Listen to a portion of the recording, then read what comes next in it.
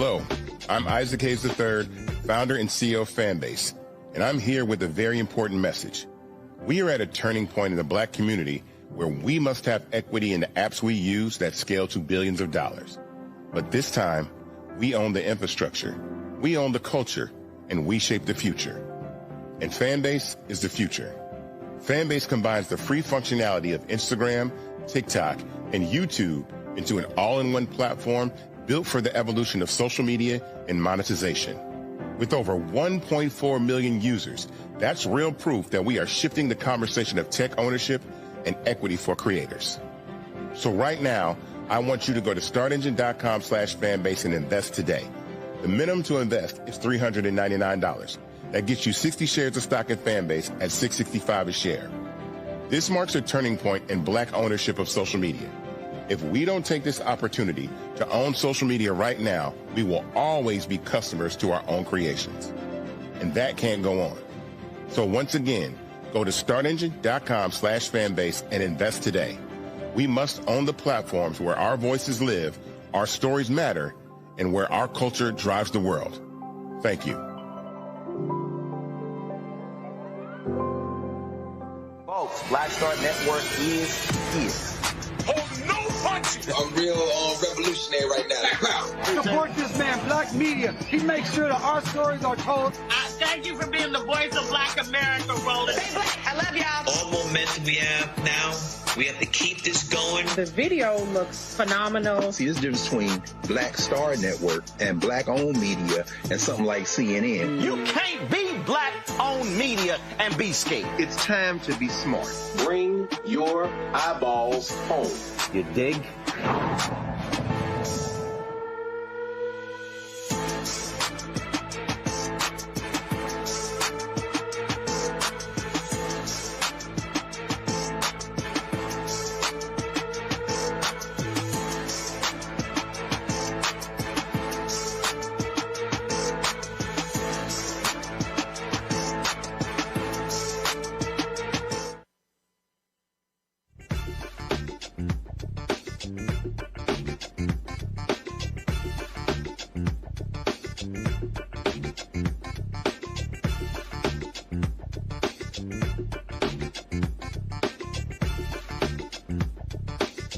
Folks, it's election night 2025. We got the Blackest Show out here. We're going to break down all the different races. 190 elections taking place all across the country. Gubernatorial races in New Jersey. Statewide races in Virginia. Will Democrats control the House in Virginia plus the Senate? And will they have a trifecta in the state? Plus, New York City mayoral race in Detroit, Seattle, local elections, Supreme Court races in Pennsylvania, constitutional amendments in Texas, plus Prop 50 in California. Lot to cover. It's time to bring the funk right here in a special edition. Roland Martin Unfiltered on the Black Star Network. Let's go.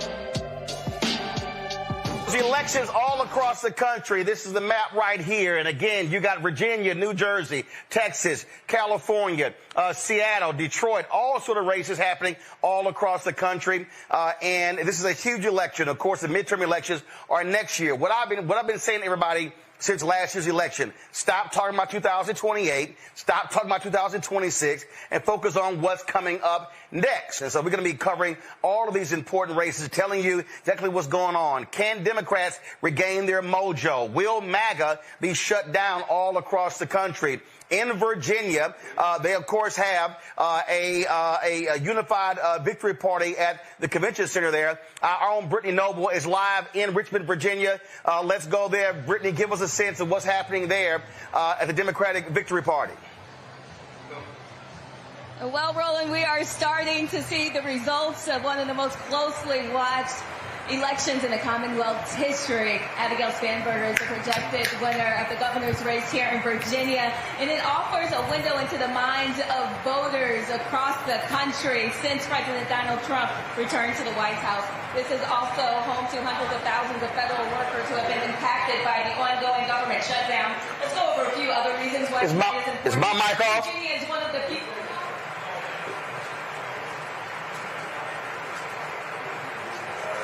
I can't hear. What the hell is this shot?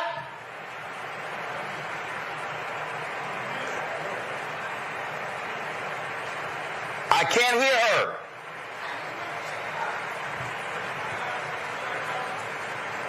You know, the growing anti-Trump energy across the country. Can I hear her? To lower living costs, keep my audience. Women's health care rights, and to restore, quote, decency and stability to politics. If she wins tonight, which, again, she's a projected winner, she would notch a major win for Democrats nationally who hope not just to turn Virginia blue, but ultimately hope they'll be able to ride dissatisfaction with President Trump all the way back to control of Congress and the White House. Her opponent was the state's current Lieutenant Governor, Republican Winsome Earl Sears. She's a Marine Corps veteran who was the first black woman ever elected statewide in Virginia. She would have to become the first black woman in U.S. history ever elected to the governor's mansion. It's also fitting that the first black woman governor could come from here in Virginia, since it was Virginia that elected the country's first black governor following Reconstruction.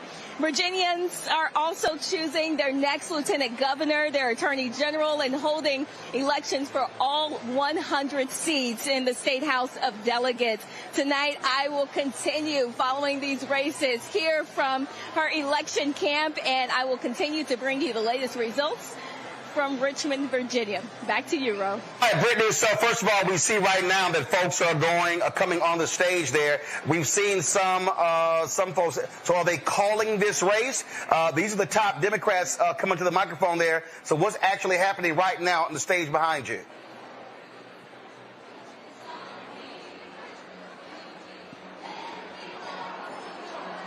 Brittany, can you hear me? Brittany, can you hear me? The delay was so bad. All right, so here's the whole deal. Let's try to find out what's going on. Again, we're seeing some of the early election results coming in, and it looks like the top Democrats are gathering on the main stage there. And so we're going to go live to them in just a moment to, of course, hear from folks who are gathering on the stage. We got a lot of folks who are in studio. We got guests who are going to be coming on the show. Joining us right now is Latasha Brown, co-founder of Black Voters Matter. We don't have Latasha? All right, so let me know again when we have Latasha. And so, again, as you can see, let's go back to Richmond, Virginia. You see right there, they're all coming on the podium there. And as I look at them coming up again, we're already looking at some of the exit polling data. It looks like, definitely in the governor's race, it's going to be a big blowout. Abigail Spanberger against Winsome Sears. The numbers are there showing white voters, black voters, women voters going for Democratic candidates compared to the Republican candidates. Also, we're already seeing right now, folks, in Georgia. What did we talk about in Georgia? We said how critical these races are. 2 Public Service Commission seats that deal with utility rates.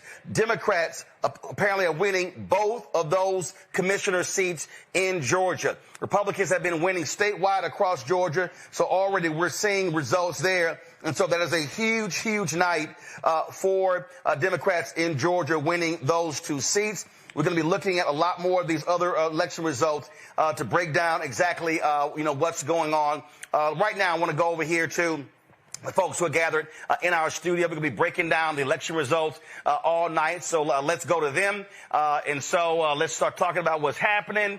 Again, we're looking at these results. And so let me go on over here.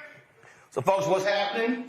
Y'all get them water bottles. They not sponsoring us. Man. Ain't cutting no checks. Get the bottles off the table. Ain't cutting no checks, though. That's right. We don't get no freebies around this joint. Ain't no freebies at all. So let's get right into it here. Of course, a lot of folks here. Let's hang out. Mustafa Santiago Ali, former senior advisor for environmental justice at the EPA, who's joining us right now. Of course, Eugene Craig, X Factor Media with us as well. And so, Long Victoria Burke, Black Virginia News, NMPA, and resident Cowboy Carter. Tour is over. Figured that whole thing out. So all that is going on. And so I'm going to actually introduce folks, everybody else in a second. Let me first do this here. Laura, I'm going to start with you. Give us a sense. You've been covering what's happening in Virginia, a sense of what this race has been like and leading up to tonight. Yeah, the race has been topsy-turvy because of the Attorney General situation, Jay Jones, with regard to the text messages. Really, the suspense for this race is his race, which, of course, is tightening. I would just remind everybody that the last report in the Commonwealth of Virginia is Fairfax County, which is one of the bluer counties. That'll report really late, and that would be good for Jay Jones. He is ahead by a little bit right now. But I think it's a surprise for everybody to see what a beatdown this has been so far in terms of Abigail Spanberger's race being called 17 minutes after 7 o'clock when the polls closed. That was just over. I mean, the Spanberger race is over, right, immediately. As somebody who worked for Lieutenant Governor Justin Fairfax, we had to wait all night for that. So I mean, we're really kind of very, I think the Democrats would be very happy to see that sort of quick result. Lieutenant Governor's race also looks like it's pretty much over. That's State Senator Ghazala Hashmi versus John Reed. That looks like it's over as well. So everybody's waiting for the Jay Jones race. I went to a Spanberger event on Sunday in Norfolk, Virginia, and it was kind of quiet. This has been kind of a weird race, kind of boring, not particularly exciting, but quite frankly, a win is a win. Abigail Spanberger showed a lot of message discipline, and she prevailed. It's been quite hilarious to watch these right-wingers, especially in the last 48 hours.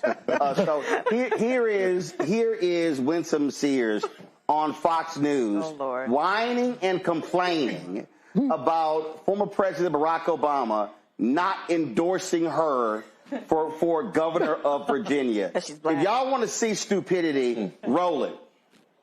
And this is the president. But remember, Obama was supposed to be the president of hope and change. Whatever happened to all that? Where is the hope, Mr. President? Where is the change, President Obama? Of course, we know it's all hypocrisy. And then, of course, last year this time, he told everybody to vote for the black woman. Well, Charlie, here I am. Right. Here I am. And now he's singing a different tune. Hypocrisy all the way, but the Virginia voters are seeing through that because we are for common sense, and my opponent, Abigail Spanberger, is for nonsense. All of a sudden, they like being called black? You know, I mean, isn't it amazing that they were like, oh, identity politics, and now, why isn't he endorsing me? Oh, how about because your ass crazy? Well, or better stated, right? Maybe she should have supported the black woman against Trump in 2020, or supported the black woman last year against Trump in 2024. Listen, I ran Black Republicans for Harris. Hunter, well, this is just baffling. I'm like, are you on crack? So apparently now, you know, the likes of Winsome Sears, and look, Winsome's a nice lady personally, but when it comes to the politics, you know, She's going on for rocker. She's crazy as hell. I got kicked out of a group chat for lighting her up a couple years ago. She's not crazy. I was on a transgender. She is crazy. She's up there. She's not Mark Robinson. She's not Mark Robinson, Rob, but she's okay. First of all, Mark Robinson. I mean, that's an insult to crazy. I mean, she's not there. He's on the porn site. That's what he's on. But she is crazy. But the thing is this. She's right? The thing is this, right? And this is, and later tonight we'll get into this. But Black Republicans are going to have to make a decision, right? I made my decision last year when I ran Black Republicans for Harris, right? On what I'm going to stand on. In this MAGA transition to post-MAGA world, people like Winsome Sears are going to have to make a decision on what they want to do and what they want to be in this political world going forward. You cannot get on Fox News and play to a racist audience, because that's what Fox News has at this point. Your quote-unquote race card, you know, your own DEI card, if you can even say, when, one more time, if that's what you wanted to do in 2024, you could have supported the black woman against a literal tyrant, or in 2020, you could have supported the black woman that would have been vice president against a literal tyrant. Lauren, did Winston show up to the public meeting at the NAACP in Virginia? She did not. No. Did she drop by any HBCU during the campaign? She did. She went to Norfolk Where did she go? State. She went to Norfolk State. She did get booed. She made the unfortunate mistake of being the person before Bobby Scott. Oh. so she got booed, and then Bobby got cheered. But here's my whole point. Did Winston Sears offer anything, an agenda that black people say, you know what, I'm down with that? No, unfortunately, she spent the entire campaign talking about trans bathroom issues. That was a massive, massive mistake. But I'm just telling you. So she thought trans was going to win. It was going to do for her like it did for Trump against Kamala Harris. Big mistake. Big mistake. And so nobody cares about that. When you looked at the polls, the major polls, the Washington Post, the Watson poll, and you ask voters what they cared about is education, health care, saving democracy. Trans is way down the list. That made absolutely no sense. She really isn't a bad person. I had to deal with her in a transition team from Justin Fairfax to Winsome Sears.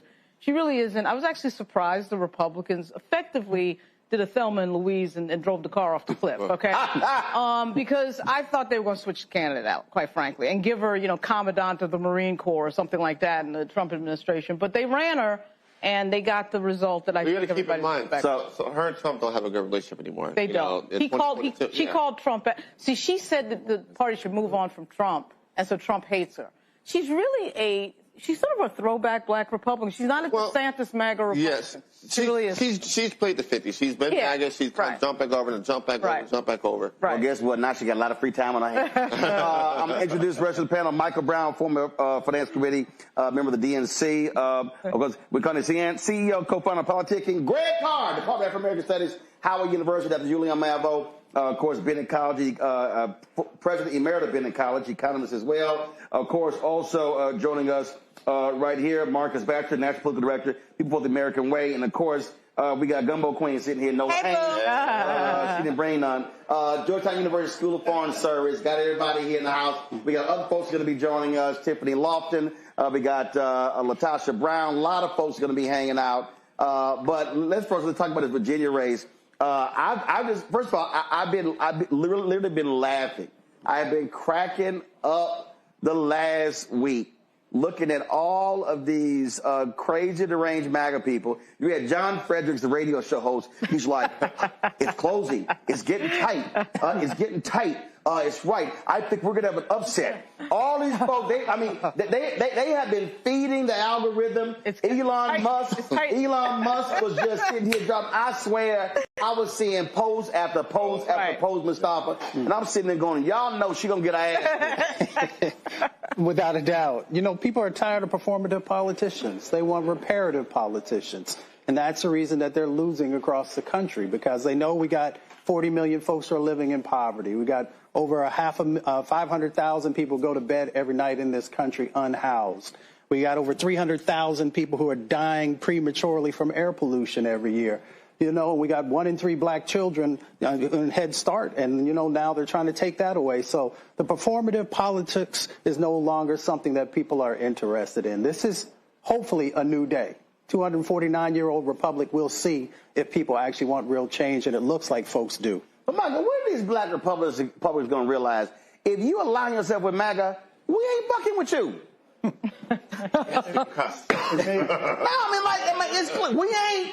No. This ain't like, okay, a black Republican running 15, 20 years ago. Ain't no Edward Brooke black Republicans today. Not like us. No, you're right. You're absolutely correct. It's going to take a minute. But I think what's so interesting to me tonight is what the independent numbers look like. We know where Dems are going to be. We know where Republicans are going to be. We're independents in New Jersey, Virginia, California, even though California will probably go the way that my party would like it to go. But the independent numbers, seniors, young people, that's why the New York City race is important. Not necessarily the winner or loser. We know kind of who's going to win.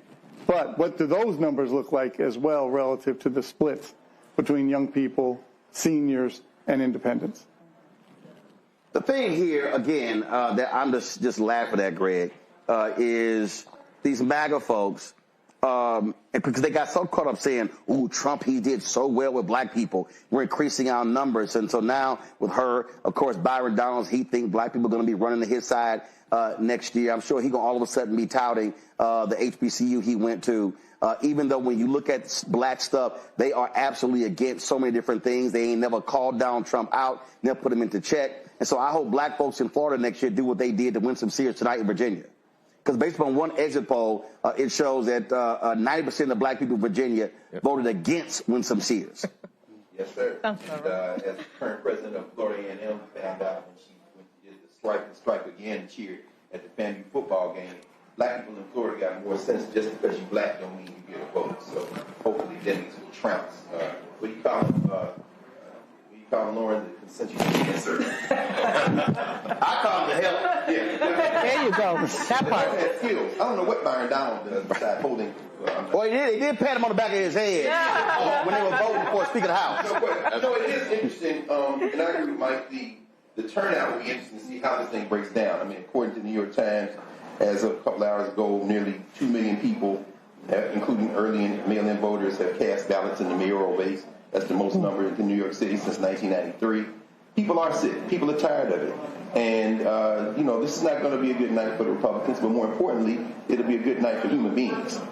Dick Cheney made sure, unless he cast a mail-in ballot, that will be the last time Dick Cheney votes on this side of the earth, and that's probably on balance a good thing. But Donald Trump should be concerned now. He should be concerned because you've got everything from New Jersey, which will probably go to the Democrats. In Minnesota, they got a 1-vote majority in the legislature in Minnesota. That's probably going to hold firm. You've got the judges in Pennsylvania, the Supreme Court. Looks like they are going to run the table there and maintain their 5-2 majority with the Democrats.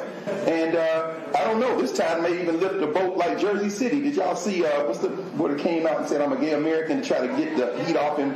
McGreevey. Jim McGreevey running for mayor of Jersey City. Even he might get elected to office tonight. But this portends poorly for the midterms, I think. And, MAGA.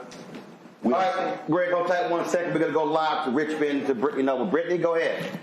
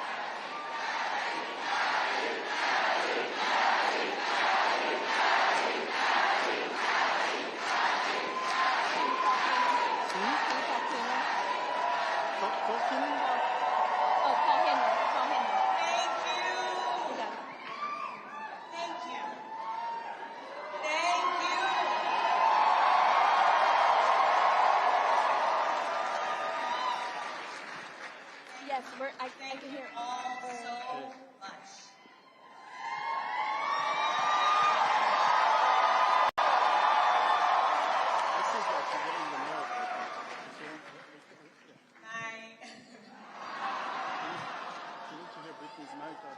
My fellow Virginians,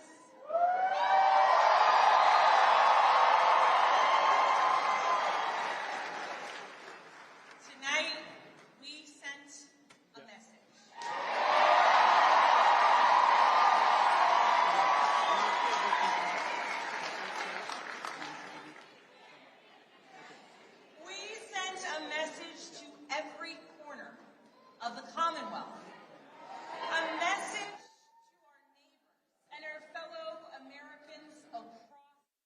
country. We sent a message to the whole world that in 2025, Virginia chose pragmatism over partisanship. We chose our Commonwealth over chaos.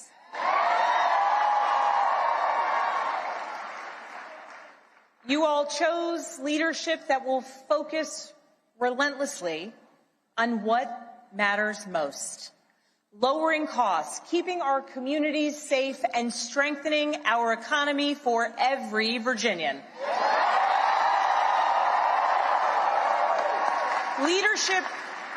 Leadership that will focus on problem solving, not stoking division. We chose leadership that will always put Virginia first. And Virginia, I cannot wait to get to work for you.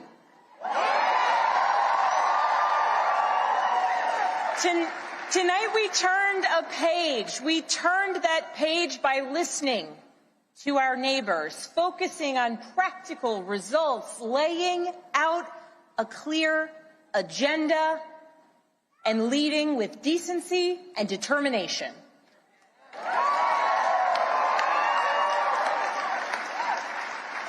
To everyone who helped us achieve this win, from the bottom of my heart, I thank you.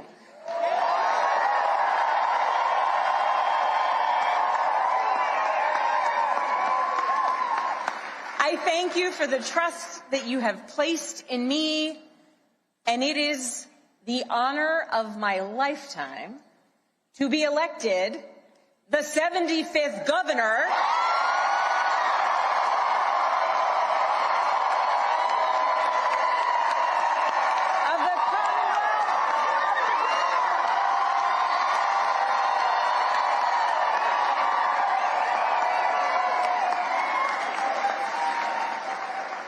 I would like to thank my opponent for a hard-fought race.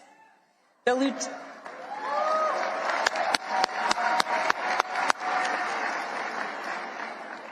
Lieutenant Governor's story, her military service, and her years of service here in Virginia deserve our respect and our gratitude, and I ask that you join me in wishing her and her family well.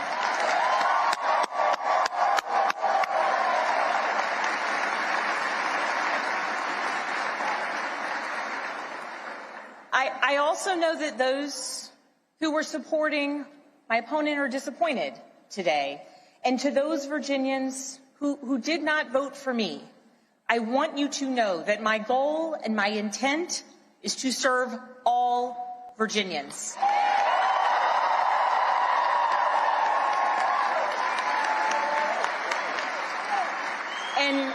And that means that I will listen to you, I will work for you and with you. That is the approach that I've taken throughout my entire career.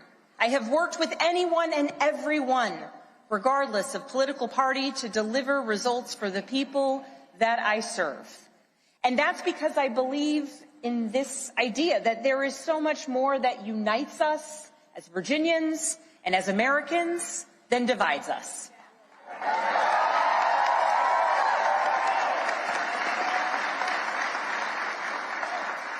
And I know in my heart that we can unite for Virginia's future, and we can set an example for the rest of the nation.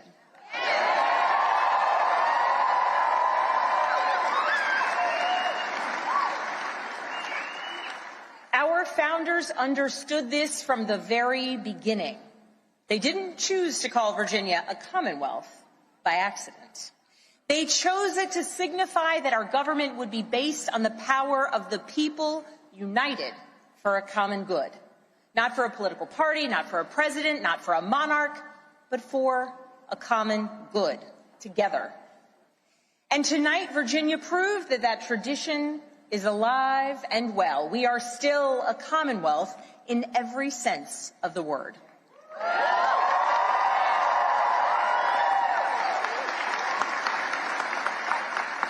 We are built on the things we share, not the things that pull us apart. And I am proud that our campaign earned votes from Democrats, Republicans, independents, and everyone in between.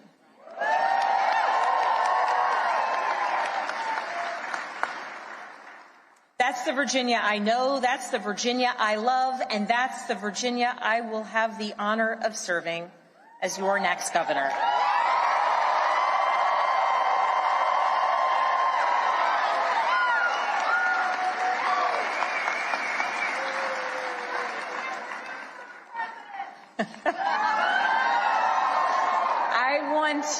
I want to thank so many people for the support that they have given to our campaign.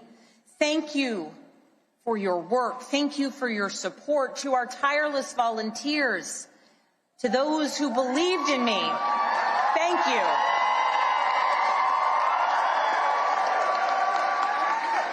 Thank you for devoting your time, your energy, and your conviction to this campaign. Thank you for braving the weather, the heat, and then the cold, and then the rain, and then the sun. It's Virginia after all. Thank you. Thank you for talking to your neighbors about the importance of this race. Thank you for recognizing that when we went person to person engaging, that we could bring people not just into supporting our campaign, but into engaging in our democracy. Thank you. We won this race because of you.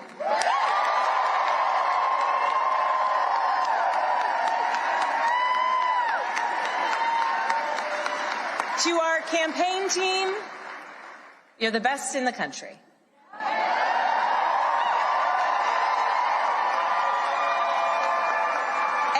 Every single member of our team, every single one of you, you work tirelessly for the change, the progress, the policies, the connection, and the respect that you want to see in our communities. Thank you for working so hard. Thank you for giving people hope. Thank you for knocking on doors in the sweltering heat. Thank you for showing kindness.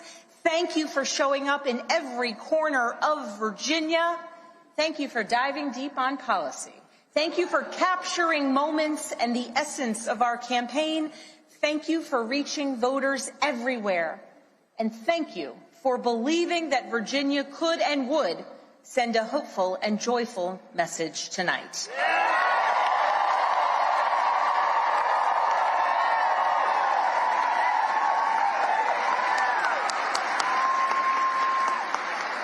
Thank you for giving everything to this campaign and then some. And thank you to my family.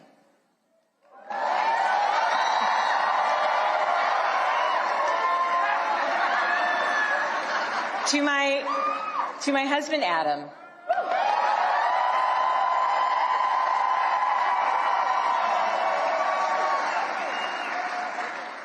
My partner in everything.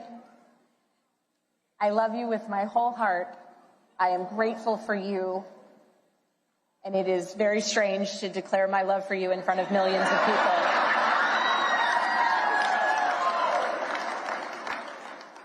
But every adventure we have ever been on has been worth it because you have been by my side. I love you. I'm grateful for you. And I cannot wait to see what the next couple of years bring.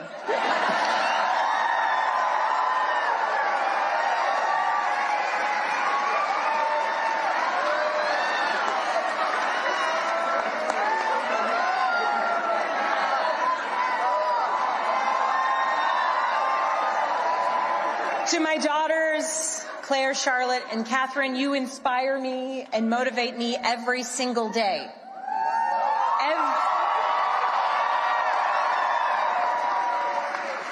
Everything I do to build a better future for you and for all of Virginia's children, and I am so proud of you every single day. I am lucky to be your mother.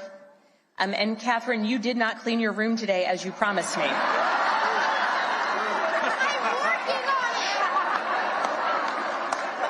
She's working on it. If I was working on it, we wouldn't have won this election, okay?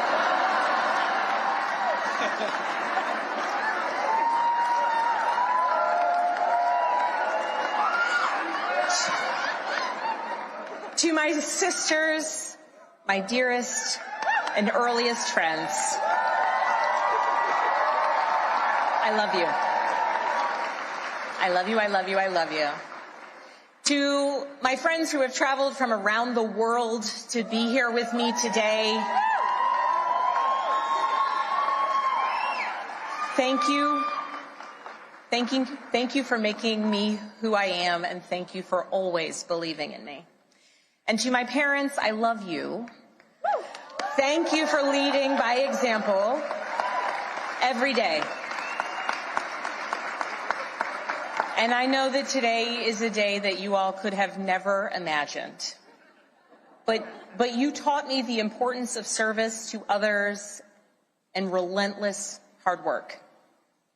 And Mama, when I think about your life, from the time spent in foster care to putting yourself through nursing school and the challenges along the way, you made clear to us that to whom much is given, much is expected.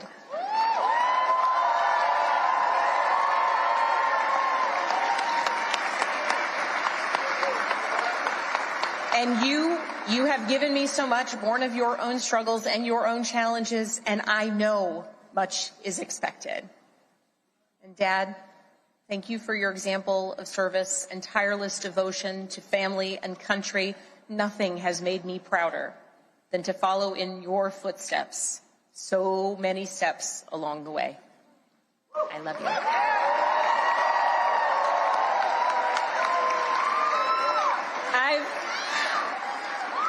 I've talked a lot throughout this campaign about the importance of service and how it's shaped my life and my approach to public office, and that all came from my parents. All right, folks, in Virginia, Governor-elect Abigail Spanberger, former member of Congress, she blows away Winston Sears. Almost 70% of the vote is in, 55.7 to 44.1%. Yeah, that Constitution, absolute blowout. In Virginia. It was, like I said, it was hilarious watching Republicans talk about, oh, this is closing, it's closing. I think we got a shot. And not only that, you also have the other races there. They really were saying that they were going to pick up the Attorney General race. Well, guess what? It looks like Jay Jones is going to pull it out to become the first African-American Attorney General in Virginia history. That race flipped big time when these text messages came out where he was talking to another Republican about wishing death upon a candidate to get their attention when it comes to guns and children. Democrats abandoned Jay Jones. But there were people like Senator Louise Lucas, Congressman Bobby Scott, and others who said, no, we're going to stand with that brother. Preachers said we're still standing with that brother, and looks like he is going to win that race. That's also a huge, huge race. Lauren, Democrats want to control the House. They won the House 2 years ago. Don Scott became the first black Speaker of the House in Virginia. What is it looking like? Are they expanding their lead in the House? They're definitely expanding, and the question is by how much. It's really hard to tell. They were up or up? 51-49. 51-49. 100-seat House of Delegates in Virginia, 51-49. Don Scott and Dan Helmer, as you know, have put a ton of effort and raised a record amount of money.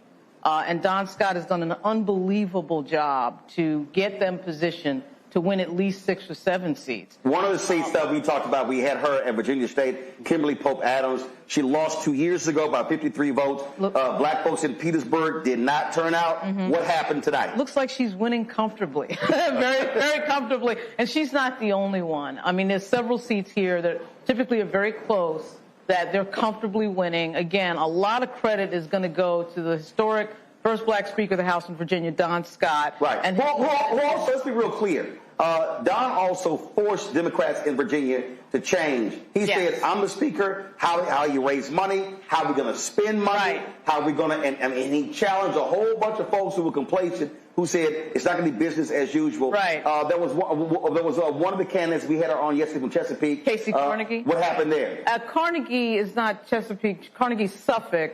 Looks like she's winning. That's a flip. That's a flip. That was an open seat. That was a Republican that retired.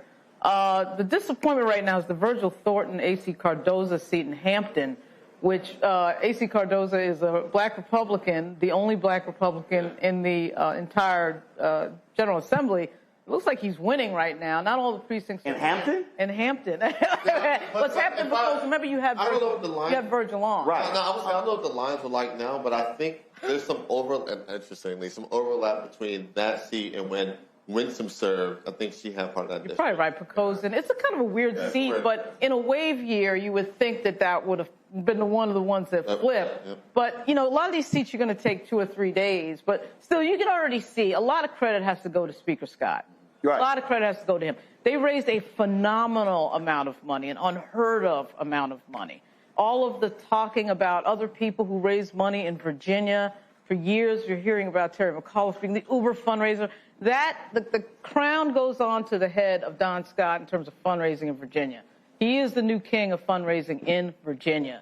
And he should be, to me, in charge of all the strategy when you pull off a win like this at a time when you see such a wave against Democrats right now. Now he's causing a wave in the other direction. Well, first of all, what it does is also solidify power. Win Cooney, here's the thing right there that we're looking at here. You have this race here. You have Cheryl, who was, frankly, an awful candidate in New Jersey.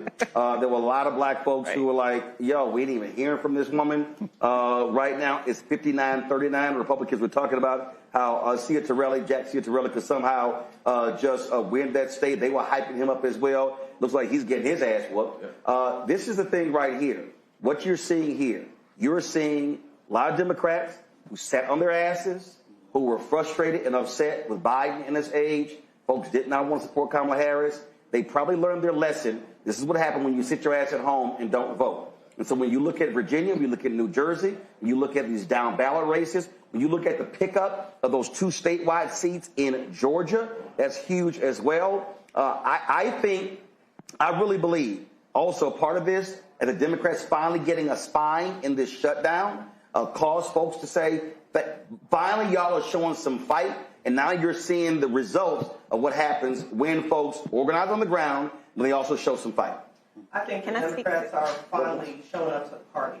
And I'm excited to see that. I think when we see Democrats show up, when we see young people show up, which is what we've been seeing in this election, we're seeing results like the results we're seeing tonight. We're seeing pretty much a sweep in Virginia, probably going to be a sweep in New Jersey, and a sweep in New York City as well. And what that says is that there is going to be a sweep in 2026. And so when you see young people show up to the party, when you see Democrats show up and wake up, I think that we see winning. And I think that's the inspiration that the Democratic Party has been lacking for the last few years. Marcus, when in Texas, when Beto O'Rourke ran against Greg Abbott for governor, 75% of voters, 39 did not vote. Yep. What you see happening in New York City, I can't wait to see when the numbers come in, but in the primary, massive number of young voters. That's also what happens when you learn how to communicate on the issues. All these Democrats who've been crapping on Zoran Mamdani, to me, they're stupid. What they should have been doing is studying how he ran, how he communicated, and how he messaged to a population that sat out elections, and they're showing what happens when you talk their language, they're going to back you. The words for tonight are compassion and ambition, and that is what the voters have been looking for forever. They want somebody who's going to fight for them and somebody who has a plan. And Zoran Mamdani, from day one of his campaign, has demonstrated that I've got a plan, I know specifically what I want to do, and I know who I want to fight for. I want to fight for you. I want to fight to make sure your costs are lower, to make sure your rent is lower, to make sure your kids go to school in a safe neighborhood. Those are the things that everybody wants, and the voters responded to that. And I think you also saw, even from a more centrist lean, candidates in Virginia and New Jersey also pick up that tenor. We're going to focus on the bread and butter issues. We're going to say that we're good managers, that we have ambition to do good for the people, and I think the results bear that. No, the next couple of days, we're going to be talking about these 2 studies that came out with these Democrats who are frankly pitching DLC 2.0 about centrism. And here's what they don't understand. David Axelrod, David Plouffe, and the rest of these people, and that is this here. There's no one way to run as a Democrat. You have to run based upon your district, based upon your state, and that's how you do it. The reality is, Mamdani is not the future of the Democratic Party. He's going to be the mayor of New York City. That's right. Spanberger is not the future of the Democratic Party. She ran her race a certain way in Virginia. Cheryl the same way. I think it is stupid when you listen to these silly-ass, largely white strategists who talk about let's run from identity politics and these things, who don't understand what you need are candidates who are effectively communicating with their base, and they turn their base out. That's how you win. Stop trying to chase folk who ain't voting for you. Absolutely. You know, the other thing, Roland. I'm going on 1 second. 1 second. I'm going to Nola. Hold on. Every election is local, right? And what Spamberger did, especially in Virginia, two things that I want to say. I want to shout out Natalie Porter, who is Louise Lucas's granddaughter, who put that work in. And when I say to you that black women stumped for Abigail Spamberger, 1,000%, that is what was happening in the background. You may not see it every day. You may not hear it every day. But black women were in the background doing that work for Abigail Spamberger. And then secondly, you have her running in Virginia. You have Quantico. You have Langley. You were talking about a woman with a deep national security bench with the CIA background. And I know Greg, he gonna wince and he gonna do all them things over there. But my point is, rather have her than. But my point is, she understood. She the feds. I mean. My point is, she understood the assignment in Virginia. Was it a little boring? Was it a little quiet? But was she saying the things that are happening regarding national security and foreign policy in our country are crazy? These are not how things are done. You know, in terms of that centrism, do you want a governor who has access to a huge infrastructure of national security in Virginia that is going to be able to have her kind of hand on the steering wheel a little bit? Obviously, she's not the president of the United States, but it is one of those situations where the national security community is saying, okay, we want someone who is thinking logically. We don't want someone who's doing extrajudicial killings in Venezuela. You know, we want someone who's thinking carefully about not only what's happening domestically, but in the rest of the world. But here, Spamberger's going to do. Nobody's a clue about what Spamberger's going to do. No, but here's he the thing. Revealed it. But here's the thing here, Julian. When we talk about Virginia, Doge, the cuts, huge. Republicans, look, they followed Donald Trump down this path, and they're going over a hill. It impacted the economy in Virginia. It's impacted the economy in Maryland. And the bottom line is, when you start talking about jobs, you're screwing up homes. You're talking about so many different factors. And so Donald Trump and their stupid decisions in the last first 9 months, they actually made it a lot easier for Democrats to campaign to beat Republicans in New Jersey, in Virginia, and I think you're going to see it showing up other states as well. Absolutely. I mean, we have not paid enough attention to the economic reverberations of this shutdown, to the 1.5 million people who are either furloughed or don't have checks. Not only that, this man came in saying what? He's going to make life easier for people. You know, I've got to make a trip next week, and can I get on the plane?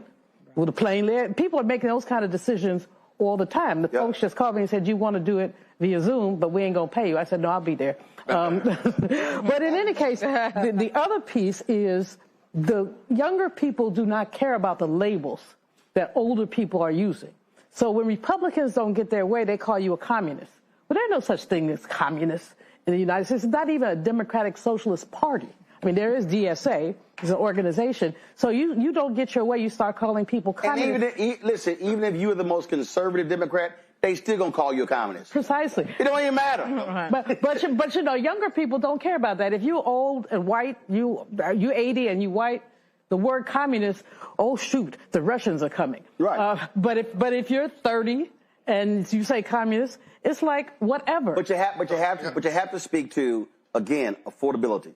Housing, jobs, health care, those are the critical issues. And again, I think the learning curve here, again, I'm going to keep saying this, because trust me, I guarantee you, all these white Democratic strategists are going to be running their mouths on CNN, MSNBC, Fox News, and the rest of them, coming up with all kind of other reasons, talking about, oh, it was centrism. Right. No, you have to look at each individual race in a completely different way, and how does a person appeal to those voters? And I still say, you have to drive base voters. This election right here is about base voters. And I think what happened was these candidates realized, you know what?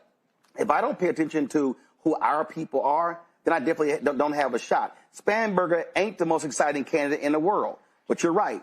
Disciplined campaign. Yeah. Then when you look at how the campaign was run in terms of what touch points you have there. Now, in the case of Cheryl, she's winning there. New Jersey's a very blue state, but the caution there is you still are going to have to fix some problems that she had there, because what you don't want to do is act like you can ignore black voters and others, because next year in the midterm election, you're going to need a bigger turnout next year, because you got U.S. A lot of this is Trump, though. Yeah. This is a 2017 cycle. Of course. I mean, so this is a 2017 cycle once again when Virginia swept in 2017. Well, it's Trump, but it's also Trump policies. It's Trump big time. Yeah, big time. But the thing is, this black folk won Virginia tonight for those candidates. Spanberger, I'm looking at exit poll that maybe from another network.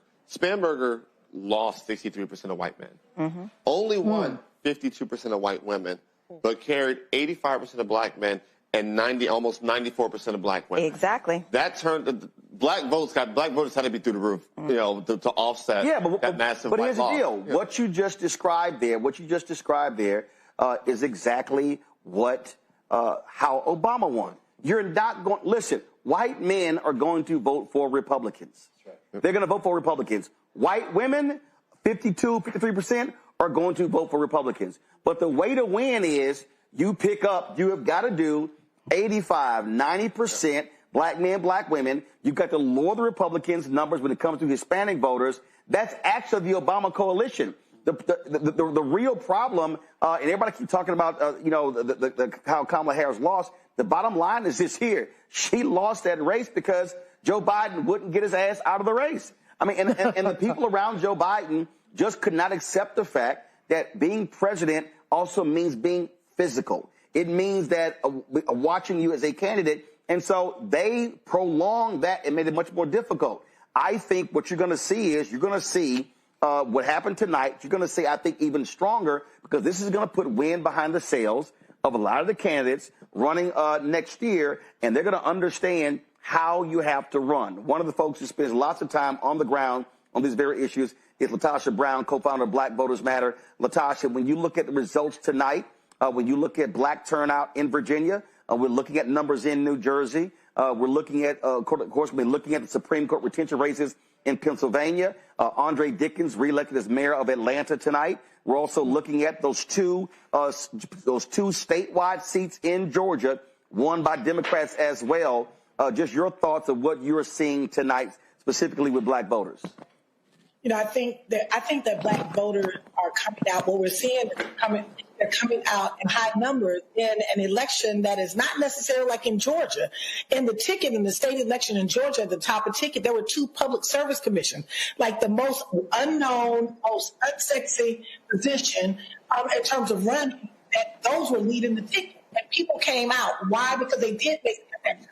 There was a connection around the utility bills have gone up 33% in the last 5 years, and that those seats that are traditionally been held by Republicans, both of those seats are flipping.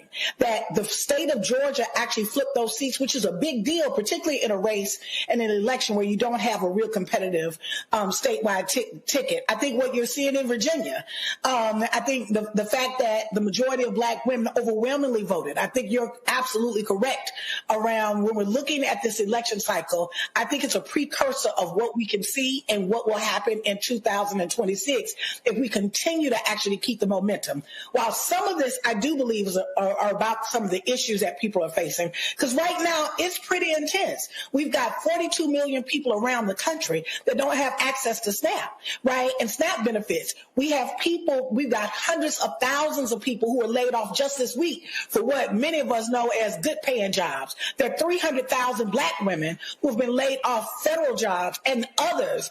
And so what you're seeing is there's a certain level, I think, of economic anxiety that is going on that is making people really think about kitchen issues, kitchen table issues. They're thinking about costs. They're thinking about the economy. But let me also say that the right always goes too far. They always take racism a step too far that remind people, like I think in their effort to be the dog whistle, what they're not understanding is we also hear that whistle too. And we have to respond. And I think what we're seeing tonight is we're seeing people respond. I think a couple of things. I think the theme of the night is people want change, and I think people are not as stupid as folks think that they are. You know, when you're looking at the attacks, we saw all kind of attacks across the board. You know, even in Virginia, folks had the nerves and the audacity to actually talk about that race as in some way, I heard some Republicans in some way that this black woman wasn't given given a right chance. When the fact of the matter is the black community just held her accountable. She got held accountable that if you're going to align yourself with MAGA, if you're going to align yourself in a moment that we're seeing federal contracts by black businesses be cut off, when you're aligning yourself with we're seeing HBCUs and other black institutions being attacked, then what we're going to do is we're not going to support you. That it also, I think, gives I think it also sets in tone that black voters, and we say this often, are far more sophisticated than what white pundits believe that we are. We're very clear around voting, and when we vote, the part of the reason why we vote in the block, not just because someone is black, we saw that in Virginia tonight. We actually saw that in one of the people that lost, a Republican, one of the people that lost in Georgia was a black man. Hey, Latasha, you talk about the Georgia races. This is the first statewide win for Democrats in any non-federal race since 2006. That's big. That is significant. I mean, I think that is also a reflection on the voters, but it's also a reflection of, you know, I heard one of your guests say earlier, like, we've got to get outside of these boxes. We're looking at politics like people are in a big Super Bowl game, that you're on the blue team or you're on the red team. No, people are on the how I'm going to take care of me and my family team. That's what people are on. And so I think we're going to start seeing some changes. And I do think that young people, what I'm really excited about is that all across the board, we're actually seeing numbers that young people came out to vote across the board. I think that's the driving force, I think, of what we're going to see in the outcome in New York tonight and some of the other races. So it's key and critical for us to understand that as we go forward, one, that we're going to have to keep on the issues, that we'll have to organize the issues. Two, it does matter what candidate that you have, a candidate that people can connect to. Mm-hmm. But then the third thing is I do believe that there is a referendum around and a message around this MAGA has gone too far, that people are also frustrated, upset, and responding to that. I can't go to the grocery store without people stopping me in the aisle asking me, what can I do? What can I do? And so I think this is a moment that people are starting to pay attention. And I believe this is only the beginning of what I am hoping will be a series of wins where people push back on what is happening in this country. Absolutely. Latasha Brown, co-founder of Black Voters Matter. We appreciate you joining us. Thanks a lot. Thank you for having me. Appreciate it. All right, here's the other thing, folks, that I think that we cannot ignore. When you see the actions of these thug ICE folks, no question. Mm-hmm. When you see when they drag this woman out of her car, where they crashed to her car in Chicago, right? Drag her out of her car by her feet, arrest her, and now trying to charge her, and they cause the accident. I think when you see all of those videos, when you see that, it's a cumulative effect of overreach. And when Donald Trump says, "I could send the U.S. Navy into a city." He said, I could do whatever I want.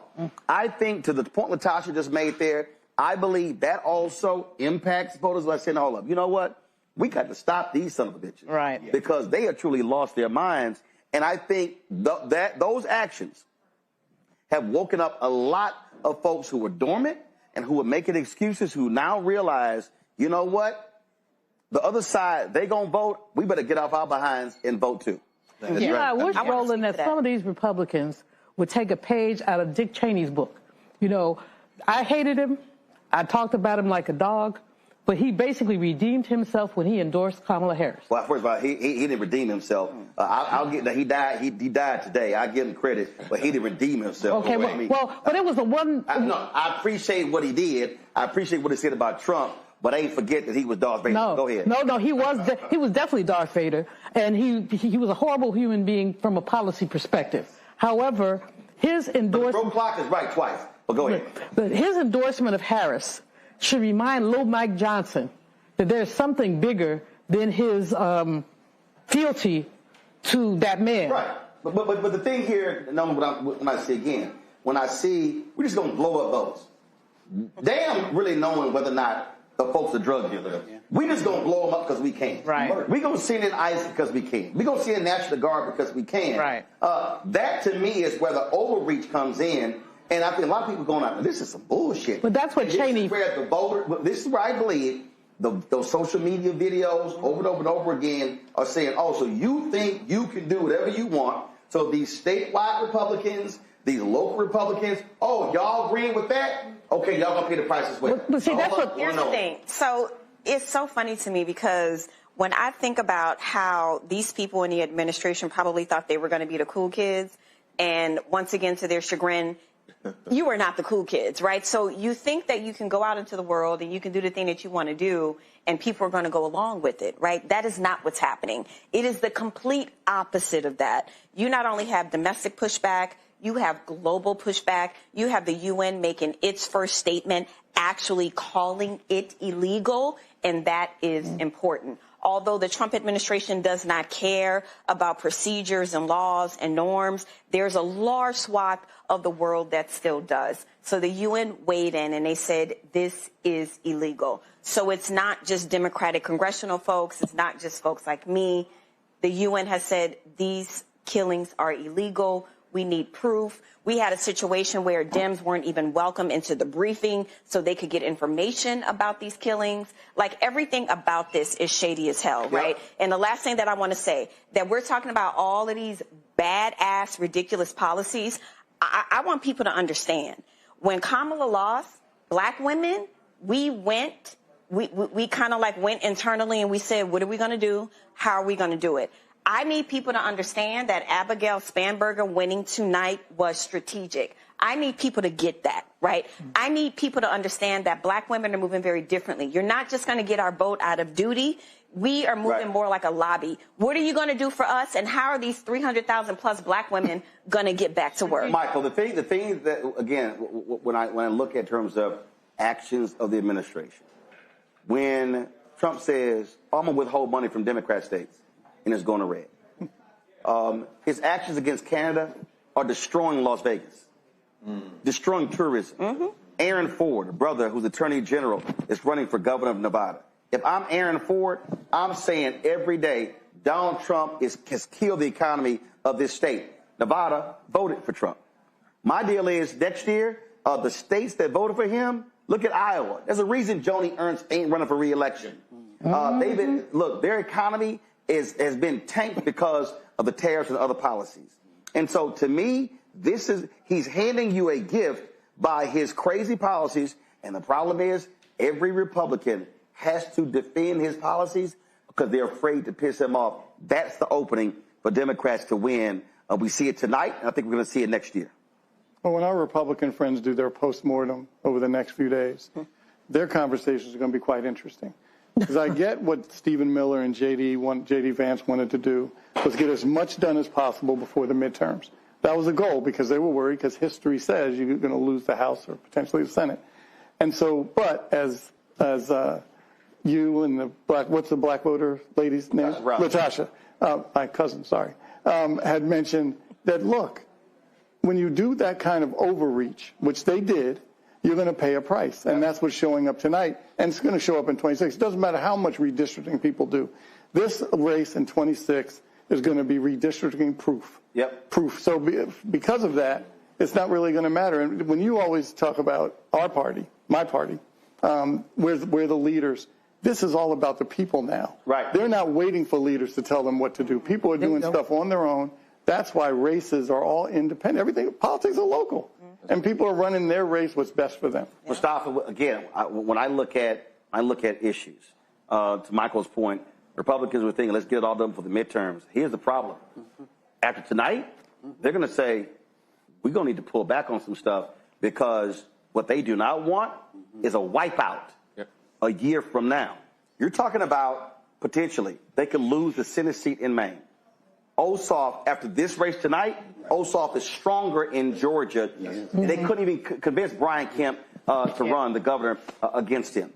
You've got Democrats could win that seat in Iowa, okay? Retain the seat in Nevada.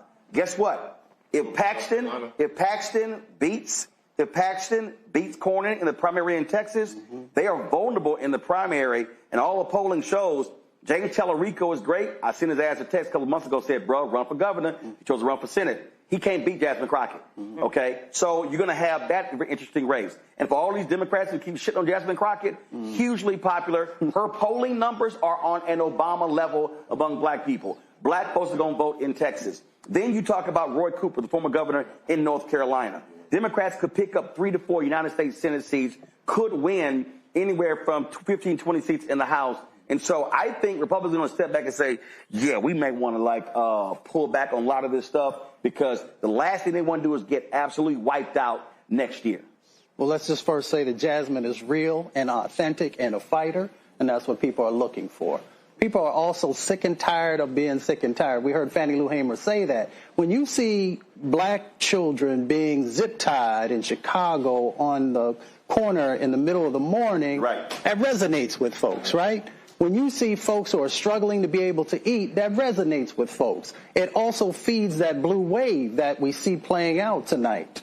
And, you know, when we see folks who don't have the health care that they need or the insurance that they need, all these things are cumulative, as you talked about earlier, and they begin to make that push. So if Republicans don't get their act together, it's going to be a very difficult time for them, and I'm not concerned with that. I am concerned about the accountability for the black community for the new folks who are coming in. So we have to push folks to actually do the right thing. I want to go to Virginia. Brittany Noble standing there in Richmond, Virginia. Brittany, you have, of course, Spanberger winning governor's race, Jay Jones winning the attorney general's race. Lauren, what about the lieutenant governor race? What is that looking like? Okay. So Democrats swept all those races. So now what you have, Brittany, Democrats have a trifecta. They control the House, they control the Senate, and they control the governor's mansion in Virginia. I take it the folks right now at that convention center feel real good tonight. Oh, the party got started here very early, Roland. The race for Attorney General is considered one of the most competitive here in Virginia. It features incumbent Republican Jason Mears hoping to fend off spirited challenger, Democratic challenger Jay Jones, who has seen his campaign undermined by that leak of text messages. Everyone here celebrating with Abigail Spanberger. It's a historical night here in Virginia, of course. She is the 75th governor-elect of the state.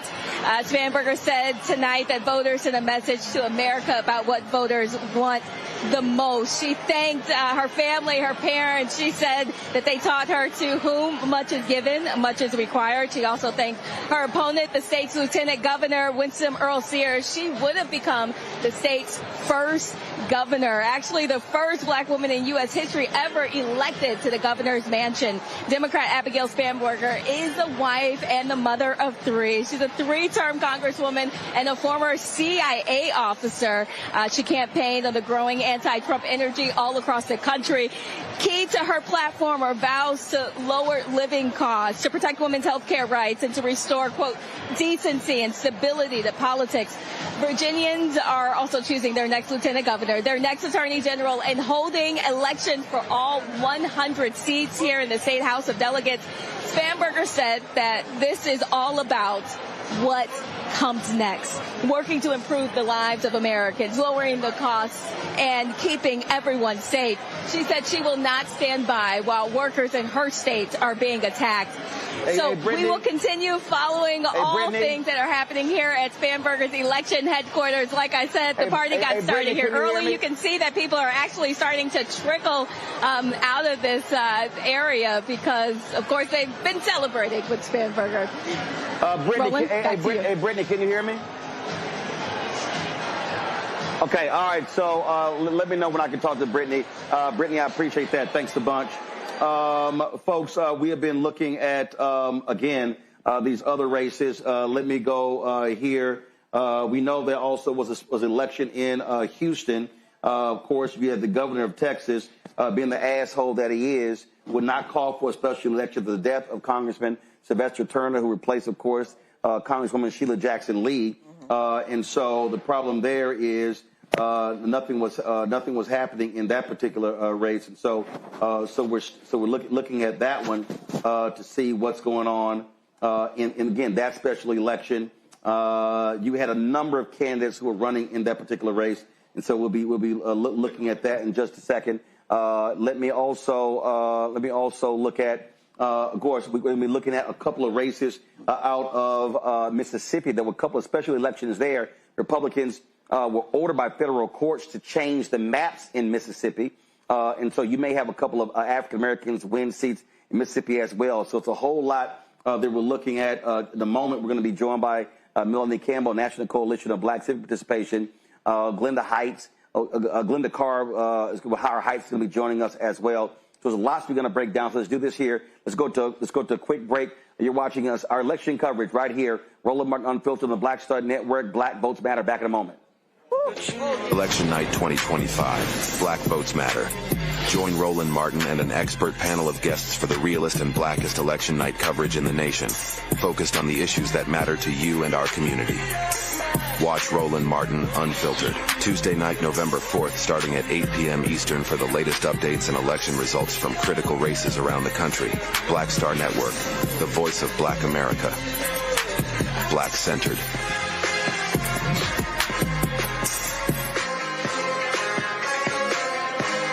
If in this country right now, you have people get up in the morning, and the only thing they can think about is how many people they can hurt, and they got the power, that's the time for mourning. For better or worse, what makes America special, it's that legal system that's supposed to protect minorities from the tyranny of the majority. We are at a point of a moral emergency. We must raise a voice of outrage. We must raise a voice of compassion. And we must raise a voice of unity. We are not in a crisis of party versus party. We are in a crisis of civilization, a human rights crisis, and a crisis of democracy itself. And guess what? You've been chosen to make sure that those that would destroy, those that would hate, don't have the final say, and they don't ultimately win. Hatred on the streets, a horrific scene, a white nationalist rally that descended into deadly violence. White people are losing their damn minds. An angry pro-Trump mob storms the U.S. Capitol. We're about to see the rise of what I call white minority resistance. We have seen white folks in this country who simply cannot tolerate black folks voting. I think what we're seeing is the inevitable result of violent denial. This is part of American history. Every time that people of color have made progress, whether real or symbolic, there has been what Carol Anderson at Emory University calls white rage as a backlash. This is the rise of the Proud Boys and the Boogaloo Boys. America, there's going to be more of this. Here's all the Proud Boys, guys. This country is getting increasingly racist in its behaviors and its attitudes because of the fear of white people. The fear that they're taking our jobs, they're taking our resources, they're taking our women. This is white fear.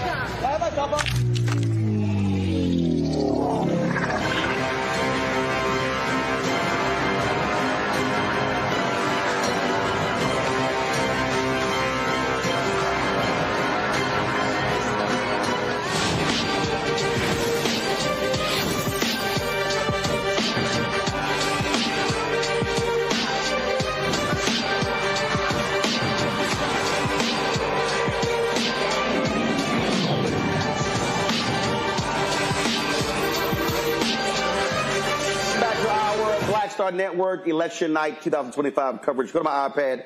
We've been watching the 18th congressional race in Houston, and Harris County Attorney Christian Menifee is on top. Let's go. Go to my iPad. Let's go. Okay. Well, I'm looking at it right here. Christian Menifee, 32.4%. Amanda Edwards, former council member. She's run multiple times for this. 25.2%. State Representative Jelana Jones, 18.9%. This is a huge upset because Jones, well-known former HISD school board member, former city council member, state rep, very popular, got lots of time when they walked out the Texas chamber, on the ground, very active, involved. Again, coming in third. That is very surprising in the 18th congressional district. And you're talking about Menifee, It said with 12,599 votes, Amanda Edwards 97-69, Jones 73-42. Now remember, this is the 18th district. They're only going to serve only for 1 year. Well, depending upon the Supreme Court likely is going to allow Texas to have those maps. And so that means this district gets completely obliterated next year. They moved, Congressman Al Green moved his home literally into the 18th district. So he'll probably be running for this seat. So this person is only going to serve for the next year. That still is a huge upset coming out of Texas. They also, of course, have a number of other statewide races. You got school races going on there as well. And then, of course, that is interesting. You got these HISD school races, but the state controls the school district. So it's not like they actually going to be in control of the school district. Plus, you've got some constitutional amendments happening in Texas. So we're going to look at some other states as well. Go ahead. I was going to say he still has to get over 50% to avoid a runoff election. Yeah, but the fact that Menifee and Edwards are 1 and 2 again, that I can tell you right now, that's an upset right there. We're looking at again other races that are coming down. Again, I told y'all what's happening out of Mississippi. Let me give me a second. Let me see what's happening in Detroit. You've got Mary Sheffield. Who is girl? Stop over here. She went. What was she doing? What's going on with Mary? Well, you just hold the hell on. I'm just curious. Pull it up. Calm yourself down. Here we go to my iPad. Detroit gets its first black female mayor. Mary Sheffield will be the mayor of Detroit. Of course, she is the granddaughter of founding pastor Horace Sheffield, very well known there. Her father, Horace Sheffield, as well. And so I'm sure he is ecstatic tonight about that. Y'all be sure to double check to see if you're live from her victory party to see if we can hear from her as well. And so that race, as I said, in Atlanta, it was an easy win for Andre Dickens, elected. Oh my God, that was a blowout. First of all, hold on one second. Don't go to me just yet. Let me click Atlanta elections here. Yeah, that was a blowout. Yeah, that was a blowout. Damn. Look at this here, y'all. My God. Andre Dickens got 85% of the vote. Eddie Meredith got 6% of the vote.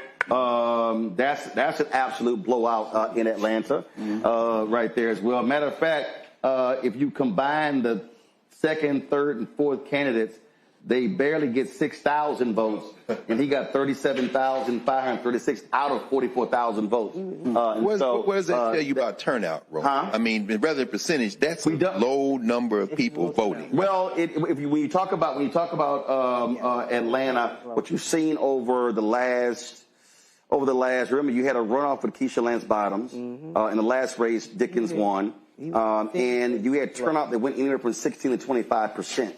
And of course that's one of the issues there. Atlanta also, when you talk about, remember the story came out no longer being, majority black, but I think that's also, frankly, a misnomer people need to understand, because we talk about the metro area. The reality is black folks have completely changed the other counties beyond Fulton County. That's right. And see, that's the thing that everybody keeps focusing on, how Atlanta has changed. To me, it's what's happened to Atlanta is very similar to here in Washington, D.C. And so you can say Washington, D.C. was Chocolate City, but black folks who were here in Washington, D.C. have changed Prince George's County. They've changed Montgomery County. And so they changed Loudoun County. They changed other counties in Virginia. And so that's something that you have to look at in terms of now black folks are winning in the other counties beyond DeKalb County. Melanie Campbell, National Coalition of Black Civic Participation, joins us right now. This has been this has been an interesting year, Melanie, for a lot of black organizations. There were a lot of people who obviously were frustrated and upset with what took place last year, and no limit upon early in terms of how people were moving as well. People were asking, where were the black folks at the No Kings rally? And black people were like, well, white folks, y'all need to show up. We ain't got to always show up at the rallies. Just your assessment. We showed up at the ballot box. Well, that's my whole point. My whole point is everybody kept saying, well, whether at the rally, we're like, no, we'll be there November 3rd. We ain't got to be there November 4th. That's right. To be there the previous Sunday. Just give us a sense of what you have been seeing, hearing, feeling this year all across the country. What have your folks been saying? Well, it's been a hell of a year. It's just straight up. It's been a hell of a year. Black folks are catching hell in a lot of ways, but we also were being strategic. For black women, I heard the sister talking earlier, we kind of retreated, but we didn't stop strategizing. We just changed how we were doing it. And so when you look at the Virginia race, I can't wait to get to where you break down those numbers when they say 90% of black people voted for the new incoming governor. Break those numbers down, right? And you can see that gender gap between black women and white women.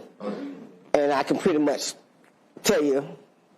predict what that's going to look like. So when it comes down to what the Democrats need to look at, and now I heard you talking earlier, get real serious about, okay, we showed up, and you're going to have to show up for us, and we're going to have to really, really play a different kind of a game. Some of the things that happened earlier in Virginia, I live in the Commonwealth of Virginia, we're going to have to address some things. Okay? Because how these folks got in office tonight, and the fact that a lot of folks abandoned Jones, totally abandoned him, and the Attorney General race, and for the Democrats to understand that you need the Attorney General seat. Right. If we don't know that over the past year, how important an state attorney general is in the race. Him winning, he got 4 years to say, y'all got to kiss my ass. Yeah, well, the thing about it is, he ain't got to say it. He ain't got to say it. We We're going to say it for him. That's right. So, Roland, at the end of the day. Hold on, but while we're also going on, this is out of Pittsburgh, the Republican mayor, Corey O'Connor, elected mayor there, beating Republican Tony Marino in Pittsburgh. So again, it's a rough night for MAGA all across the country. All the way. Looking at New York, it's interesting because the race soldiers responded apparently to Donald Trump's call. They have abandoned Curtis Sliwa. Mamdani does have 50% of the vote. We got about 70% of the vote in. The race soldiers in Staten Island, of course, are going to do what they do. But Mamdani looks like he's going to win. But maybe that last call did because they desperate, man. Yeah, but they left Sliwa and went to Joe Cuomo. But here's the deal here. When you look at these numbers right here, go to my iPad. Mamdani 782,403 votes.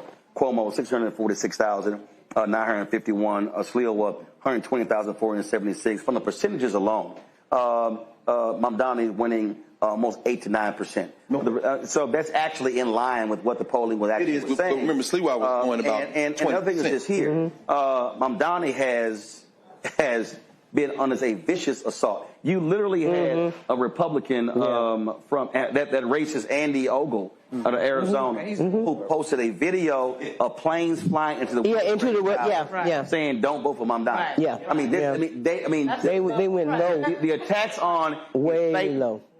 They called him communist, socialist. They said he's going to bring Sharia law. I mean, you had billionaires, Bill Ackman. He has faced withering assault since winning the primary, and they've been doing everything, and he's sitting and going, but I still beat y'all ass. No question. Do they have another play? Oh, the Republicans. And I'm saying that for this reason. No, they ain't got no play. What LaTarsha said was very true. They have overplayed their hand, but they've also said, if you're not with us, not only are you a communist or so, they're saying you're a Democrat. Why are you talking? So, the whole idea that people say, I'm not a Democrat, but I'm not with y'all, so I guess I'm a Democrat. I'm just wondering. We're going to go live in Virginia in a second because Jay Jones, as well as Oshkosh, the Lieutenant Governor candidate, are going to be coming to the stage to give their victory speeches as well. And so just let y'all know that. Right. But here's the deal. What the Republicans are trying to do is they are trying to position, and they tried it, but here's why it's not going to work. They've spent the last 7 months saying Mamdani is the future of the Democratic Party. Right. It's going to be hard now to say that on the same night that Cheryl wins, that Spanberger wins. That's right. That the Democrat in Pittsburgh wins. that Dickens win. So if tomorrow, if I'm Schumer, and if I'm Jeffries, if I'm Ken Martin, if I'm any Democrat, first of all, what I'm saying is, I'm saying the Tom Suozzi and the other Democrats, shut the fuck up. That's right. Shut up. And what you say is, you rattle off every Democrat who has won and all around the country and say, so-and-so, so-and-so, so-and-so, so-and-so, and so-and-so. That's the future Democratic Party, because we're going to jump in. Because they want to put it on one person, trying to brand it. To me, that's how you counter that and say, no, look at all these wins across the country. The future of the Democratic Party is diversified, right? What we're seeing here that is the underlying theme, Christian Menifee, 37 years old, right? Mondami, 34 years old. Mary Sheffield, 37 years old. We're seeing youth is taking back and reinvigorating the Democratic Party. So there is no one way that the Democratic Party looks. We see Spanberger won. She was a moderate. We're seeing Mondami's going to win. He was a liberal, if they want to call him a socialist, etc. But what we are seeing is that young people are reinvigorating and are the lifeblood of the Democratic Party, and that's what needs to continue. AP called it. But here's the thing, Mustafa, again. I'm talking about from a strategic standpoint. If I'm Ken Martin, if I'm Schumer, if I'm Jeffries, New York is the media capital of the world, okay? So it's real easy to get on the national shows in New York. But if I'm Ken Martin, what I'm doing right now, I'm putting out graphics saying, this is the future of the Democratic Party, Sheffield. This is the future of the Democratic Party, so-and-so. Because, again, that's going to be their play. All right? Republicans. Oh, yeah. Because their whole deal is they have to scare white people. Do you think the Democrats are going to go? Schumer did not endorse. That's fine. His whole deal. I'm just saying. You think they're New York? They smart. They're pretty stupid. I ain't saying they smart. What I'm saying is, when Mustafa come back to you. The thing is, you do this because if you show these are all our wins, you're enforcing, we won here,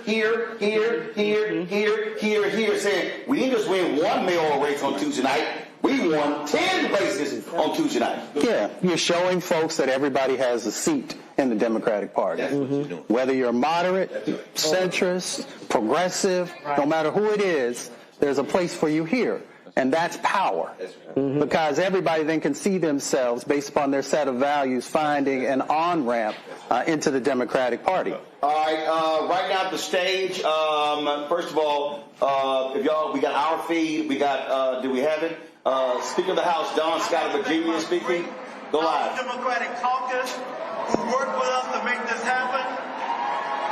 I have to thank the leader of our campaign team, Dan Helmer. Where's Dan? Dan Helmer helped deliver tonight. Not only did we keep the majority in the House tonight, I think we had 57 seats right now. And we're not done counting. We're trying to keep going and keep going and keep going. As y'all know, when you do this, you never do it alone. I want to thank the great partners that we had from across the country who came in and helped us raise money and speak to voters. I want to thank my friend Rahm Emanuel, the former chief of staff to President Obama. I want to thank the governor of Maryland who came in and spent countless hours here, Governor Westmore. I want to thank all of the organizations that work with us, DLCC and the States Project. I want to thank Labor who came out and knocked doors and did the work for us. And finally, I want to just say, only in America can someone like me, who came from my background, raised by a single mom, had my ups and downs, like many of you, bounce back and end up being back as the Speaker of the House here in the Commonwealth of Virginia, and we're going to continue to do it. I want to thank y'all. Y'all have a great night. Let's get to work now. Let's get to work.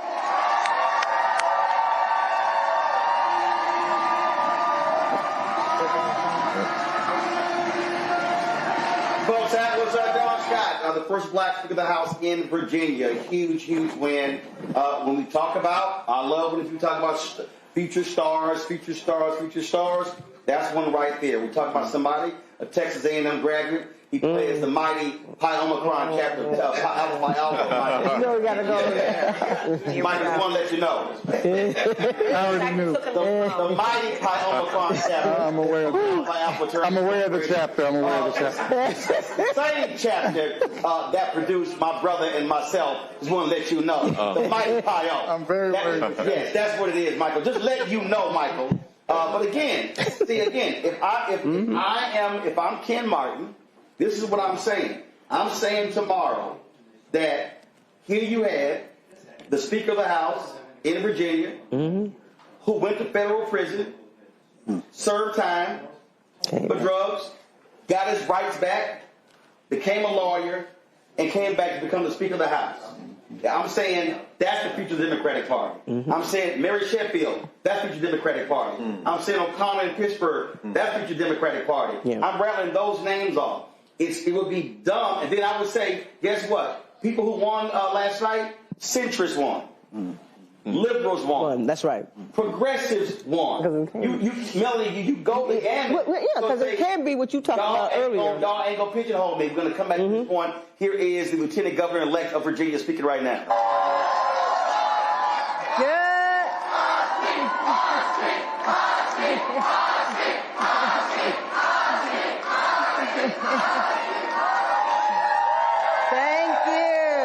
Thank you. You look amazing tonight. Virginia looks amazing tonight. Well, good evening, Virginia. Tonight, together, we have carved a new historic path. Tonight, Virginia, we have pointed our compass in a direction that guides us to the future while also building out our roots on our collective embrace of decency, dignity, and dedication.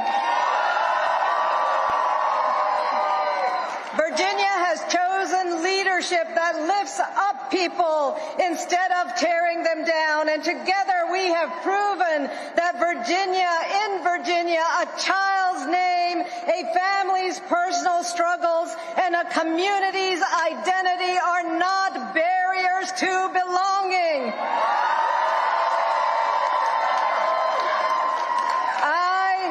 I am so incredibly honored and humbled to stand before you as Virginia's Lieutenant Governor-elect.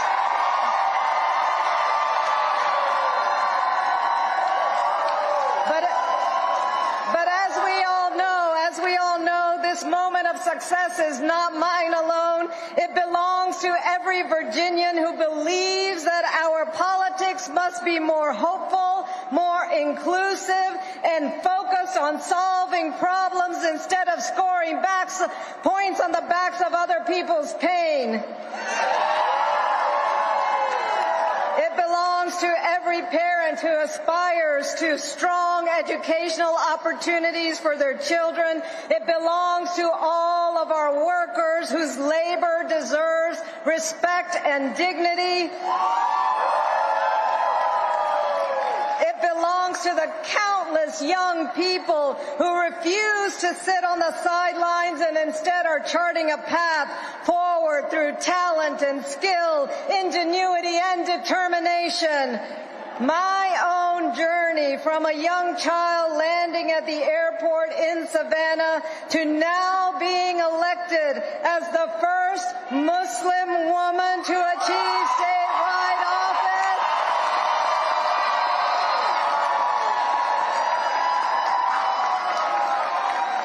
The first Muslim woman to achieve statewide office, not just in Virginia, but in the entire country.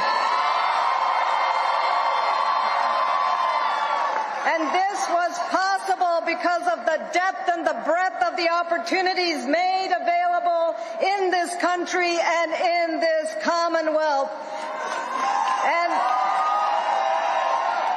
I want to reflect just briefly on that journey from a childhood in Georgia to an educator's life in Virginia's college classrooms to state government representing the Richmond area in the state Senate and now this statewide position.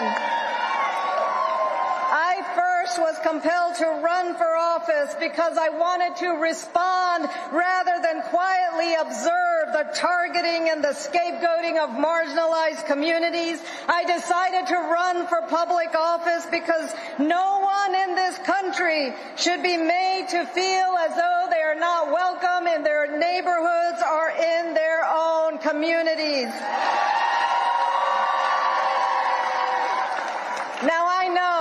Now I know that many of us feel as though the nation is in the midst of challenges that are much deeper and more intense than those we have faced before, and that it will take us generations to repair. But let us not forget that the challenges we endure today are not entirely new, and they can be navigated. We have been grappling with profound questions of our national identity, our nation's history, and its complex legacies for centuries. This nation has not merely endured, but it has risen from every crisis through introspection, resolution, and determination. And tonight, we've taken another step forward. Tonight, today's elections and the voices of hundreds of thousands of voters tell us that we are ready to define a new path. We are investing in the future. We're building a commonwealth in which every child receives a high-quality education and is able to build a life and a career right here in Virginia. And we're charting a path forward to ensure we have access to affordable health care, child care, and housing. And we will define... There are rumors. Okay, so you know... Michael. All right, folks, we're back. Again, huge win, Lieutenant Governor. Come on, Michael, come sit down. Come on, sit down. Yeah, you're messing with my camera. Come on. Still making us get out in the camera. See, I'm just saying. All right, there. So, folks who don't know, Lauren, give us a little background of the sister who just won Lieutenant Governor of Virginia. She was born in India. She was a school teacher, very nice person. She's the state senator out of Richmond.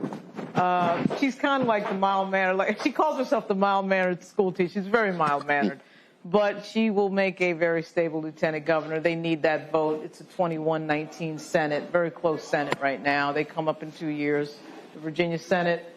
Frankly, it's very unusual, I have to say, to see these people coming out separate. You know, again, I worked for Lieutenant Governor Justin Fairfax. We were all on stage at George Mason University when everybody won. To me, this is a duplication of the 2017 cycle. Everybody's out there on stage. This evening, we have a separate situation. You saw, you know, obviously Abigail comes out first and then disappears, and then we have, you know, Lieutenant Governor, and I'm sure we'll have Jay Jones at some point. Right. This is a reflection of the schism that happened on October 3rd when the text messages came out, quite frankly. Right. The party abandoned Jay Jones, which was stupid. Okay, we're watching Black Hawk helicopters land on buildings in Chicago. You need an attorney general that understands due process and the Constitution. So text messages or no text messages, people need to understand the bigger picture of these moments, of the historic moment we find ourselves in. Well, you know, so I do have a problem with seeing these people coming out separately when they should be all together. They all won, so there's no reason. They're all at the Marriott on Broad Street in Richmond. So this is a very interesting thing. But at any rate, that was a long answer for the Ghazala hat. I get a kick out of these Fox News people who always got something to say. It's truly one of the dumbest. I mean, one of the dumbest. Steve, I got it. You know, you're blocking my camera. I got it. Okay, because I got it. I know what he's doing. I saw Michael's baby. I see everything. I got this. They can drink and be quiet. I got it. What I'm saying. So I'm going. I got it. So he's here. Michael's in a good position. Go to my iPad. So Joe Conch is one of the most dumbass people on Fox News. He's a fifth-rate hack, y'all.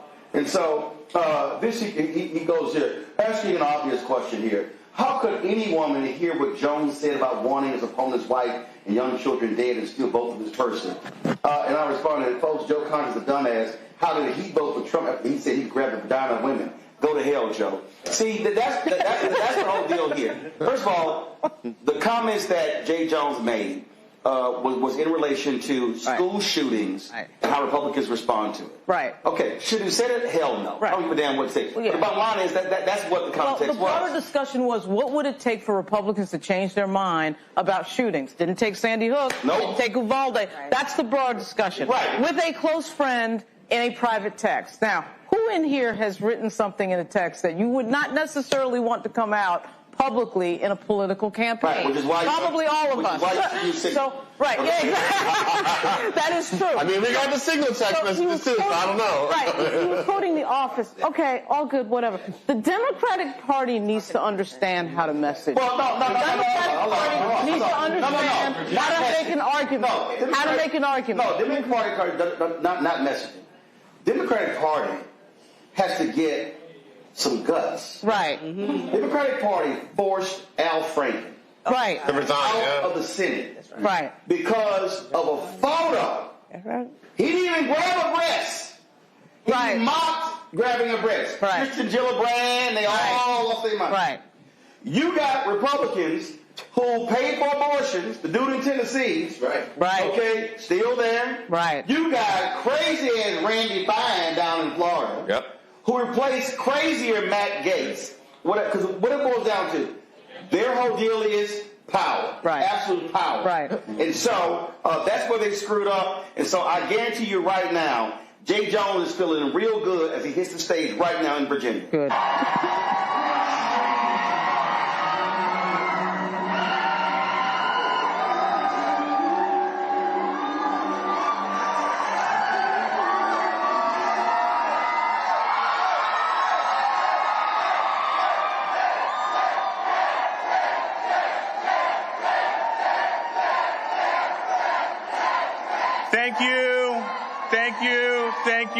Thank you, Virginia.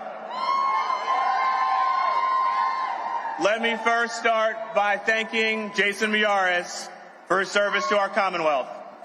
In the weeks ahead, I look forward to sitting down with him to talk about where we can work together to do what's best for this Commonwealth. I also want to thank my family. Thank you to my rock, Mavis Jones.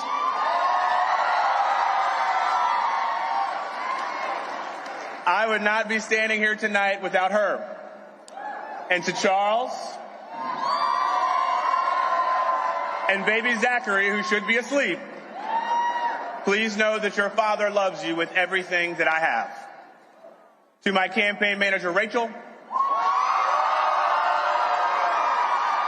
and the entire campaign team, the best campaign team in politics, I say thank you. To everybody who knocked on doors, who helped get out the vote, who gave their time and their money and their effort to support this campaign. To everyone who didn't give up on this campaign, I say thank you. And to the folks who stood by us every single step of the way, Labor, we love you. To the environmental community, we love you too. And to the folks who want to protect abortion in this Commonwealth, we love you too. And I want to thank every Virginian tonight who's placed their trust in me. The weight of that trust is not lost on me at all, nor is the history that led us to this moment right here. My ancestors were slaves. My grandfather was a civil rights pioneer who braved Jim Crow. My father, my mother, my uncles, my aunts endured segregation, all so that I could stand here before you today. My father was one of the first to integrate classrooms in Norfolk, Virginia. Even as the Attorney General of Virginia tried to shut those same schools down. I know that I walk in the footsteps of those generations before me who fought and bled to guarantee the freedoms that we have in this democracy right now. And I know that it's because of all of them and all of you tonight that I am honored and ready to be your next Attorney General of Virginia.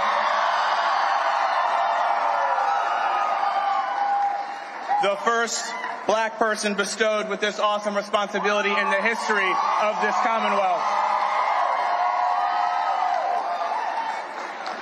Now, you all know this was a hard-fought campaign. But at the end of the day, this election has never been about me or my opponent. It has always been about every single one of us and the future of Virginia. And this election, this victory, is for you. And for every Virginian who is lying awake right now. Not because they're following along with these election returns, but because they're worried about their future. For themselves and for families just like mine. We have big fights ahead of us. Our Commonwealth and our country will continue to be tested. But tonight I make this pledge to every single Virginian. I will never, ever stop fighting for you. I will defend the rights of every single Virginian. I will protect our jobs, our health care, and our economy from Donald Trump's attacks. I will take on those big corporations that have controlled our politics for far too long and lower costs for Virginians once and for all. And I will always work to keep our families and our communities safe. And I will always work to protect a woman's right to an abortion here in Virginia. Donald Trump, MAGA, and those corporate special interests believe that Virginia's government should be beholden to them. But tonight we send a loud message to them and to every single person across this country. Virginia belongs to the people. Together we stand firm against the people who would take us backward. We will use tonight as a springboard to reject the politics of divisiveness and division. And we will build a brighter future for every single Virginian. That is our mission. That is our charge. Thank you so much. I look forward to the future with every single one of you. I appreciate you. May God bless every single one of you in this Commonwealth. Thank you so much.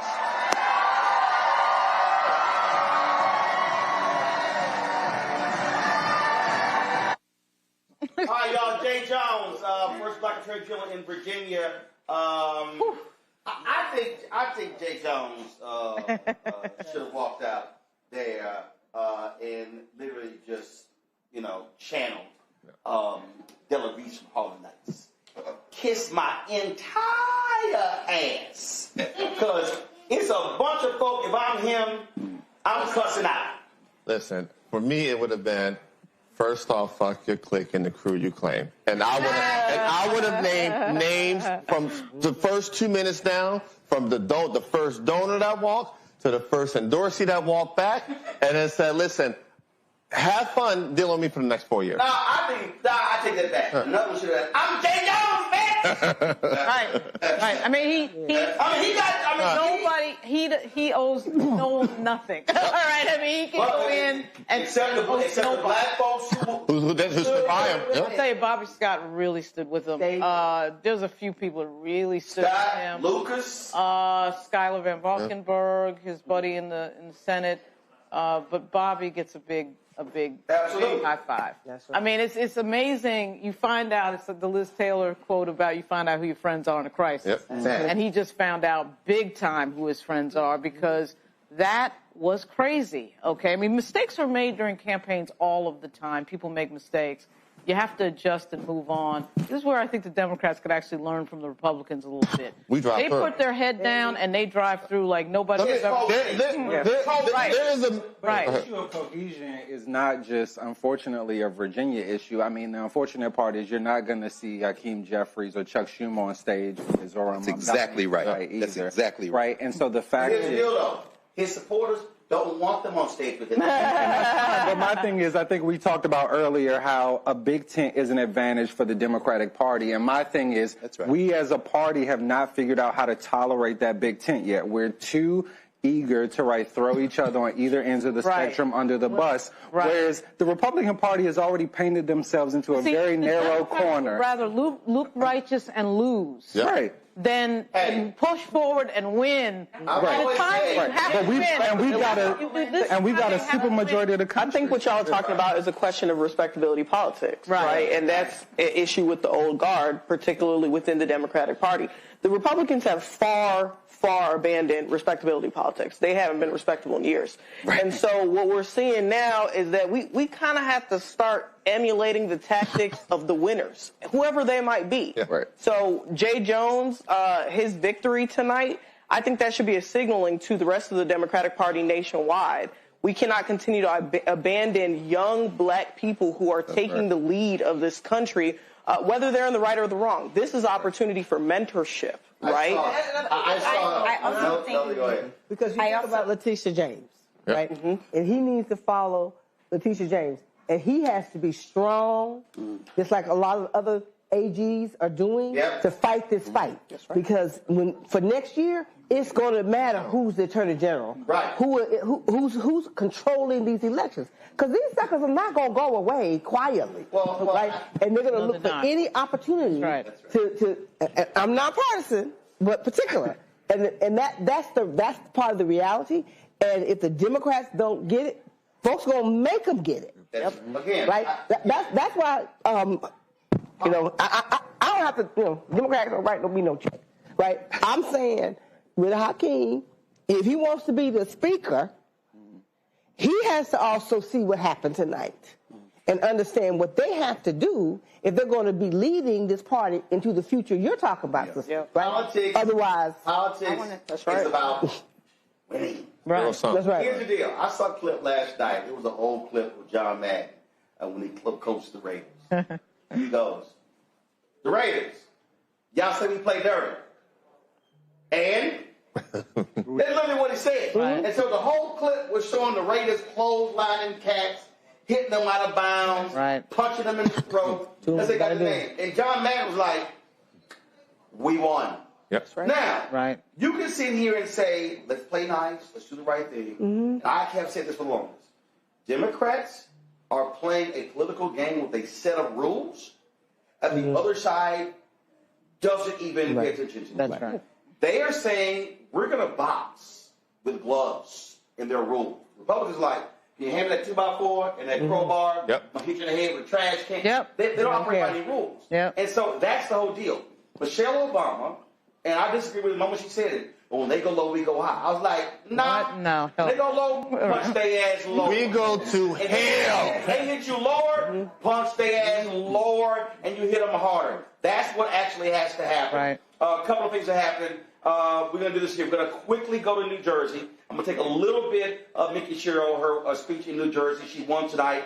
And also Christian Menifee, who came in first in the 18th race in Houston. He's holding right now. So give me a couple of minutes of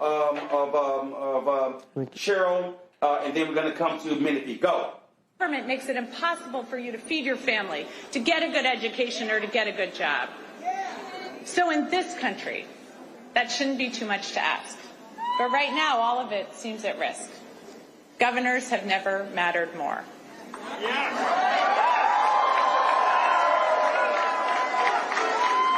And in this state, I am determined to build prosperity for all of our citizens. And I've heard from thousands of you about what liberty and prosperity mean to you, what it's going to take for your family to thrive. So I hear you, Newark. I'm going to work with communities from the ground up so all of our neighbors thrive.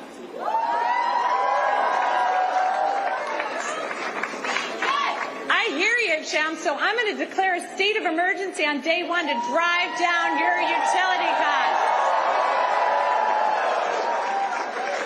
I hear you, Westfield, so I'm going to make sure our kids are safe online and schools have the resources they need to address the mental health crisis. I hear you, Jersey City, so I'm going to hold government accountable, balancing individual liberty with collective responsibility, ensuring people are safe, healthy, educated, and free to pursue their dreams. I hear you, New Jersey. Good government doesn't just manage problems, it solves them.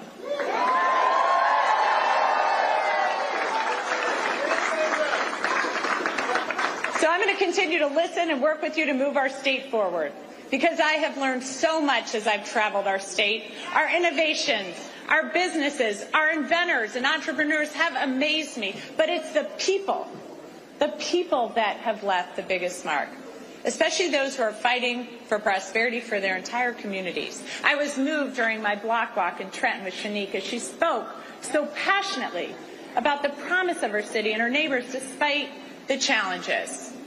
I love the group of young men from Monroe who've been hard at work on this campaign. They want a seat at the table, and they're ready to fight for their future. All right, folks, that's Congresswoman Cheryl. She is the governor-elect in New Jersey. Republicans said, we got a great chance for a pickup, psych. Texas Governor Greg Abbott refused to call a special election after the death of Congressman Sylvester Turner, the 18th Congressional District. That's a seat that was held by Congresswoman Sheila Jackson Lee. Also Craig Washington, Mickey Leland, Barbara Jordan, one of the most historic seats in the country. And tonight, you'll see that the top two vote getters in that race, Christian Menifee, the Harris County attorney, and former Councilwoman Amanda Edwards, 32.4% for Menifee. Amanda Edwards, 25.2% for her. Menifee joins us right now. Christian, congratulations. Does your race go to a runoff, or is it going to take off?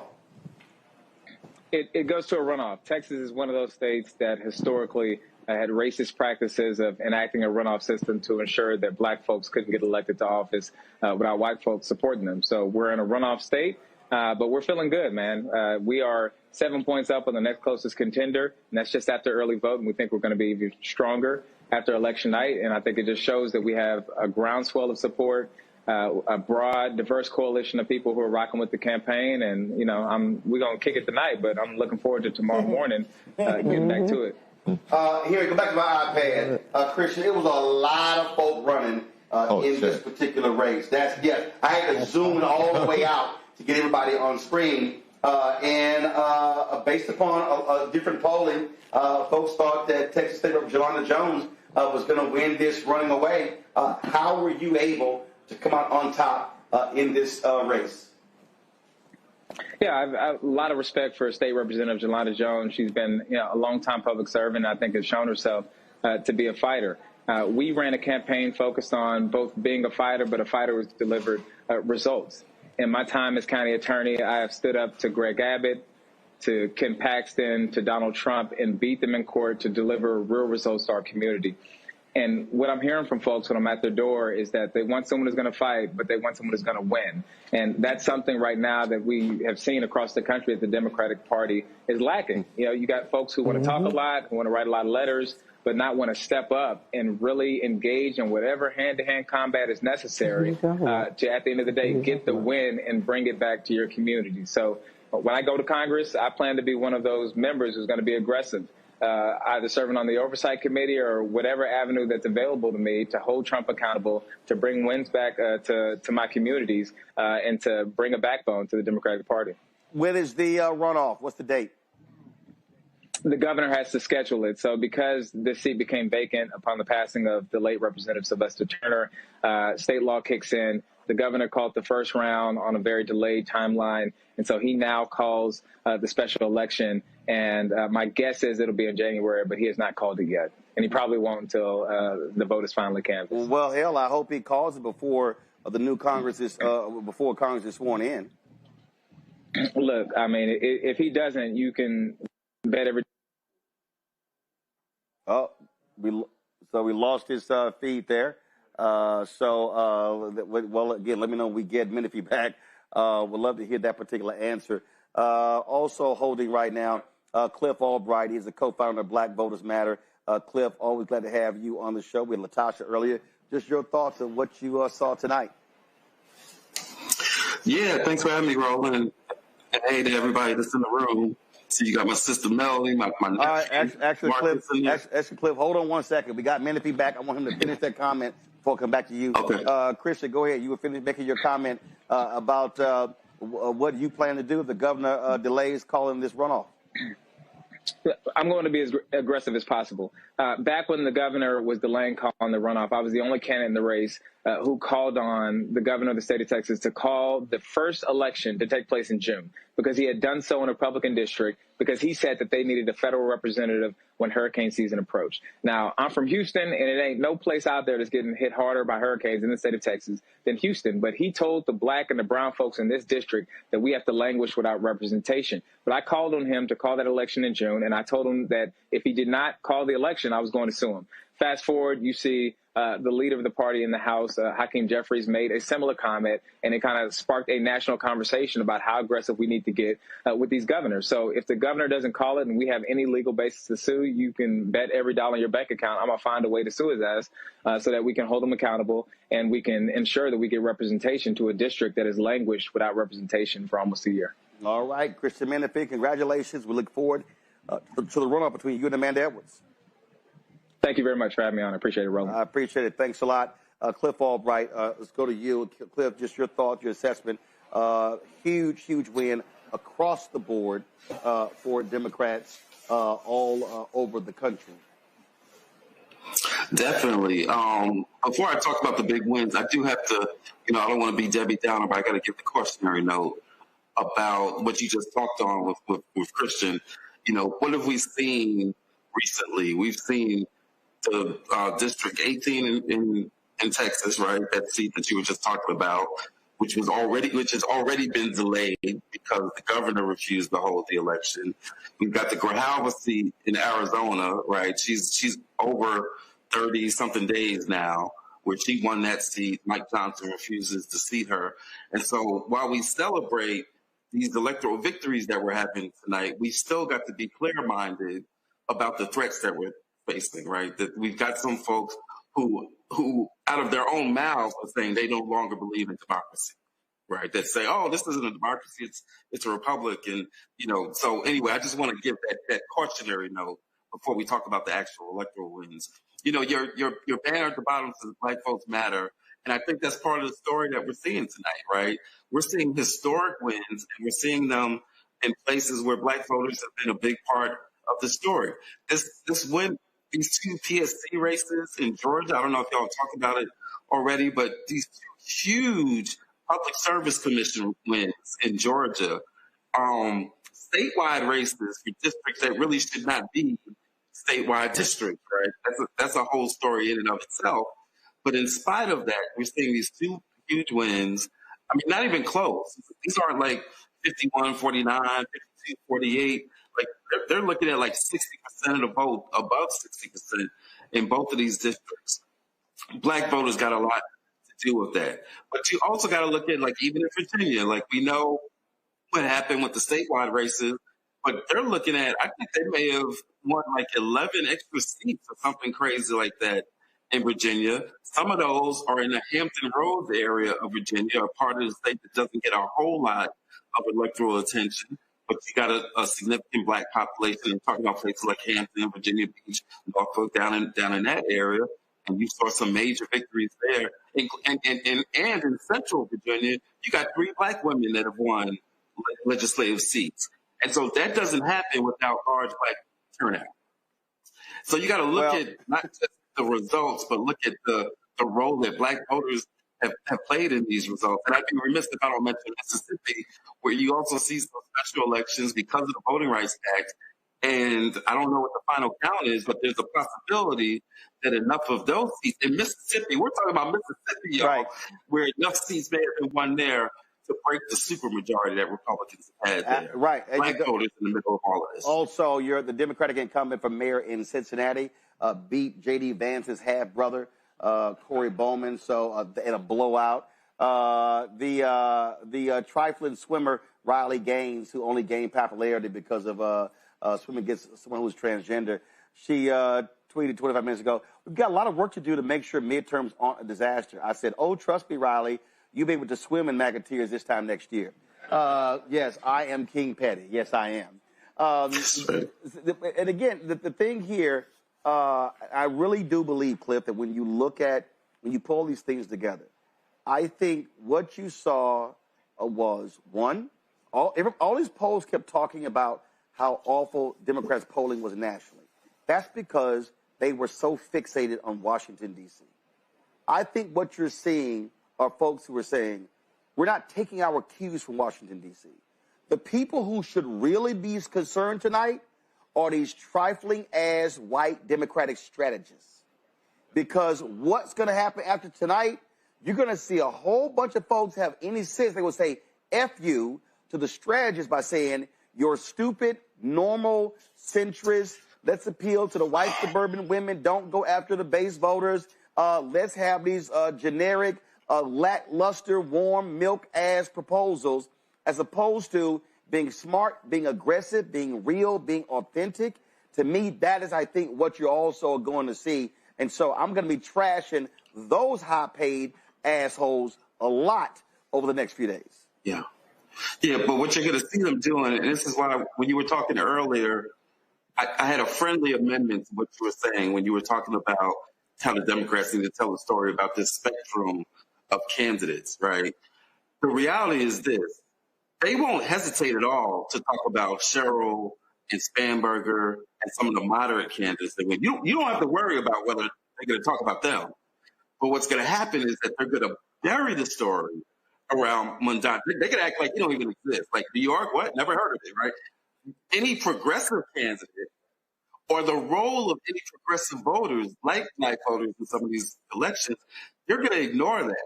So they've always got a wide open tent as long as that tent is only for like center right within the party. But they are constantly trying to ignore the role of either progressive candidates or like what you just said, a progressive base. And so part of what we've got to do and why your show and this forum is so important is we've got to tell a story about black voters. We've got to make sure that they see that this election wasn't about the triumph of moderation, the triumph of democratic mediocrity, right? But that this is a story about a base that made itself heard, about a base that wants to see more progressive policies, a base that wants to see a focus on affordability, a base that wants to see people that are willing to fight back. Like, we've got to tell the story of the importance of black voters, or else those same consultants that you talked about, they're going to continue to do their thing and shape the narrative that they want to shape, and then attract the money that goes with that narrative. And our communities will find themselves under-resourced in spite of the victories that we just had. We are one of the few communities we're always in a situation where we're damned if we do, we're damned if we don't. If we lose an election, they look at us and try to blame us, right? If we win an election because of our enthusiasm and turnout, they try to act like it didn't exist and that it was really just because white folks, Trump voters, just basically flipped. So in either situation, we get ignored and then we don't get the investment that we need to go into the next cycle. Well, that's why I think what the responsibility of black organizations and activists and others is to say, we're not going to let y'all define the terms of victory. And what I've said, for every CBC member that's come on, I said this directly to Senator Raphael Warnock. I said it to Jeffries. I said it to Schumer. I said it to Ken Martin. Y'all asses are going to have to cut some bigger checks. You're going to spend more time, more resources. You're going to stop expecting black folks to volunteer and not pay them on campaigns, because the fact of the matter is this here. They are going to need a massive black turnout in the black belt of North Carolina for Roy Cooper to win next year. They're going to have to need a massive black turnout in Georgia for Ossoff to win next year. If Ken Paxton is the nominee in Texas and Congresswoman Jasmine Crockett is a Democratic nominee, they're going to need a massive turnout of black folks in Texas. And so this is where we've got to tell these black politicians, stop being weak, stop being soft, stop being afraid, and they got to be willing to walk into those rooms and throw down. And I'm telling you right now, I'm already making it perfectly clear. House Majority PAC, Senate Majority PAC, Future Forward, all y'all PACs, I'm telling you right now, I'm going to be putting your names and your faces on the air if you're not returning phone calls and emails. Because, see, we ain't going to play this game again that they always playing. And so, again, this is where black folks, we ain't waiting until September and October to say, hey, what's up? We got to be calling folks out Wednesday and Thursday. And next month in January, because that's what it's going to take, because there's a massive effort by MAGA to defund black America. And so tonight was black folks playing offense, not defense. And we gotta run up the score next year as well to send the biggest signal possible that if y'all want to sit here and you want to F with our future, we got something to say about it. That's what's up. And we're ready to do the work, but we can't do it with no budget. And that's just real talk, right? And so, again, thank you for everything that you do, for telling our stories, for shaping the narrative, for highlighting the organizations and the organizers that do this work, and for highlighting our issues. Because at the end of the day, that's how we get the turnout, is by focusing on the issues that impact our communities, right? I was out today on election day here in Georgia. I was at the AUC, the University Center. We had some students marching from Morris Brown, Morehouse, Spelman, Clark, marching to go vote. And they weren't marching just because somebody died for them to vote, right? They were marching because they recognized that our issues are on the ballot. They recognized that their utility bills were on the ballot. That's what we use to talk to folks, to get them motivated to vote in something that's not a sexy election. Who sits around the kitchen table talking about the Public Service Commission? But we had to connect it to the issues that people are dealing with on a daily basis. Yep. When we do that, and when we got the resources to tell that story, our folks show up and show out. That's what happened today. Cliff Albright, I appreciate it, brother. Thanks a lot. Thank you. Michael Brown, your final comment before I bring in Tiffany Lofton. It's interesting, we were talking earlier about conversations that party leaders have to have. Prime example, and Melanie, you know this, Professor, you know this, I know Dr. Malvo knows it, I know you know. When there were a whole host of folks running for president on the Democratic side in 1992, you had serious Democratic candidates that could all raise a lot of money, from Rockefeller to Gephardt, you name it. My father was chair. He said to Bill Clinton, do you want to be right or do you want to win? And Bill Clinton was the only one that said, I want to win. Gephardt said, we got to bring everybody to the table, make sure everybody's home. And he said to the governor at the time, we're going to give a whole lot of money to black folks in the street. I'm just telling you what the rules are going to be, so don't come saying, we need more money in the Bible Belt, or we need more money here. The money was spread everywhere, but black folks got money. Black contractors, black pollsters, as you know, black organizations. That's how you won Georgia. Exactly. I was there. That's what you were talking about earlier, not to be afraid. Thank goodness my father wasn't afraid to say that to white men, especially at that time called Reagan Democrats. And those Reagan Democrats, should we go after them? Should we leave them alone? No, we'll definitely campaign, but let's make sure we take care of our folks. And this also was this is the DOC fault. And again, these two reports that came out, this is the next version of the DOC. That's right. They're trying to bring back again because they want to push this whole thing of, citrus. Right. Again, that only works in certain places. It doesn't work everywhere. And next year is not a presidential race. Next year, a series of statewide races. U.S. Senate, statewide. Congressional is 710,000, every 50,000 people. Those are individual races. So you've got to be looking at those races a lot different. Folks, we got lots more to talk about. We're going to go to a break right now. We come back. Tiffany Lofton, United States Student Association, going to be joining us, sharing her thoughts and perspective on this. We're going to be hearing from Glenda Carr with Higher Heights as well. Folks, y'all watching the Black Political Show tonight. The Mother Networks, y'all know, y'all gonna like crane your neck to see black people. You don't have to do it on this show. We'll be right back, right here, Roland Martin Unfiltered on the Black Star Network.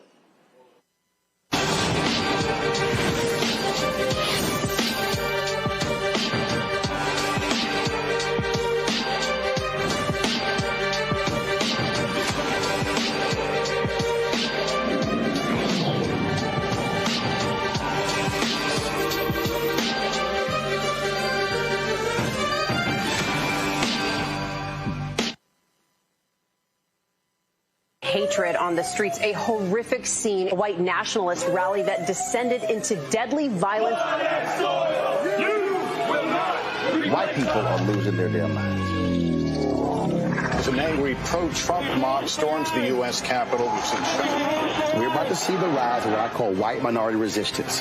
We have seen white folks in this country who simply cannot tolerate black folks voting. I think what we're seeing is the inevitable result of violent denial. This is part of American history. Every time that people of color have made progress, whether real or symbolic, there has been what Carol Anderson at Emory University calls white rage as a backlash. This is the rise of the Proud Boys and the Boogaloo Boys. America, there's going to be more of this. Here's all the Proud Boys, guys. This country is getting increasingly racist in its behaviors and its attitudes because of the fear of white people. The fear that they're taking our jobs, they're taking our resources, they're taking our women. This is white fear.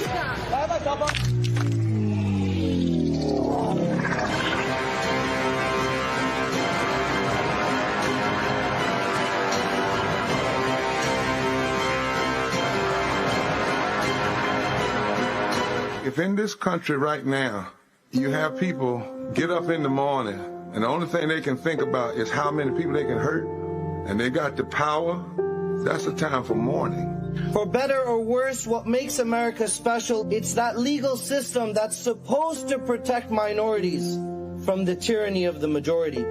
We are at a point of a moral emergency. We must raise a voice of outrage. We must raise a voice of compassion. And we must raise a voice of unity. We are not in a crisis of party versus party. We are in a crisis of civilization, a human rights crisis, and a crisis of democracy itself. And guess what? You've been chosen to make sure that those that would destroy, those that would hate, don't have the final say, and they don't ultimately win. They said the quiet part out loud. Black votes are a threat, so they erased them. After the Supreme Court gutted the Voting Rights Act in 2013, Republican legislatures moved fast. New voter ID laws, polling place shutdowns, purges of black voters from the rolls. Trump's Justice Department didn't stop it. They joined in. In 2018, his DOJ backed Ohio's voter purge system, a scheme that disproportionately erased black voters. Their goal, erase black votes and political power. Yeah, that happened. These are the kinds of stories that we cover every day on Roland Martin Unfiltered. Subscribe on YouTube and download the Black Star Network app. Support fact-based independent journalism that centers African Americans and the issues that matter to our community.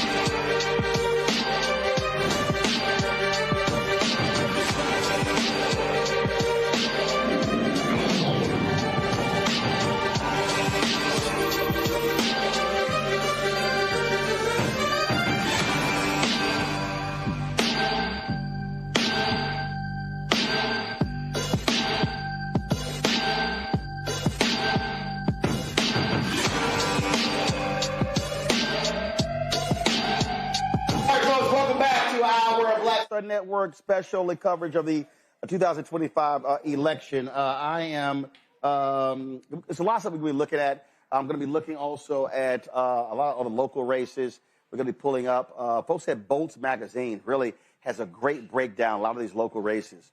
But I want to go to here. This is actually a poll right here. The Washington Post, ABC News, Ipsos poll. Cash-strapped Americans signal rising costs could be Trump's midterm headache.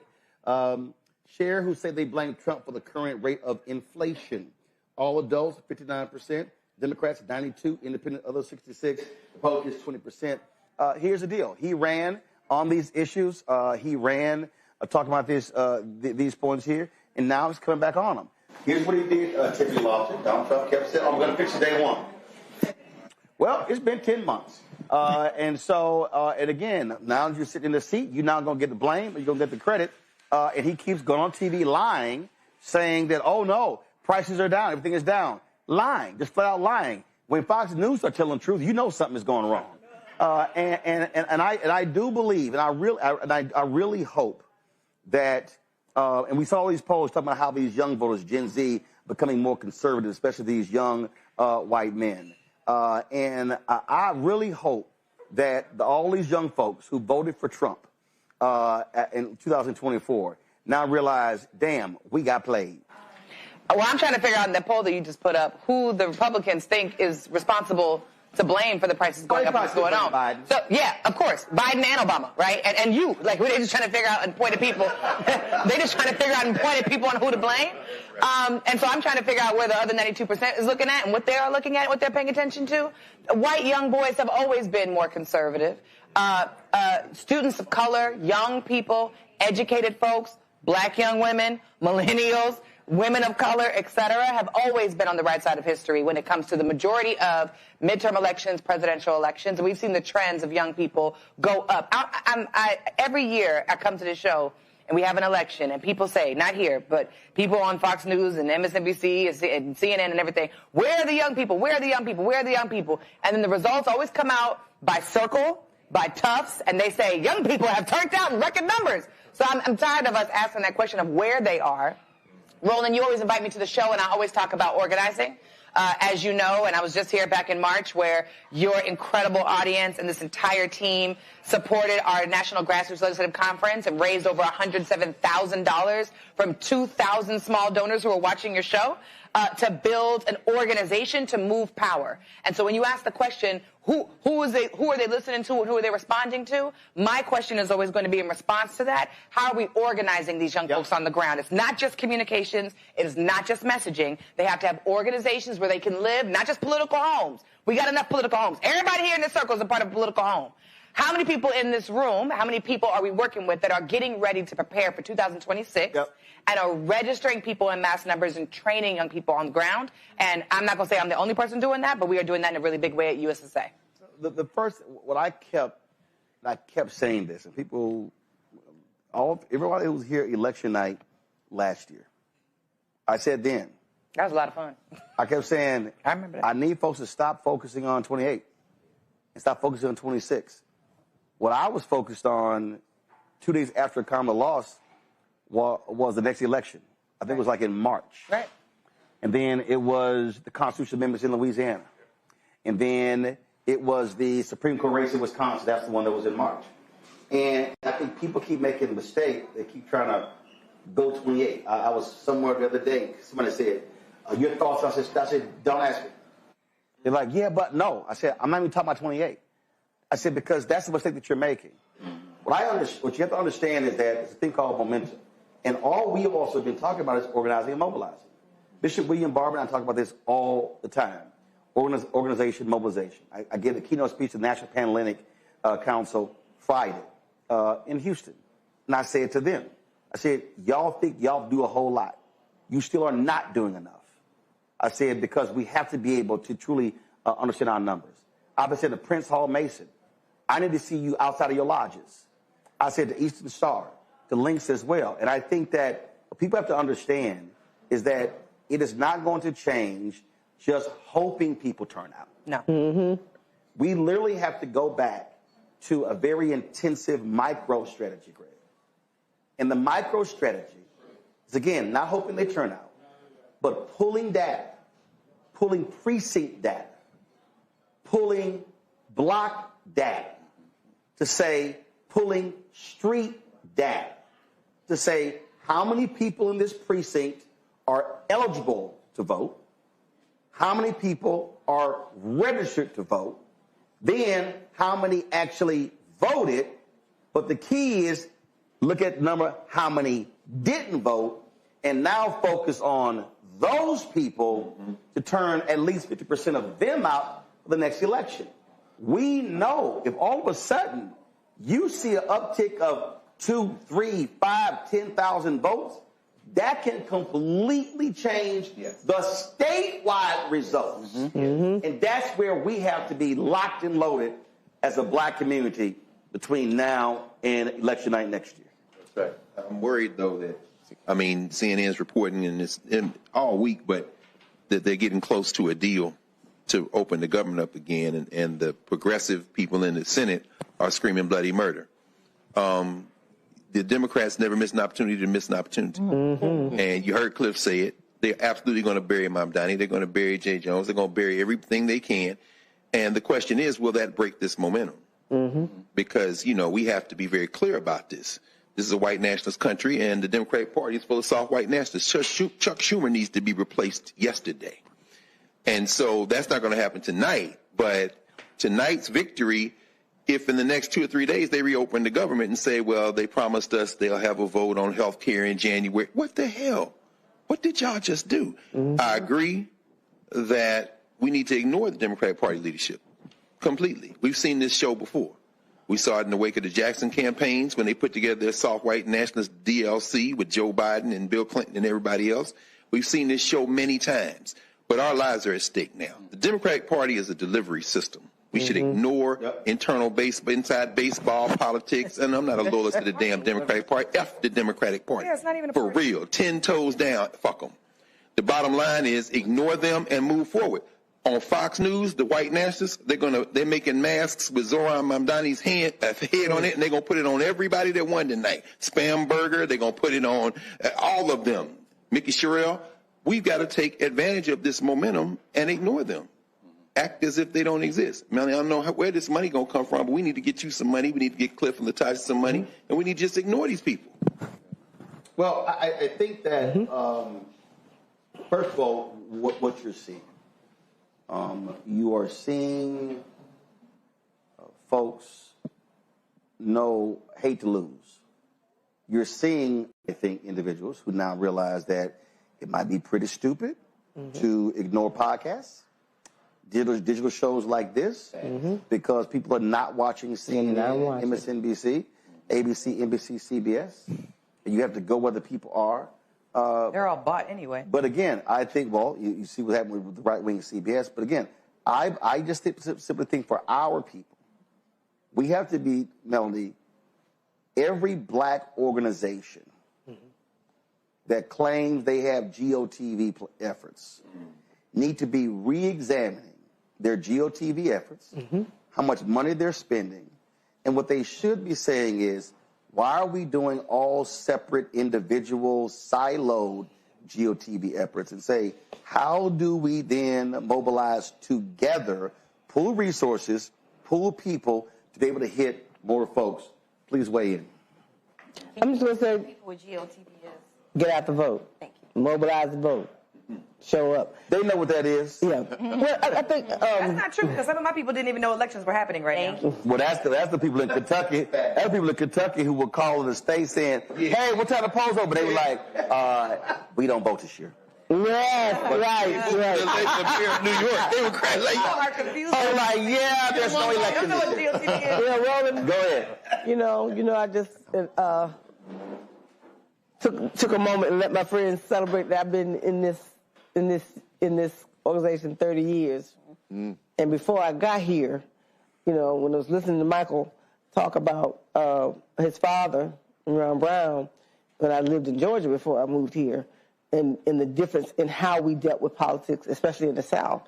And so if we don't change how we do this, in a moment where we know that our lives are truly under threat, and more importantly, our children's lives are under threat.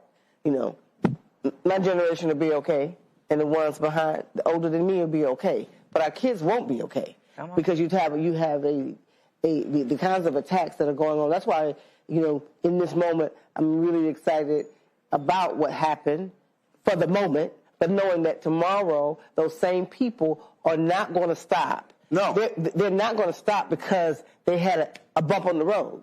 And so if we don't change, I'm talking about black people. Right. If we don't change how we do, you know, I set up a unity table every year. And that we can find a way to share. I will say a lot of our organizations are working more closely together. You know, Latasha and I, we working close together. I think what's going to be critical, and I go back to what you talked about, it really has to do with the divestment really divesting in the young people, not just the vote, but in young people. When we were winning and doing winning in a lot of other ways, there was real investment. You know, you at USSA USA today, but USSA. And this is where we got to put our energies. Look, the kind of coalitions that invest in our young leadership. Hold on a second. Argue this. Look, the right dropped understand this here, in the last 7 years, the right dropped $1.6 billion on young folks. We did when PragerU launched. The New York Times, the story was 2020. New York Times did a story. PragerU wants to do 1 billion views on YouTube. That was the story. The first year they launched, they raised $22 million. Second year they launched, $25 million.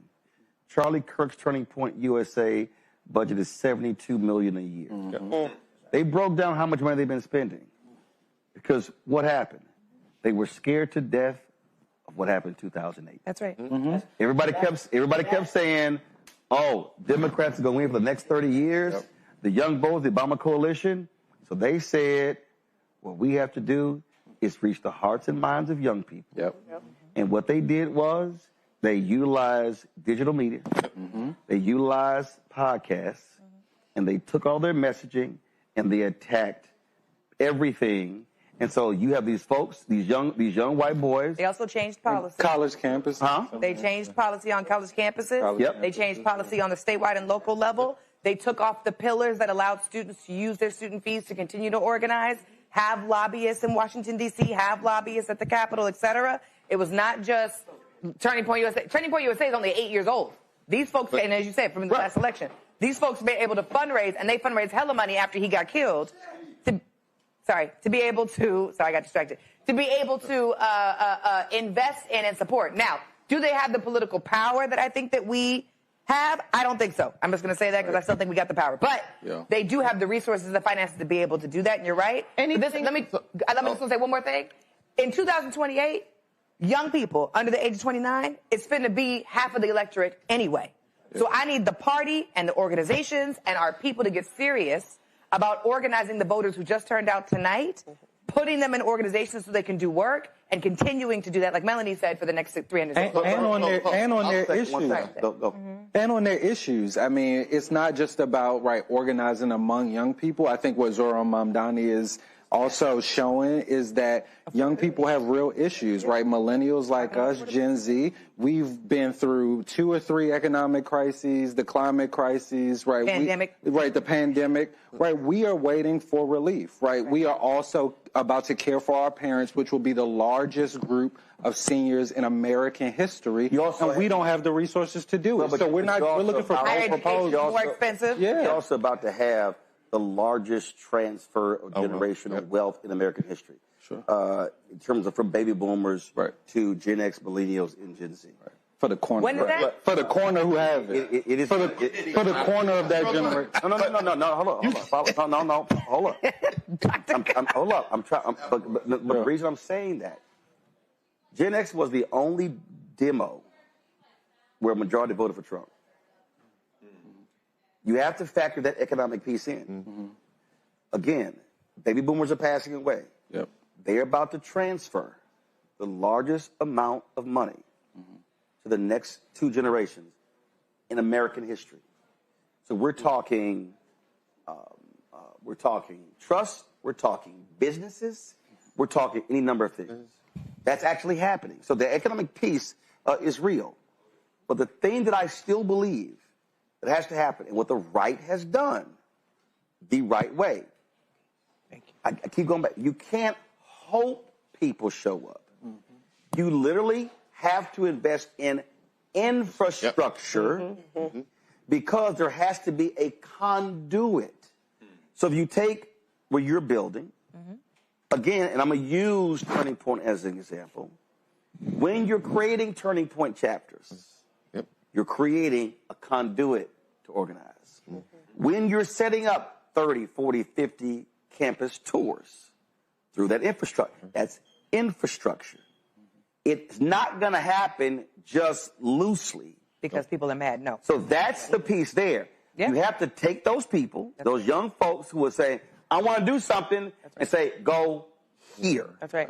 For training, for leadership development, all of that. Yep. So electoral organization. So talk about why you've got to invest in infrastructure and not just broadly, let's hope they come out. Yeah, well, One second. This is Tiffany, then you just. This is a part of the thing that I've been arguing, Roland, for the last few years. We have been, our side, whatever we call ourselves, our side has been, for the last few years, organizing around issues and not creating the infrastructure to move that conduit. And I'm going to be very honest. Whether it's media, whether it's... Go. You're right. Media, organization. Yes, let's make a list. Because that list is going to be what we need to build for the next few years. We talked about Black Lives Matter. We built an organization. We had movement for March for Our Lives. Built an organization. And we had the Women's March, and we had an organization, and it fell apart. We need to have an organization, a conduit, like you said, where we have constant development of new leaders who are then the folks who take over our jobs, who run for office, who then build media, like you said, who are able to do all the data and the research, who are able to be the poll workers, who are able to be the staffers for these candidates who are running for office and run these electoral issue and candidate campaigns. We need to be able to have all of those pieces. But if we can't find those people because we're not operating like a party, we can't find those people because we don't have the funding and the resources, we can't find those people because we're deciding that we're not in the party, we're actually only supporting 85-year-old Nancy Pelosi and Chuck Schumer and Hakeem Jeffries, then we are not actually, we don't want to win, period. We don't want to win. So what I'm building at USSA is simple. We are building the conduit. We are turning 80 years old next year. We did have a little bit of a hiatus. I wasn't a part of that. So I said, we need to have, I'm just being honest, it wasn't me. I was at the NAACP. We need, and I built there too. So we need to, thank you, Mark. So we need to have an organization where leadership development happens and these young people can get the experience and the training and the practice and, most importantly for me, the community of relationships to then be able to move the party forward. 1 second, I'm going to go to you. 1 second, I'm going to go to Eugene. No, let me go live to Brittany. Brittany Noble, guys, if you tell me to go to Brittany and now you tell me to hold on, okay, fine, get her ready. But don't tell me we need to go to her in the next 30 minutes before they got to get kicked out. Get them ready. Eugene, go make your point. All right, so a couple points. The thing is, this was the right built over the last decade and a half. I'm going back to 2010. They built an ecosystem. It wasn't one organization, it wasn't two, it was an ecosystem. So I'm gonna lay out something here, okay?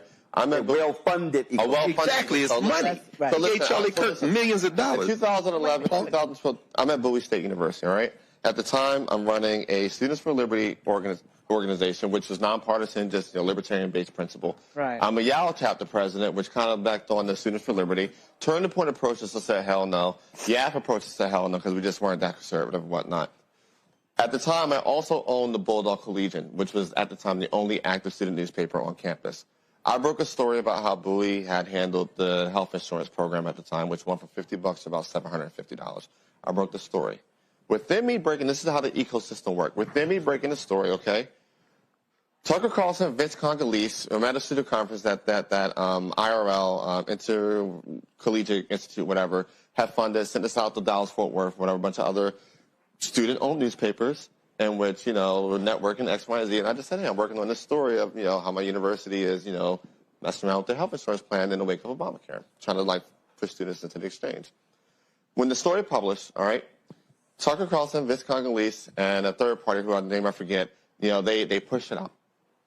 Within 2 days, Kat Tiff, who's now at Fox News, who at the time was at Campus Reform, comes out to campus. That's when the infamous video gets shot. From there, 2 days later, this is the power of the ecosystem. That's what you guys have to build. I didn't just have the top math at Drudge. I had the top math at Drudge and Huffington Post the same time, both sending all this traffic to Bulldog Collegian, which then also filtered back into Campus Reform or whatever else. That ecosystem is what they decided to use to help build Turning Point. Turning Point has been around a little bit longer than 8 years. Their website. Well, that's what their website is. It's been longer than 8 years. The issue is this, right? How is it that an organization, because Turning Point initially was a simply media organization. They were, hey guys, they were trying to compete with what was rare at the time with Jack Hunter of Offsuit of Freedom Works, of Red Alert Politics with Francesca Chambers, who's now White House correspondent. They were competing with them. They started as a media correspondent, a media entity, and then built out a actual physical presence entity. But their building of their physical presence entity was actually building through the YALs, the SFLs, and the YAFs. They would come in and say, hey, you already have this on the ground. Just go file the paperwork to start a Turning Point chapter. And then we'll give you the funding. We'll give you the money playing all this, man. It's not just Turning Point, though. It's heritage. Yeah. All of that. It's a full and it's the money. But the thing, but wait. But the thing is this. The thing is this. It becomes a feeder organization. Yes. Yeah. And that's the whole key. When you lay out, leave me 1 second. When you lay out just the matrix, if you will. Yep. Okay, it all ties together. That's why it's called an ecosystem. The reality is, and I'm going to go back to when Howard Dean was chair of the Democratic Party. Paul Begalia, James Carville, Rahm Emanuel, their whole deal was, hey, enough of this 50-state strategy shit, national.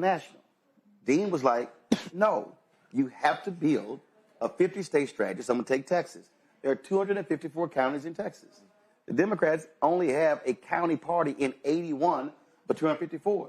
You can't win a state when you don't even exist in 2/3 of the county. West Virginia like this. So it's ecosystem. If you went to Democratic donors or went to the politicians and said, hey, what do you think is your progressive ecosystem to reach young voters?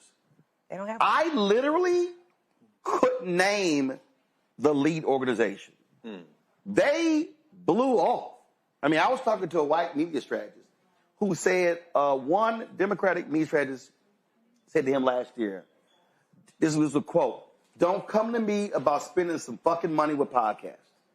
Yeah, well, and that guy hit his ass in December and went, how did that work out for you? So again, 71%. What was the PAC that they were funneling to, if you wanted to support comedy, they said go priorities forward, future forward. 71% of their media ad dollars was on linear television. So the deal, what the right did was the right said, they owned the space. The right said we need think tanks for research. We need young. We need media. They understood the different lanes. Democrats were thinking, oh no, media, we got MSNBC, New York Times, NPR. No, you don't, because those are not, they allow Think Progress to go under. So we can go on and on and on. So what you're dealing with now is, to Tiffany's point, if you have an ecosystem, the person who's 18 is going to eventually be 35. They got to be able to go somewhere. Then when they turn 50, they're going to transition out of that group, and they got to go somewhere else. That's right. You literally don't have that, and they're now having to build it on the fly. And so this is where all the people who got mad at me when I criticized Obama and Obama for America, I told them the problem there was that entity was for him. That's right. They did not build the party. The party didn't also work with others to build the apparatus around it. And when Citizens United came in, which allowed for corporations to give, then parties became irrelevant. That's right. Now you can go raise $500 million without a party, and that becomes infrastructure. So the battle right now is with these white strategists who control campaign dollars, don't want to put money on boots on the ground. They want to buy TV ads because their salaries are predicated on TV buys. 1 second, Nola. So I loved everything that you said. I'm going to go to Nola, then I'm going to Brittany. Go. Baby, it's called direction. As a person who's been on a campus my entire life. Two words that I hear students saying over and over again: motivation, inspiration. They're not motivated and they're not inspired.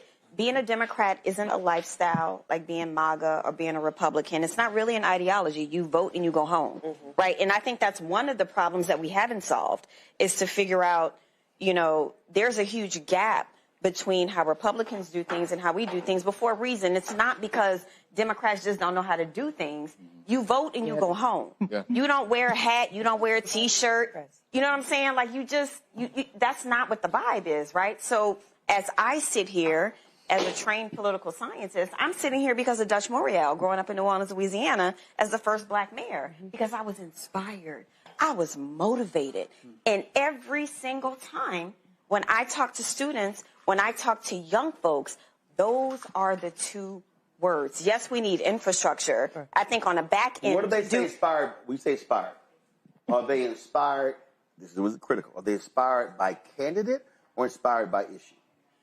By candidate. They're waiting for an Obama. Hold up. That's it right there. Here's the thing with Republicans.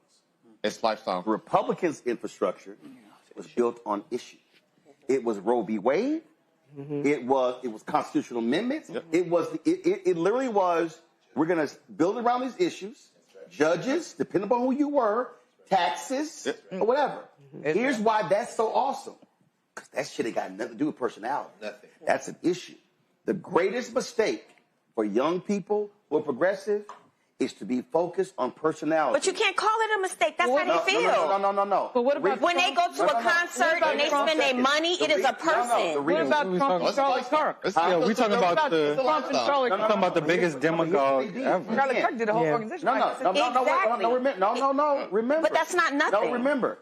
Kirk was a personality who was speaking to issues. Let me ask you a question. What I'm saying. But issues. Charlie Kirk people on our side. Making a boogeyman. Charlemagne. Oh my God, I just said that to him in the studio. telling you. I said every time We're in a they clown ask show. They asked Charlemagne to We're go. in a damn clown show. That's what we're in. Okay. It's the counter boogeyman. It's not the issue. I said the same thing. I ran these words. Wait a minute, hold up. Let me even pick him. Let me explain why I'm saying it's. Since I wasn't able to finish my point. No, you're going to finish your point, but I want to explain to you why I'm saying it's issue. What they did was they said, this is what's happening to you. That's an actual issue. The reality is, to build economic organization, you do need a charismatic leader. You need somebody who they can rally around. But if he was an empty suit talking about nothing, it resonate. It was a set of issues. The beauty of issues is that when it's your issue, you care about it from 18 to 35 to 50 to 65. It's a continuum. Democrats, let's be real clear. Obama is a generational talent. Sure. Who was the Democratic generational talent before Obama? Bill Clinton. Bill Clinton. Bill Clinton. It was JFK. So Obama's 08. That's the first time I voted. Kennedy was when? So y'all got to answer this. Hold up. So you had Obama, then Kennedy. Who was before Kennedy? Roosevelt. Shirley Chisholm. When did Roosevelt? And like Teddy Roosevelt. So wait, let me be clear. Not even FDR. Teddy Roosevelt Gets elected in 32. Teddy. Kennedy in 60. Every 30 years. Obama in 08. So what your ass gonna do in the 30 years, which is my point. So when you get locked and loaded on personality and not issue, all of a sudden, well, they don't excite me. But guess what? The issue. How many Republicans? What was that? I forgot the little girl name. She said, y'all sitting here. I forgot the little girl name. Gray, whatever her name is. Brianna. Y'all sitting here. The Supreme Court ain't that really important with Hillary running. For the Republicans, that shit was the court. That was the issue. They didn't give a damn. They pounded that shit in the heads of young people, middle-aged and older. And they said, we win the court. Guess what happened? We won. They win. Trump got three damn picks. Rahm Emanuel. I'm not mad Democrats don't want Hitler Youths. I ain't mad at that. But the problem is when folks on the left throw out an issue, right, we have piles of Democrats coming up to say, oh, that's not possible, right? It was not Donald Trump in the Oval Office. It was not Donald Trump in the Oval Office, right? Like, oh, cancel the rent is not going to be possible. It was Abigail Spanberg. And my thing is, to the extent to which, right, we focus in on the issue, right? We focus in on issues that people care about. And then, right, we have this broad coalition that can't agree on what we're willing to fight for. That coalition is about corporate. Right. That's wait. He ain't finished cooking. Go ahead. But no, if we don't I'll come back to you. I need you to calm down. Go. No, but if we don't decide what if we don't decide what we're willing to fight for, that's the problem. I mean, the Republicans, after they got thrown into the wilderness after Clinton, they put a very simple proposal together. We've got a contract with America. If you elect us, we're going to do these 10 things. So the clip and we can't agree on one. The clip of what you're saying is, when you get power, do deliver. something. No, do something. Now do something. Deliver. Well, they gotta So agree you can't come up with we can't. Right. And what Trump has just shown you is fuck the rule. That part. Forget Run them over. Yep. I don't give a damn. That's right. Like I always say, Democrats could be 2,000 yards from the line and say, "Hey, Mustafa, we can't get close to the line." They 2,000 yards away. Trump is on the other side saying, "What y'all doing over there?" So what he has now shown, what he has now shown is the next Democratic candidate has to literally say, "Fuck the rules." And that is, and I'm serious. Sorry. No, in order to win. Yes, I agree with everything you're saying, but there's one thing that I want to make sure our listeners are not missing, and there was something in front of that I think you said, which is really important. It's not just fuck the rules, get up, and I've been saying that. Well, let's fuck the rules. Let's just free education. Like, let's just do it. Why not? Right. But what I heard you say, and what I agree with, if it's what you said, is that we have candidates who will come out with those issues. Young people will be inspired and motivated to vote for them. But the party and the people and the leaders of progressive corporate, that's the corporate. And now, there's a corporate battle within the Democratic Party. So you have to beat them to death.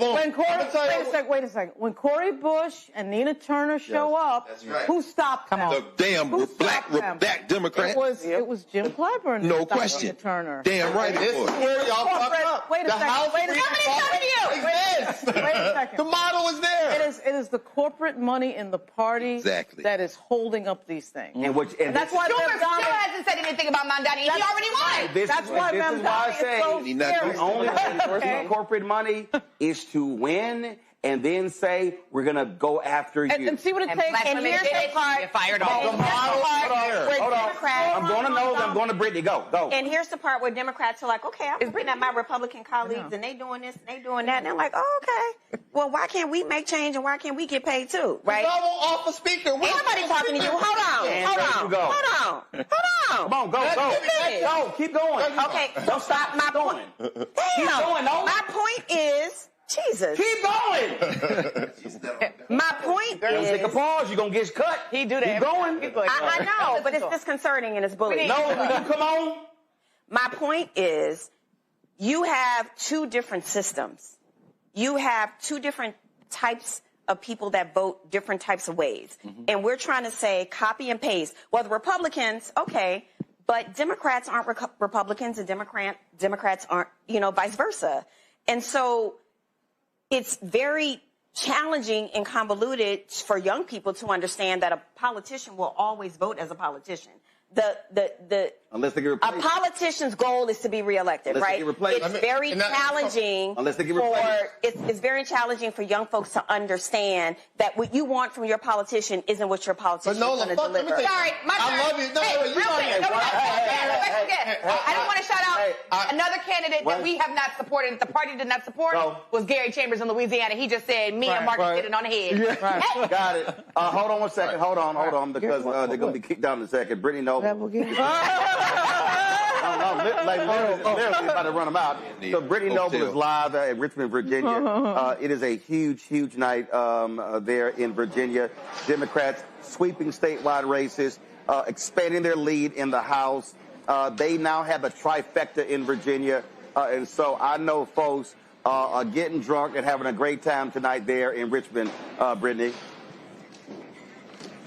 Well, they're having a great time, but voters who celebrated earlier tonight are leaving. You can see that it is quite empty here at the headquarters right now, but it was a very, very fun night. The party got started earlier with Abigail Spanberger when she took the stage to celebrate her win as the 75th governor-elect of Virginia. She's also the first female to serve in that role. Don Scott took the stage. He's the Speaker of the House of Delegates here tonight, and he said that the state sent a love letter to the world that Virginia is moving forward. Ghazla Hashami is the governor, is also celebrating. She's the first Muslim woman to achieve a statewide office, thank you, in the entire country. She said she ran for office because no one in this country should be made to feel like they are unwanted in their own community. And she promises to continue punching holes into darkness. Jay Jones will be the first black person to be the attorney general here in the Commonwealth.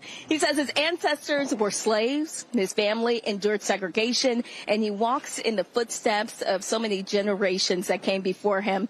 His campaign was undermined by the leak of text messages from 3 years ago about a joke about committing acts of violence against a Republican member of the State House of Delegates. Yet he was able to pull out 52% of the votes. Again, Spanberger is the first female governor of Virginia. She thanked her parents and she thanked her opponent. She is the wife and mom of 3. She's a congresswoman, 3-term congresswoman, former CIA officer. She campaigned on the growing anti-Trump energy across the country. Yep. Key to her platform are vows to lower living costs, protect women's health care rights, and to restore decency and stability. So I will send things back to you in the studio. For now, we're wrapping things up here at the Spanberger headquarters here in Richmond, Virginia. All right. Roland? Brittany, we appreciate it. Thank you so very much. Go to my iPad, Henry. We're waiting for results out of Prop 50 out of California. They already called it. What? Y'all, please relax. It's an exciting night. Thank you very much. Exciting. This from the LA Times. They showed this here, which I think is great. You want to know how major this vote was? They were showing that it was so many folks who were voting. Polls closed at 8. At 7 p.m. with the hour left, 38% of the county's 250 vote centers in LA had wait times of at least 46 minutes. See what happens when y'all let me host the show? I'm sharing stuff you didn't know. It said at 55 centers, the estimated wait time was more than an hour. Yep. Clearly, folks were energized by saying, all right, Texas, 7.3 million. Texas, y'all want to sit here and screw Gavin Newsom, made the right move. Everybody with me. 5 more seats. 5 more seats. Also, a little bit earlier, Kansas announced they're abandoning their gerrymandering efforts. They don't have the votes there. We still got to see whether Indiana initially said they didn't have the votes. I think he may be. Trust me. After the night, it's going to be supposed Maine rejected voter ID. They might. Florida and Nebraska. Also had that. Virginia. First of all, let me do this here. It was a huge election. Retention rates, seats in Pennsylvania for the Supreme Court. MAGA wanted to take these 3 judges out because they were ruling positively for expanding voting opportunities. Guess what? Go to my iPad. All three win. All 3 of those Democratic justices in Pennsylvania win. That is a huge deal. I keep telling y'all, state Supreme Court races are critically important. Also, Republicans were doing all they could in Maine to screw voters there. And one of the things that they were doing in Maine, they tried to put it on the ballot for voter ID, ending early voting, and putting some other onerous rules in. Maine said, nah, we good, voted that bullshit down. And they also, Maine has yellow flag laws. They approved tonight red flag laws. So they beat back right-wing efforts there as well. Glenda Carr joins us right now, Higher Heights. Glenda, how are you doing? When we look at the numbers in New Jersey, in Virginia, we can't wait to see some of these local races. Black women showed up and showed out. I had this right-winger. Let me find his punk ass. I had this right-winger, this punk ass on Instagram. He posted something because I had a shirt, Vote Like Black Women, so he thought he was going to criticize me. So somebody sent me on Instagram what he had to say. So y'all know I'm petty. So I went to his page and commented my damn self. And I said, fool, when I wore the shirt, Vote Like Black Women, I said, that means they vote at a higher rate than any other group in the country. But you too stupid to even understand that. But it's no shot because that Negro is MAGA. But sisters showed out today all across the country, Glenda. Yes, we certainly did. You hear a lot of noise because I'm actually here in Houston, Texas, at Amanda Edwards for Congress, her election night party. Good. Go tell Amanda I sent her a text. She need to respond to my text. We're trying to get on the show. But go ahead, Glenda. I am. So it's a little, I stepped out, but a little loud. As you are aware, not only did we have the statewide elections in New Jersey and in Virginia, but we also had mayoral elections across the country. New York, all eyes was on New York, but for Higher Heights, the political home for Black women, all eyes for us were in Detroit, where Mary Sheffield became the first woman and Black woman to serve. She will be the first woman and Black woman to serve as mayor of that city. That race has been called. She has already hit the stage. Here in Houston, as you're aware, we have a historic seat, the Congressional District 18, that was held by Barbara Jordan, Sheila Jackson Lee, who passed away in office. A special election was called. The former mayor of Houston, Sylvester Turner, won that special election and then died the day after the State of the Union. And so the residents of the Congressional District 18 here in Houston has not had representation since March. And so it is likely that this race will go to a runoff, which has not been called, by the way, a date. And so a tactic where they will continue to punt and hold the residents of Houston, both Republicans, Democrats, and independents and blanks, not having representation in Houston. But what we found is that Black women continue to do what we do. We not only vote, we are multi-issue voters. This is the 106th day of the 107-day historic campaign of Kamala Harris. And what you found in this cycle is that people are signaling that we want to take back our government, and that the very cities that are under, got this loud background, military occupation from this administration, resources that are being taken away from our communities, that people are running towards not only their leadership on the ballot, but we are running towards taking back this government by voting. Well, Glenda, huge wins tonight, and this is the thing that I always say to folks: enjoy the night, enjoy tomorrow, but come Thursday, the focus is on the next race, because this is about taking back power.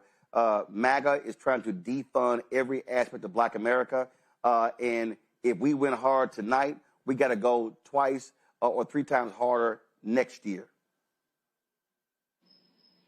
Absolutely. Well, look, I know y'all are going to be doing that, folks. We always talk about supporting our organizations, and when it comes to raising money, Glenda, if people want to support Higher Heights, tell them where to go. Yep. So Higher Heights is your political home for Black women. We help Black women to vote, run, win, and lead at higherheightsforamerica.org. All right, Glenda, we appreciate it. Tell Amanda to text me back. I will. I appreciate it. Thanks a lot. Here we go to my iPad. Y'all, these numbers are unbelievable. This is New Jersey, almost a 13-point win with 95% of the vote in. Virginia, almost a 15-point win in Virginia. California, that is a 22-point win in California. That says a whole lot about the base of voters. There you go. I feel like we're feeling a lot differently tonight about our last big election night in November. Quite frankly, it was depressing. And so I think we're being invigorated right now. I think the most exciting part about this is seeing the young people really take this and move this Democratic Party forward. I think we're going to see a lot more of that coming up. But I think we can't forget to get away from the partisanness of it all. I think that's what has put us in this cesspool to begin with. I think when you think about what happened in the New York City mayoral election, you saw a third-party candidate, albeit Cuomo, get 41%. That is major. That's unprecedented. What that says is that you don't have to be a Democrat or a Republican to win races. So I would really urge young people to continue to focus on the issues and stand up for what you believe in and bolster this country forward. Thank you. We're waiting to hear from Zohran Mamdani giving his speech in New York City. Greg, you about to say something? I was just going to say, it looks like Dupree, who was the mayor of Hattiesburg, lost his leg. He flipped one of the 2 Senate seats in Mississippi necessary to break that Republican supermajority. I don't know what the other one is, but you can look it up, Dupree. And, yeah, I agree. And Bozo has entered the chat. President Trump weighed in. He said, Trump wasn't on the ballot and shutdown were the two reasons that Republicans lost elections. Oh, he was on the ballot. He was on the ballot. What I'm saying is, though, does that mean now he calls his slave in the House of Representatives, the MAGA Muppet, Mike Johnson, and say, get this done, and calls John Thune and them and say, okay, I'll release y'all. And if they do the shutdown again, yes, I agree. Cuomo's an independent, but he was running that as a white nationalist. And race is not going to be discussed anywhere else but here. The only reason Cuomo got that kind of vote is because he was running in a fear campaign. Right. And the Democrats are going to continue to run as soft white nationalists. But here's the deal, We can't ignore that. It's very important. Now, here's the deal, though. Not on this show. If you're Democrats in the House and the Senate tonight, you should say, oh, we want more. Yep. No, but they're not going. That's what I'm saying. But here's the deal, though.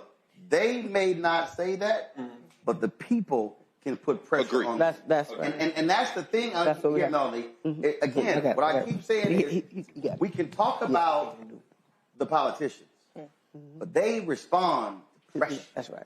And what I'm saying to people, and I always say this, the election is the end of one process, and it's the beginning of another. To every single group out there that mobilized and organized and put together groups, everything like that, and you had the family chats, the text groups, and you would encourage people to vote, don't let that stuff wither away. Keep those channels active and say, all right, we're going to roll to the city council meeting, the school board meeting, the county commissioner meeting, the state house. We're going to roll for D.C. We got to put the pressure on them to do what they said they were going to do. I'll run it. Well, the other part, when I'm looking at Virginia, and I'm, like everybody, just looking at these numbers and knowing that there's the Democrats won a whole lot more seats in the legislature. Expanded the House. So we got to be in Richmond. 64. We got to be in Richmond, right? We have to be in Richmond. With our agenda. Right. We have to be. Because otherwise... We went to Virginia last night. I was talking to... And Chesapeake, doing a show. And I was pressing them on HBCU money. And I said to the audience, what's your black agenda? Bottom line is this here. Expand the House. And again, Don Scott, my prep Speaker of the House, Louise Lucas in the Senate. But elections are a return on investment. That's right. Yeah. And when you showed up, that's when you come go, hey, that's right. And got to do it in New Jersey, got to do it in Virginia, and wherever we won. In mayoral race? Well, I'm not going to say we. Well, I'm just melting now. I'm off the clock. No, black people. Right. Well, I'm off the clock. I'm just melting. No, first of all, I'm not talking Democrat. Right. No, I mean, that's what I'm saying. I'm saying as a voter, right, who lives in Virginia, right, that we have to show up. I don't show up with my day hat on. I got to show up as Melanie Campbell, who helped get you in there with other black women, especially who, when those numbers come out, trust and believe it's going to be black women, right, and brothers, right? And we have to collectively mobilize around that. Otherwise, that's what Greg is talking about. That's what's going to happen. Because at the end of the day, we don't see that just with white electors, we see with some black electors, and names that I'm not going to name, some of the names have already been named, who show up when they didn't have any other choice but to show up. Give me a split screen. That's right. Folks, this is a live shot in New York City. Let's go live with Zoran Mamdani. All right. This is Victory Speech in New York. Let's go.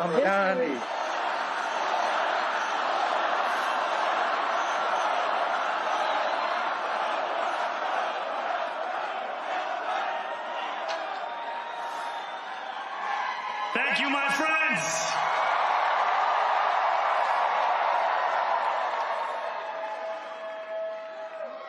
The sun may have set over our city this evening, but as Eugene Debs once said, I can see the dawn of a better day for humanity. For as long as we can remember, the working people of New York have been told by the wealthy and the well-connected that power does not belong in their hands. Fingers bruised from lifting boxes on the warehouse floor, palms calloused from delivery bike handlebars, knuckles scarred with kitchen burns. These are not hands that have been allowed to hold power. And yet, over the last 12 months, you have dared to reach for something greater.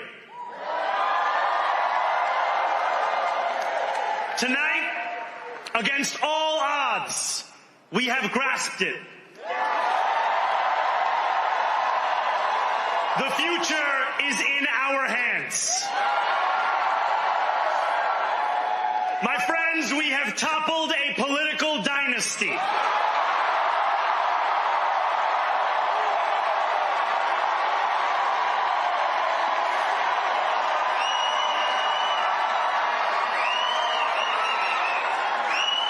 I wish Andrew Cuomo only the best in private life. But let tonight be the final time I utter his name as we turn the page on a politics that abandons the many and answers only to the few.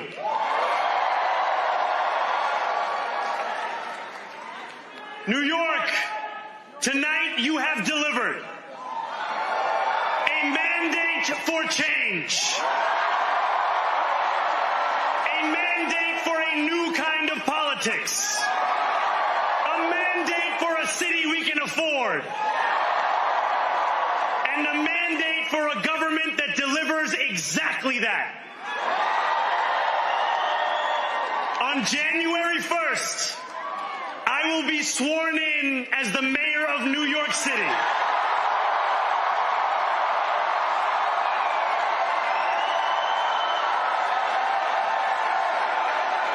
And that is because of you. So before I say anything else, I must say this. Thank you.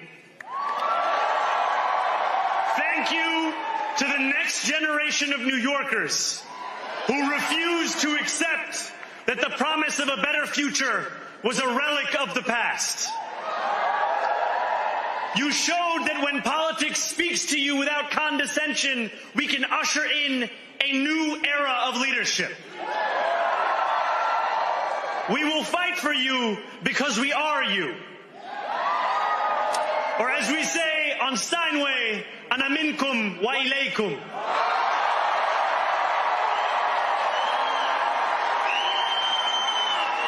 Thank you to those so often forgotten by the politics of our city who made this movement their own. I speak of Yemeni bodega owners and Mexican abuelas, Senegalese taxi drivers and Uzbek nurses, Trinidadian line cooks and Ethiopian aunties. Yes, aunties. To every New Yorker in Kensington and Midwood and Hunts Point, know this. This city is your city, and this democracy is yours too. This campaign is about people like Wesley, an 1199 organizer I met outside of Elmhurst Hospital on Thursday night. A New Yorker who lives elsewhere, who commutes 2 hours each way from Pennsylvania because rent is too expensive in this city. It's about people like the woman I met on the BX 33 years ago, who said to me, I used to love New York, but now it's just where I live. And it's about people like Richard, the taxi driver I went on a 15-day hunger strike with outside of City Hall, who still has to drive his cab 7 days a week. My brother, we are in City Hall now.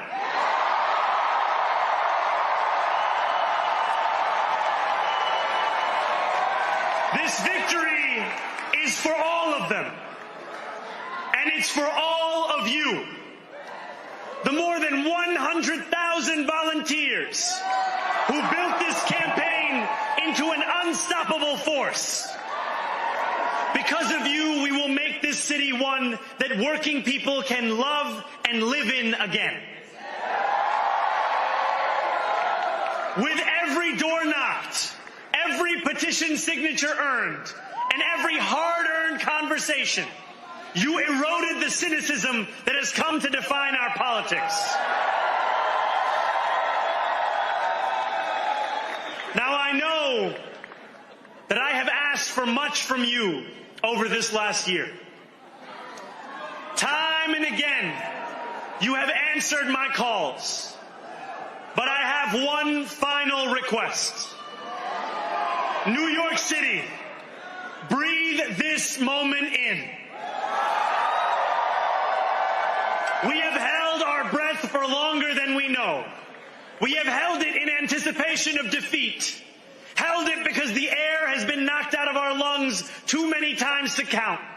Held it because we cannot afford to exhale. Thanks to all of those who sacrificed so much, we are breathing in the air of a city that has been reborn.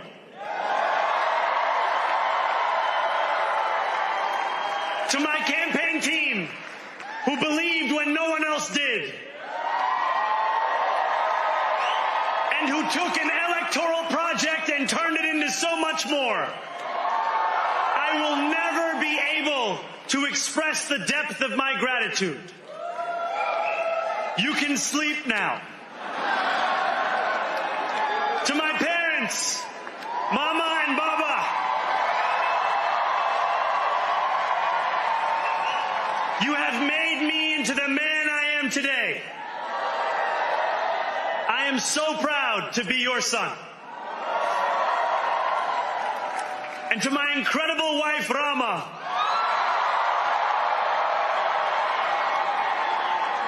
Hayati, there is no one I would rather have by my side in this moment and in every moment. To every New Yorker, whether you voted for me, for one of my opponents, or felt too disappointed by politics to vote at all, thank you for the opportunity to prove myself worthy of your trust. I will wake each morning with a singular purpose: to make this city better for you than it was the day before. There are many who thought this day would never come, who feared that we would be condemned only to a future of less, with every election consigning us simply to more of the same. And there are others who see politics today as too cruel for the flame of hope to still burn. New York, we have answered those fears. Tonight we have spoken in a clear voice. Hope is alive. Hope is a decision that tens of thousands of New Yorkers made day after day, volunteer shift after volunteer shift, despite attack ad after attack ad. More than 1 million of us stood in our churches, in gymnasiums, in community centers, as we filled in the ledger of democracy. And while we cast our ballots alone, we chose hope together. Hope over tyranny. Hope over big money and small ideas. Hope over despair. We won because New Yorkers allowed themselves to hope that the impossible could be made possible. And we won because we insisted that no longer would politics be something that is done to us. Now it is something that we do.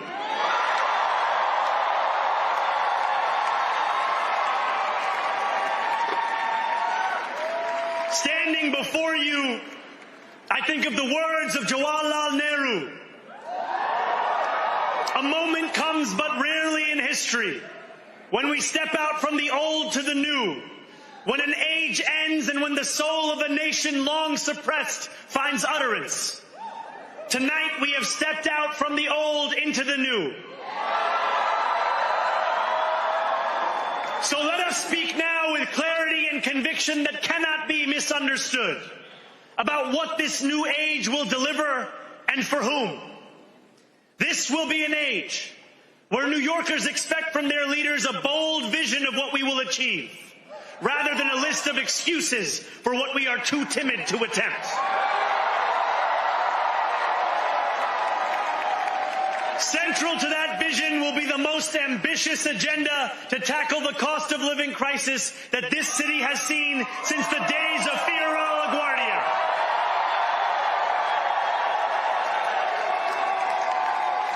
An agenda that will freeze the rents for more than 2 million rent-stabilized tenants. Make buses fast and free. And deliver universal child care across our city.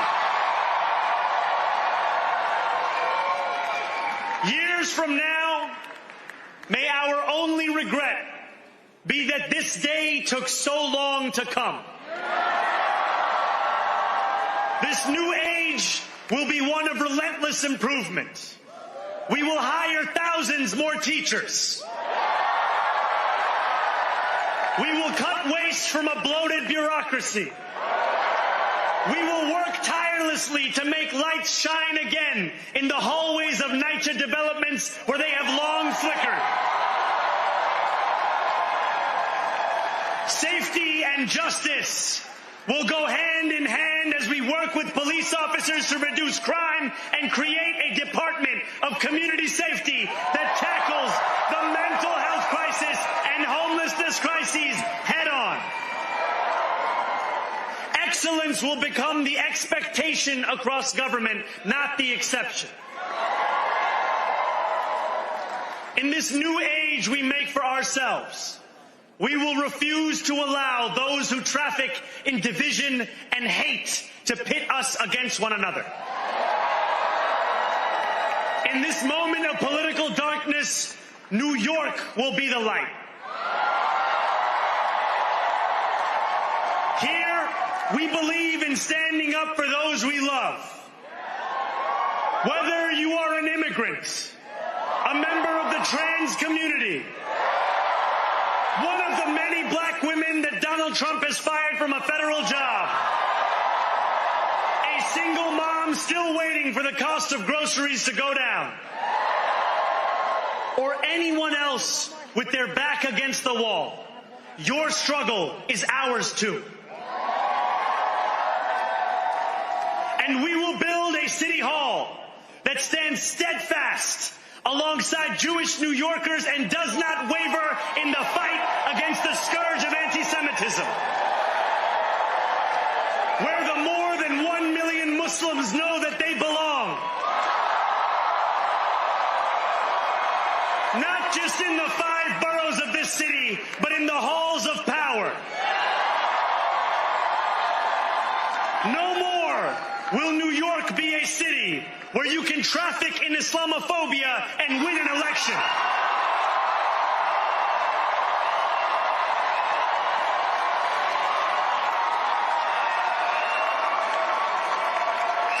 This new age will be defined by a competence and a compassion that have too long been placed at odds with one another. We will prove that there is no problem too large for government to solve and no concern too small for it to care about. For years, those in City Hall have only helped those who can help them. But on January 1st, we will usher in a city government that helps everyone. Now I know that many have heard our message only through the prism of misinformation. Tens of millions of dollars have been spent to redefine reality and to convince our neighbors that this new age is something that should frighten them. As has so often occurred, the billionaire class has sought to convince those making $30 an hour that their enemies are those earning $20 an hour. They want the people to fight amongst ourselves so that we remain distracted from the work of remaking a long broken system. We refuse to let them dictate the rules of the game anymore. They can play by the same rules as the rest of us. Together, we will usher in a generation of change. And if we embrace this brave new course, rather than fleeing from it, we can respond to oligarchy and authoritarianism with the strength it fears, not the appeasement it craves.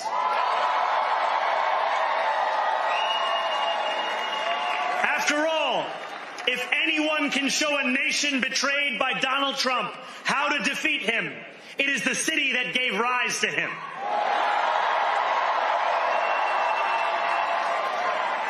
And if there is any way to terrify a despot, it is by dismantling the very conditions that allowed him to accumulate power.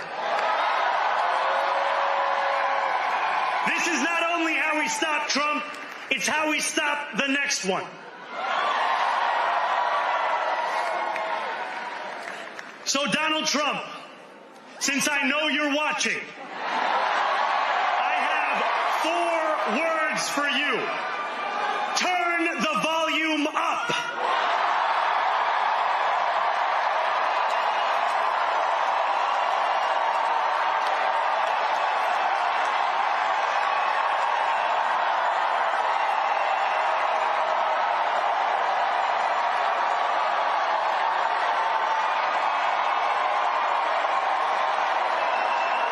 We will hold bad landlords to account because the Donald Trumps of our city have grown far too comfortable taking advantage of their tenants. We will put an end to the culture of corruption that has allowed billionaires like Trump to evade taxation and exploit tax breaks. We will stand alongside unions and expand labor protections because we know, just as Donald Trump does, that when working people have ironclad rights, the bosses who seek to extort them become very small indeed. New York will remain a city of immigrants, a city built by immigrants, powered by immigrants, and as of tonight, led by an immigrant.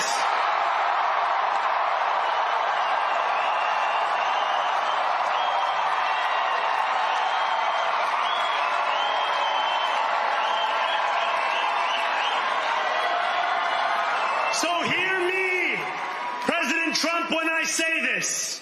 To get to any of us, you will have to get through all of us.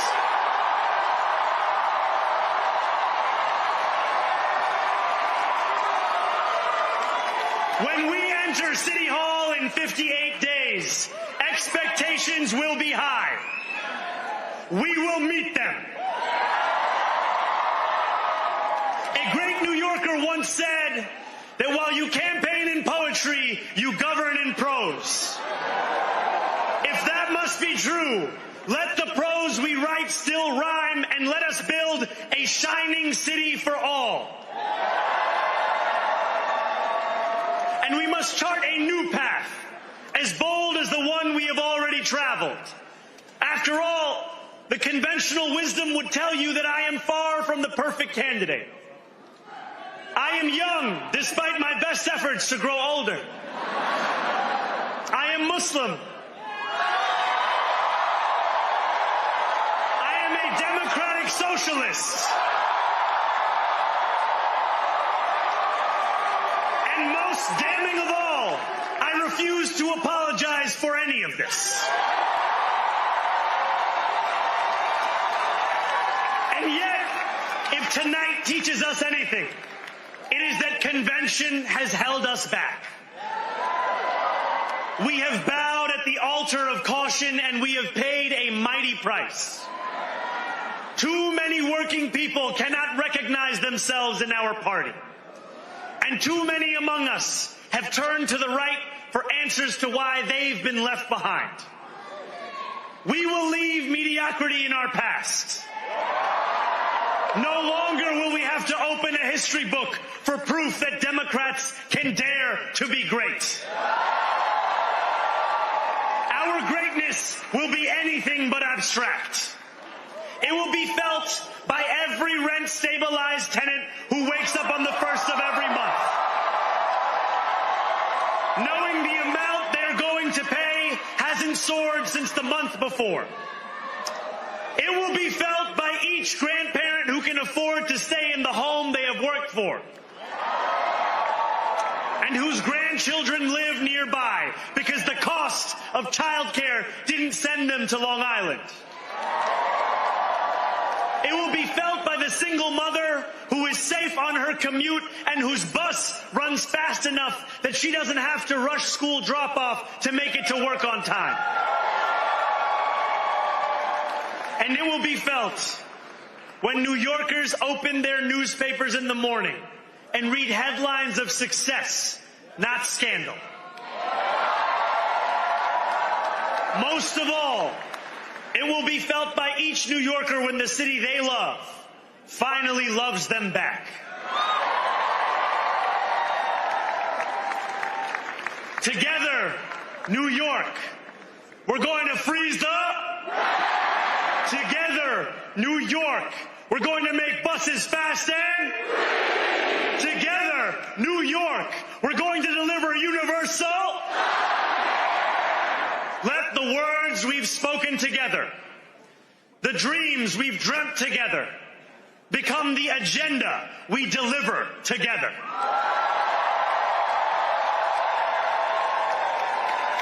New York, this power, it's yours. This city belongs to you. Thank you.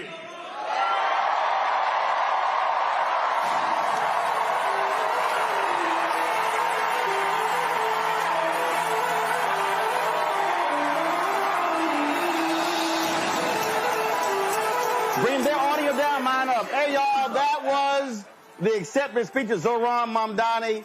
There's a lot to unpack. Nolan, I want to start with you. This is when I knew that this is when I think he won this race.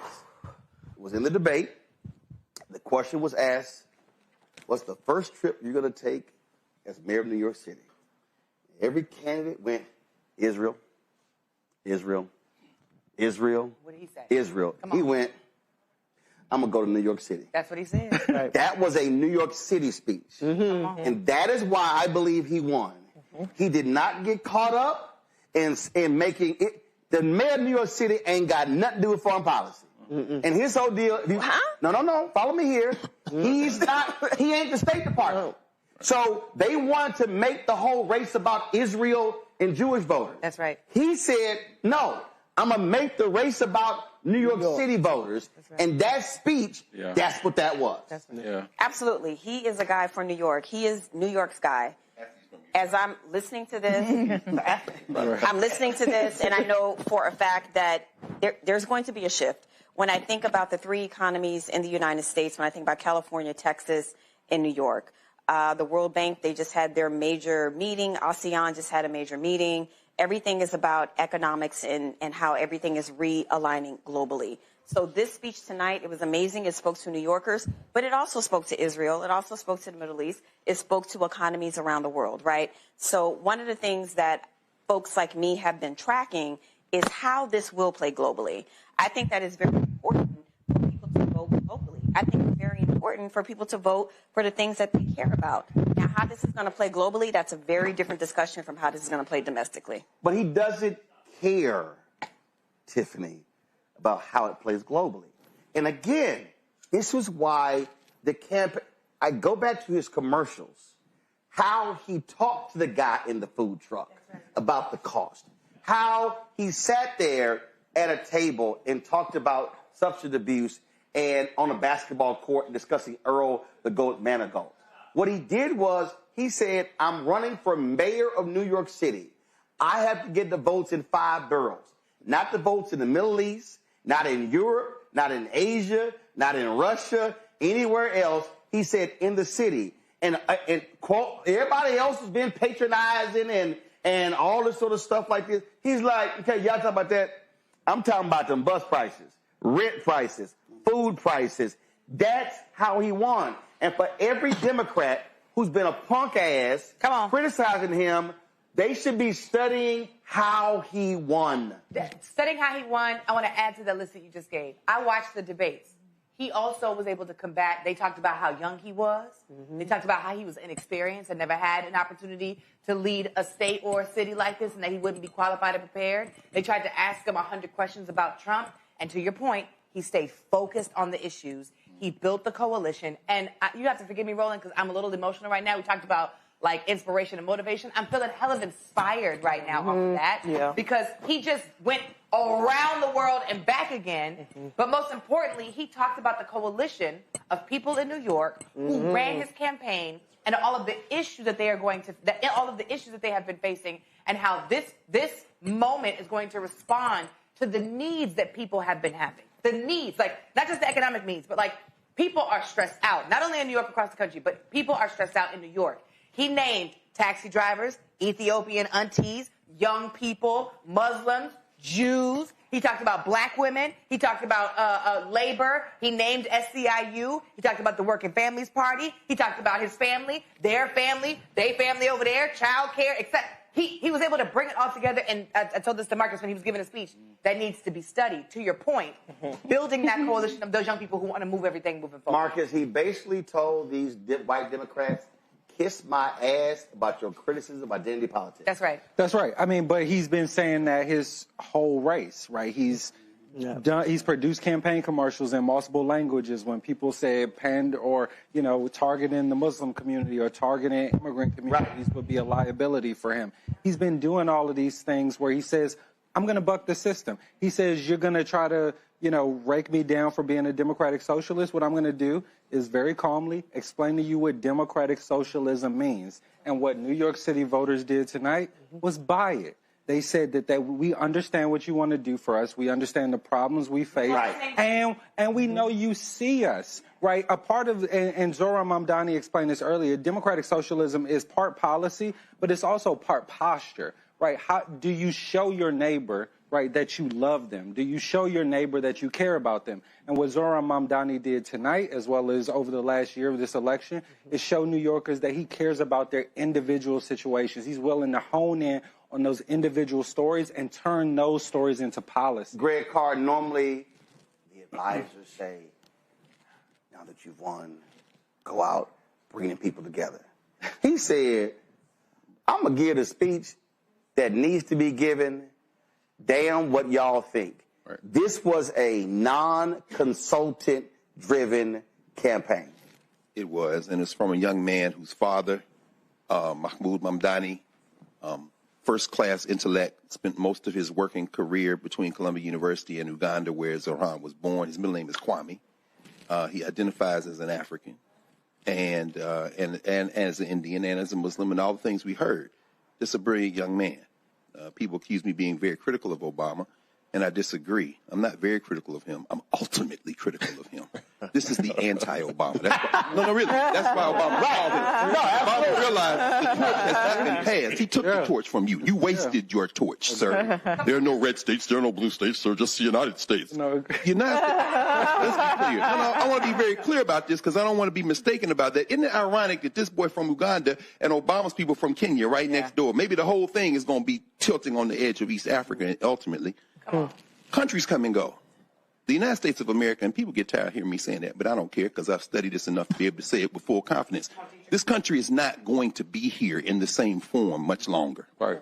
These white nationalists understand that, and I embrace them for it. I love them for it because my people were trafficked, and it's a crime scene.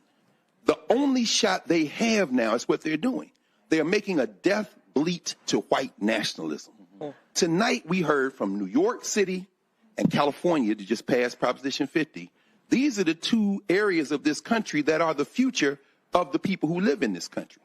California is as Pacific Rim as it is and Mexican as it is anything else. And New York City, as John Henry Clark used to say, isn't a city. It's a multinational polity in its own right. The politics of Mississippi, the politics of the billionaires who control the lives in Iowa and in Texas, those politics are dying. This is their death knell. Zohran Mamdani represents the future, not only of the United States, but in many ways, he's going to be a leader for the world, if he lives, he's in his mid-30s. They're going to try to kill him. I'm just going to say that right now. Because when they get desperate enough, that's what they do. And I'm saying 20 years from now, being the president of the United States shouldn't even be his ambition. Ain't going to be the United States be president of Mustafa, Frank Luntz posted this, and I had to respond. Don't read too much into tonight's election results. Democrats are strongly favored in all the key races. The surprise will be if any of those races are nail-biters. California is expected to ratify Prop 50. That's the big race. Republicans never get their act together. Prop 50 is the only race that will have big consequences in the year ahead. And the fact that the outcome of 2026 may be decided by the outcome tonight. Frank Luntz full of shit. But first of all, that's Frank Luntz trying to. We also just trying to play the game here by saying, well, you know what? It's no big deal because they were going to win. Here's the whole thing. And again, this is the last victory speech tonight. Other than Gavin giving his California. But this is the thing, again, if you are a Democrat running for school board, for DA, for judge, for county government, for state rep, state senate, U.S. House, you should tell your whole campaign team, we are flying to New York City, and we are sitting down with him and say, tell us how you did it. Yeah. There should be, whatever flattery is, whatever the hell, mimic, whatever the hell, it's the best form of flattery. They should be saying, that's how you run, because what he did was he connected with the hearts, minds, and the pocketbooks of voters. What we watched wasn't a speech, it was testimony. It was testimony. It was testimony. She's going to be like that new brush. She's going to walk up and just put some... Walk up to the altar, money. They put some money down. Yeah, they do. Go in her pocketbook and put some money down right there. Go ahead, I'm sorry. Oh, it's true. It's testimony about dignity. Yes, because he made sure the folks that have traditionally been unseen are seen. It was testimony about justice. It was about making sure, putting folks on record that if you have done wrong, you will be held accountable. That's right. It was testimony about accountability, about this administration is going to be different. This administration is going to make sure that we are uplifting folks. It was testimony about humanity. It was about, I see you, I hear you, I value you. And that's the difference. And the only thing that he didn't do at the end of that speech, it is say power to the people. But he did it through his actions. When Cody, the thing is, the thing here is, again, folk can say, okay, that's fine. But the thing that jumps out at me is not he checked off boxes. He didn't do that. One of the things he said is, in a moment where immigrants are being demonized, are being dragged out of detention hearings, dragged out of hallways, being disappeared, and you don't even know where they went. His whole deal is, he said, we ain't going nowhere. And the reality is, and this is the foreign policy implication, this is the economic implication, America cannot remain the world's largest economy if you do not confront the reality that you have to have immigration. White people ain't having enough kids. They are not. We are a $30 trillion economy. China is a $19 trillion economy. And even the Chinese had to get rid of their one-child rule because they said, oh, shit, that was stupid of us because we're not going to have people in the future. And so these white folks can run around with the great replacement theory, be mad as hell, and he's sitting there going, guess what? We ain't going nowhere. And if y'all can't stand Muslims, we ain't going nowhere either. But as a child of immigrants myself, as a Haitian American, I felt proud of what I saw tonight. I felt like he touched every single immigrant group in New York City, and there are a lot of immigrant groups in New York City. And then being so proud of his faith, being proud of who he is, being proud of his ideologies as a democratic socialist. Every single thing they've tried to say about this 34-year-old man, he's flipped it on his head. He's claimed it. He's stood in it. So when they say you can't win based on identity politics, you can. Yes. When you stand in your light, that's what we saw him do tonight. That's what we need to continue to see the Democratic Party do if they want to win. But what I will say, and I'll close on this, is that when you see New York City win, when you see Virginia win, when you see New Jersey win, 5 times out of 5, that means a win for Democrats in 2026. And that can't be lost on us. But we must mobilize and make sure that we're replicating this campaign and we're doing the work, because we don't have that much time until next year. Absolutely. It starts tomorrow. Right. Yeah. All right, now, Doc, don't kill me for this. But I'm going to disagree a little bit. I see. Go ahead. I see a direct line from Jesse Jackson, 84-88, Obama, 04-08, Mandami, 25, wherever. All right, the direct line. Obama was off. Wait. Hear me. Give him a little credit. Give him a little credit. Hear me here. Come on, go. Jesse Jackson forced a restructuring of American politics. Barack Obama forced a restructuring of American politics that we live with today. Sure. What we heard leading up to today was, hey, Mandami is not representative of the Democrat Party.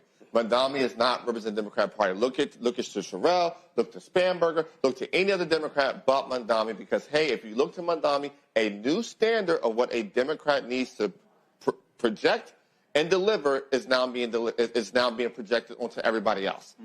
And from, at least from my perspective, I think that if he delivers, I think it doesn't take much to make buses free.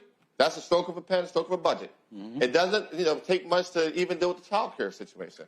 If he delivers, that now puts pressure on the entirety of the Democrat Party. No.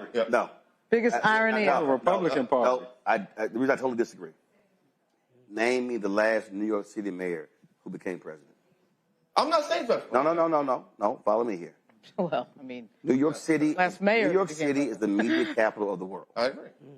There is no seat that is more hyped than the mayor of New York City. And the reality is, the mayor of New York City does not drive an American agenda. The reason, when you made the point about Reverend Jackson running, Reverend Jackson changed the rules of the Democratic Party. But Reverend Jackson running in '84 also led to the creation of the DLC. Come on, walk him through it, bro. That's first. That's exactly right. So that happened. That's number one. Obama running, the counter that was, that changed the Republican Party, because those white folks said, oh my God, this Negro won. They were just shocked. So he changed that. So those were national implications. Mamdani is a New York City result. And you can say a New York City result, Karen Bass is L.A., you can say Andre Dickens is Atlanta, you can say when Sylvester Turner was in Houston. The reality is mayors don't have national implications. Many of them don't even have state implications. They have one second. They have city implications. Right. They have city implications. So all I'm saying is, I think when people try to make this thing bigger than what it is, he's going to be New York City. But it's the largest. But it's the largest municipality in America.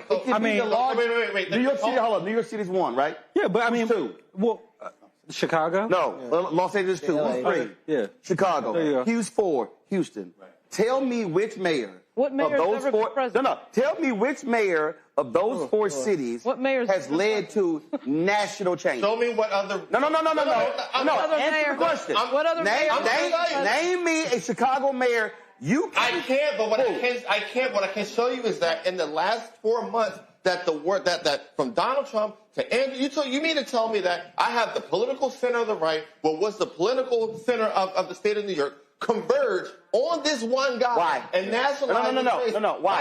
My sole point. No. Why was my sole Eugene? Why was his race nationalized?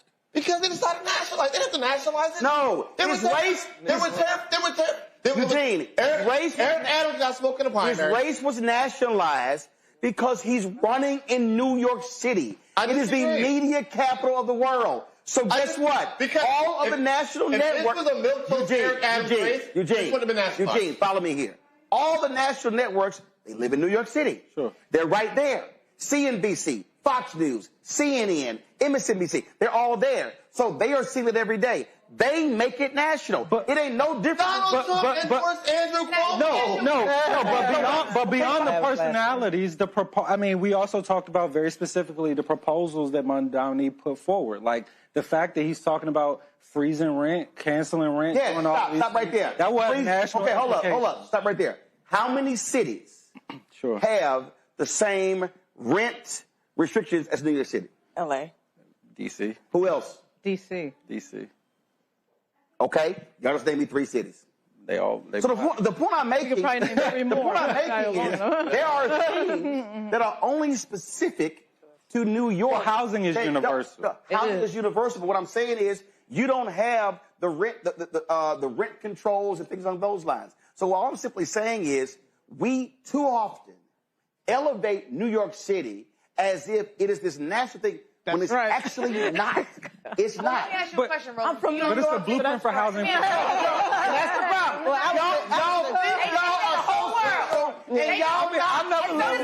I never rode in New York. What role then did Trump play in this particular election? Why did Trump endorse Andrew Cuomo? He just did that last night. You're saying about the media central Easy. all involved. Easy. Hold up. First of all, Trump Tower is in New York City. That's 1. 2, he's Muslim. 3, he's an immigrant. It played into the right strategy of shut the border down, target the immigrants, so that's all of why that. I think this is different from other mayoral. No. Follow me here. I understand the endorsements, everybody involved. What I'm saying is the mistake, Republicans going to do what they do. Right. What Democrats cannot do is fall into that trap of somehow trying to elevate Mamdani. Because this is what Republicans want. You have to worry about Republicans want him to be the leader of the party. They're not gonna They want him. They want him to be the face of the party. Are the Democrats going to elevate Montana? Hold up. I'm trying to tell you. But why is affordable housing and good groceries radical? I go back to the media capital of the world. I go back to the media capital of the world. Mamdani has to also be very strong. Mamdani has to also be extremely smart as saying, if I'm going to do media, let me do New York City media. That's right. If Mamdani begins to go the route of ABC this week, that's when they'll take him out. Meet the press, face the nation. Right. If Mamdani all of a sudden, he's not going to be able to get no work done. Follow me here. If Mamdani all of a sudden is speaking about foreign policy, he's speaking about what's happening in D.C., all of a sudden, that changes the piece. So all I'm saying is, that's the smart play is don't fall for that trap, because that's what they want. They want to make him. He's not doing it. What'd you say? Boogeyman. We'll do that in the second term. The boogeyman of the nation. Focused on New York. His race was focused on New York. His speech. I want to say his job is going to be focused on New York. It's beyond New York because it's New York. It's beyond New York because it's New York. Because of the Point media. blank period. Because of the media. It's New York. So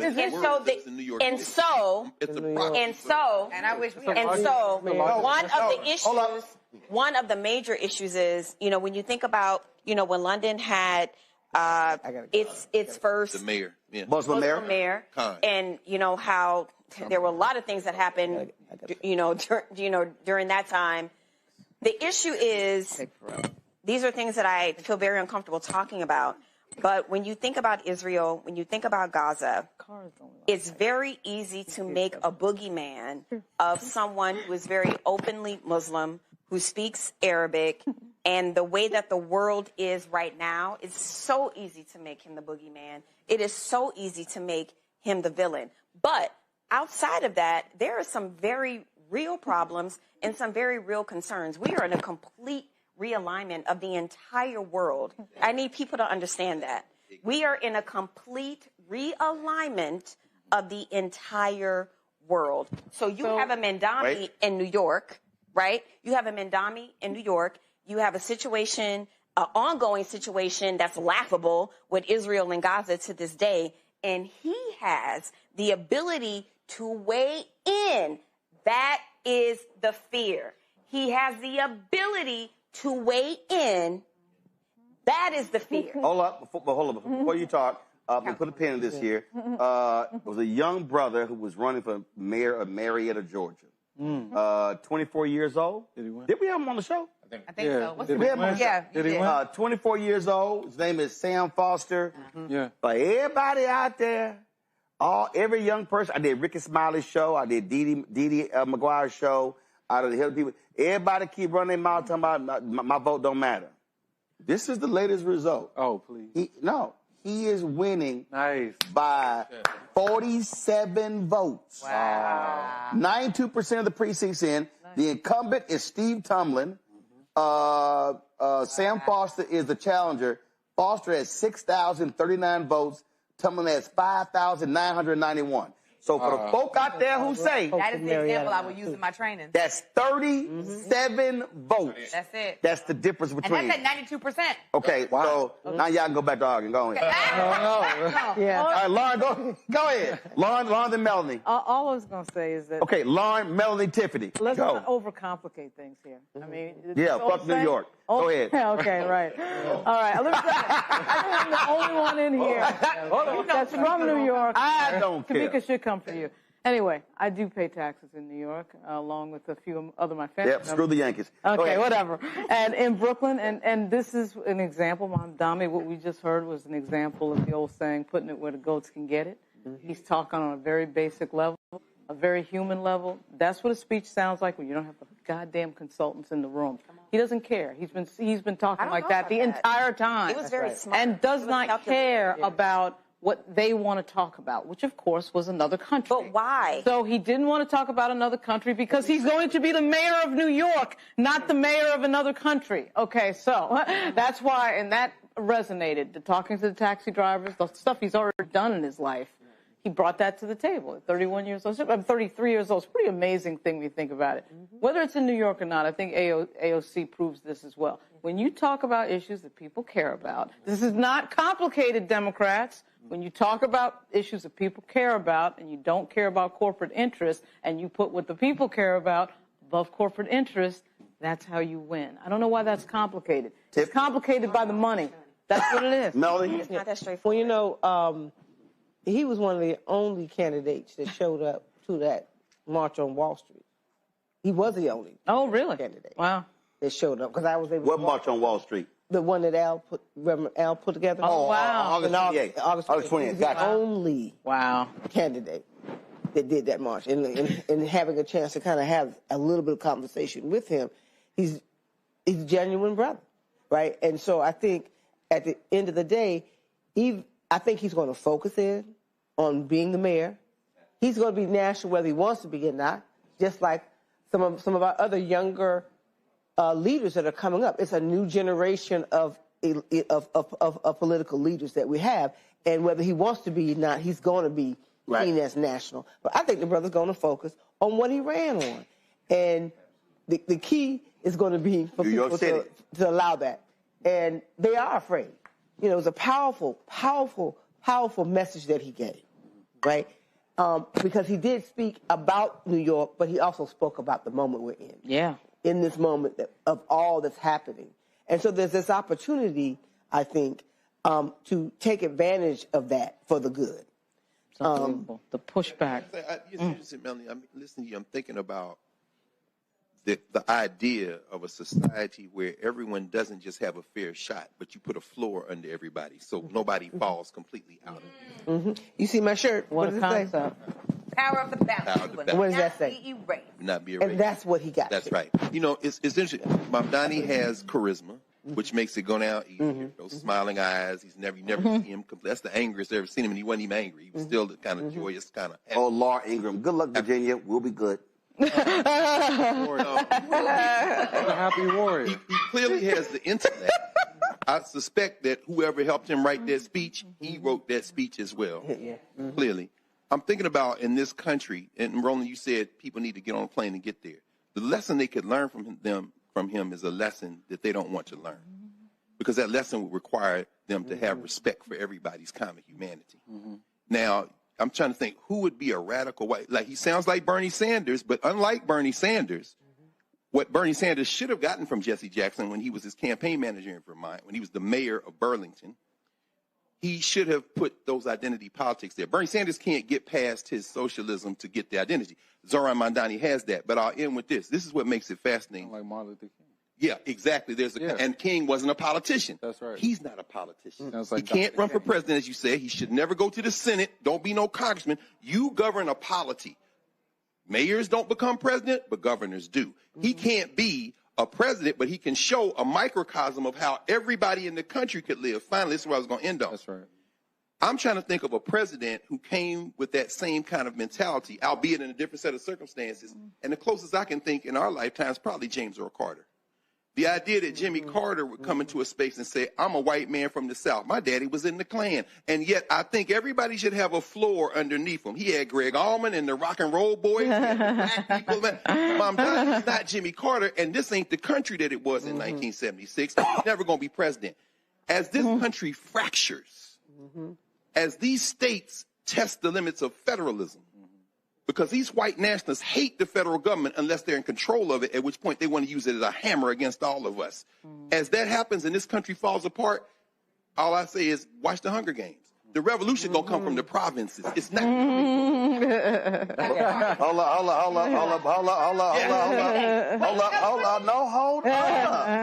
Hold up. I gotta give some results. It's your show. I forgot. Okay.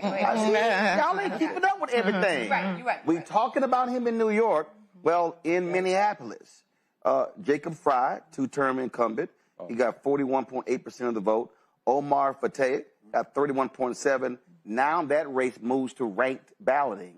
And so, yes. See why I say hold up? So again, they have been dogging that Somalian brother. And, they've been dogging. So now all of a sudden, by going to ranked choice, this could go to a second and third round. So Frey has won the first round, 41.8 to 31.7, but that race now goes to ranked choice. Go. Let me say one thing and a commercial. Y'all didn't know that. I agree with what folks have said so far, just around like the lessons that the folks who are running next year need to observe from this campaign. The thing that I want to add to that is this.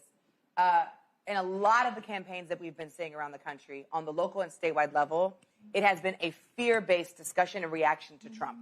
All of their campaigns have been Trump this, Trump that, Trump this, Trump that, Trump this, Trump that. And what we watched here is a campaign that addressed or answered the questions about Trump, but stayed focused on his people in the state, in the city, and stayed focused on what his three main goals were. And then I heard somebody say when he was giving his acceptance speech, he just let everybody else in the city know that they need to get on board with what the agenda is going to be too. He made them very clear. It was child care, it was rent freezing, and it was free buses. And if we can get other candidates, I won't just say Democrats because that's a different conversation. He doesn't identify as a Democrat all the way, so it's Democrat and Socialist. If we can get other folks to mirror or mimic that strategy, what are the three things we're going to run on that are going to impact and change people's lives directly on the ground? And then how are we going to mobilize people around what those three things are? And if you watched and paid attention, I'm going to watch it again. If you watch and listen to it carefully, he said, we are going to do this. We are going to do this. We are going to respond.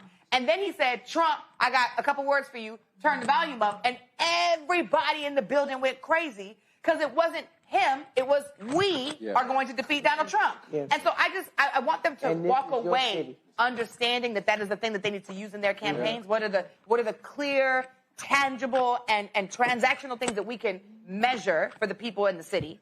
And then the second thing I want to say is, I know we didn't talk about it here because there's maybe not a lot of black people up there. I don't know what the stats are. But Maine was an important race for me to watch as well for question number one, simply because next year, the Supreme Court is going to be tackling Section 2 in the Voting Rights Act.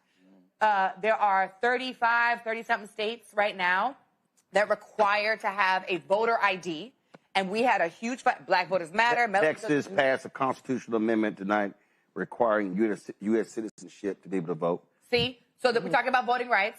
Question one in Maine was, do we, and conservatives ran this campaign, do we need a voter ID? And they said two things. One, hell no, we don't need no damn voter ID. And two, no, you cannot remove 2 days of absentee voting off of the ballot. So I just want to also applaud Maine because they had a victory tonight, too, to make sure that voting rights is more accessible for everybody. So a couple of things.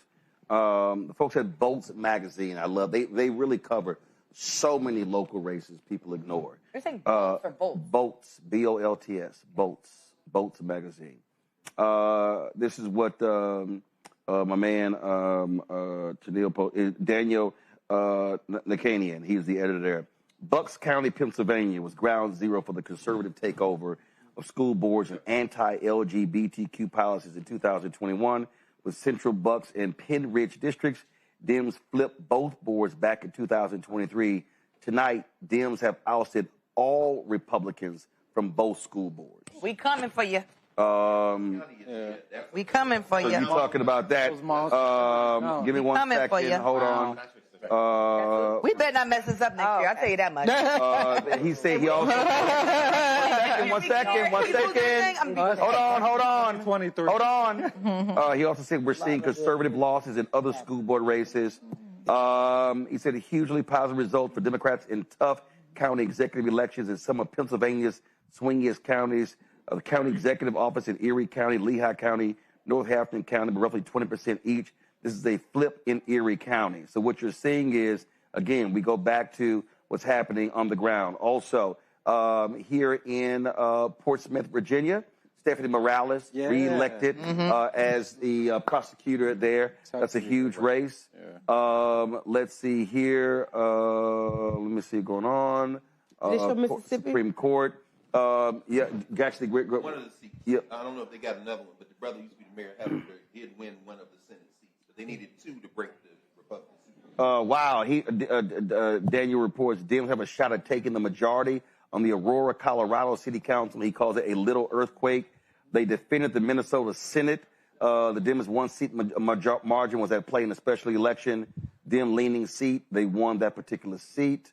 Let's see here. Wow. Soren Stevenson, who lost an eye due to a projectile fired by the police during the Black Lives Matter protest of 2020 in Minneapolis, has won a seat on the city council. Wow. Let's see here. Let's see. Allegheny County, Pennsylvania council mandates seats for minority parties. The Democrats were never able to unseat at-large Republican councilmen, so they ran a left-wing independent, and he's winning easily. Let's see. We talked about the Maine voters. Let's see. We talked about the Supreme Court in Pennsylvania. The seat. Congratulations to Alicia Johnson. We had her on the show. The Georgia Public Commission race. Peter Hubbard. They beat 2 Republican commissioners on the state's utility commission. Oh, we didn't talk about it. Donald Trump's nemesis, Alvin Bragg. Huge wins second term there. Larry Krasner easily wins as the DA in Philadelphia. Let's see here. Oh, that crazy ass election in Miami. You know the dumbass. You know when the idiots canceled the damn election and they were like, "Your ass can't." They canceled the election. They say, "Well, we gonna move it to next year to coincide with the midterm." They were like, "You can't give your ass an extra year." Right. So Democrat Eileen Higgins and Republican Emilio Gonzalez head to the runoff there as well. Let me see here. Any other? Did you see what happened in Stockbridge? Is that too go ahead, say it. Jaden Williams, 21-year-old, also former NAACP leader, a student at Clark Atlanta University. He just was the youngest candidate to run and win mayor of Stockbridge in Georgia. Awesome. 21 years old. In the Bronx, the Republicans won a council seat for the first time since the 1980s, 2 years ago. Wow. It was like Democrats had taken that sucker back. Let's see else. 39 races. I'm looking at some of the other, and so again, there are a whole lot of local races that are out there as well. So and those things are important, huh? Dorcia Pliris, next mayor of Albany, New York, first black woman. Okay, incredible, yeah. Cool. Yeah. All right. Wow.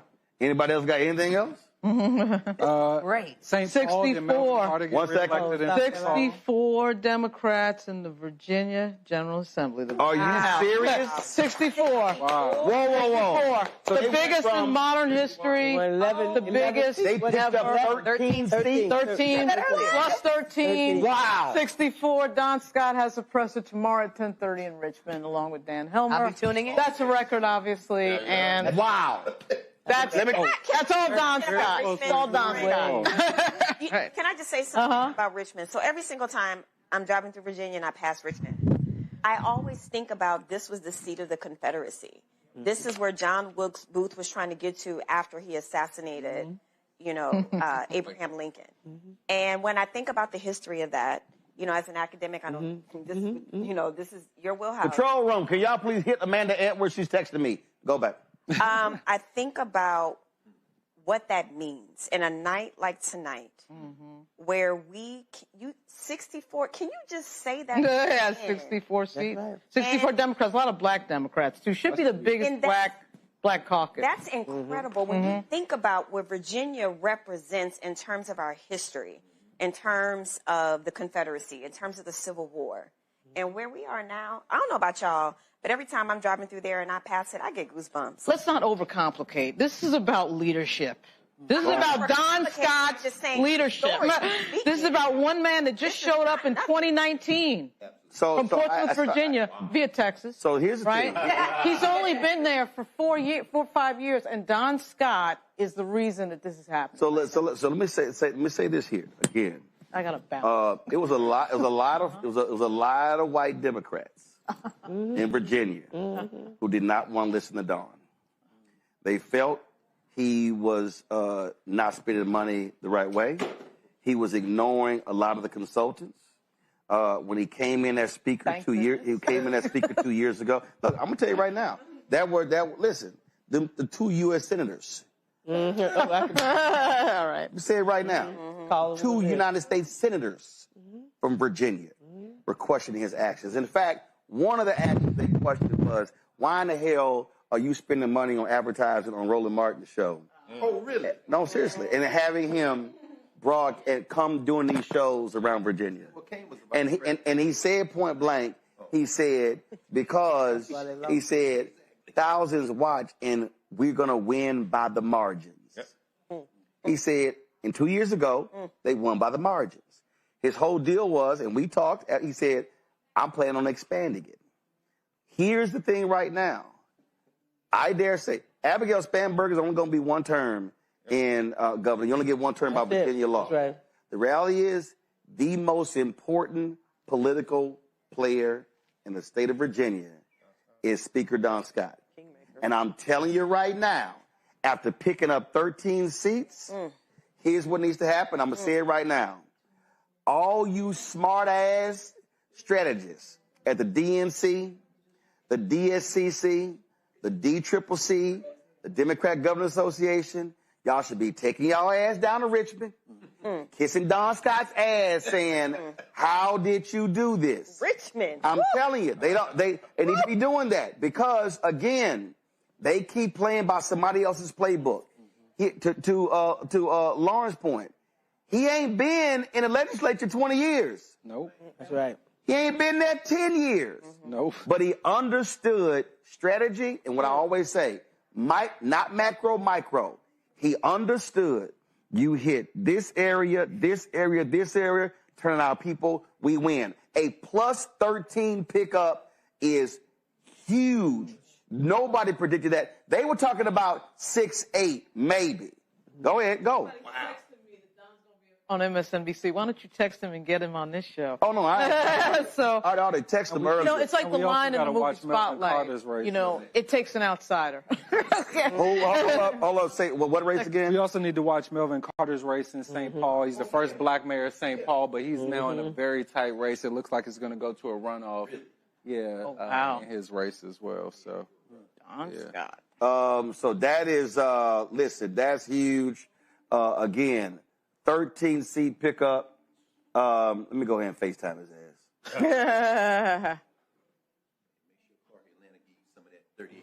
They're saying, Dr. Carr. What y'all got over there? That woke. Hey, y'all FaceTime Don. Hit him 2 or 3 times, see if he answers. Trending. Woke one. Oh, woke one. Yeah, woke. Yeah, now they're saying DEI one. All right, but guess what? Guess what? Winston Sears ain't saying that. Let's do this here. Get final comment. Julian, pull that chair up, sit next to Greg. Let's do this here. Final comment. Eugene, go.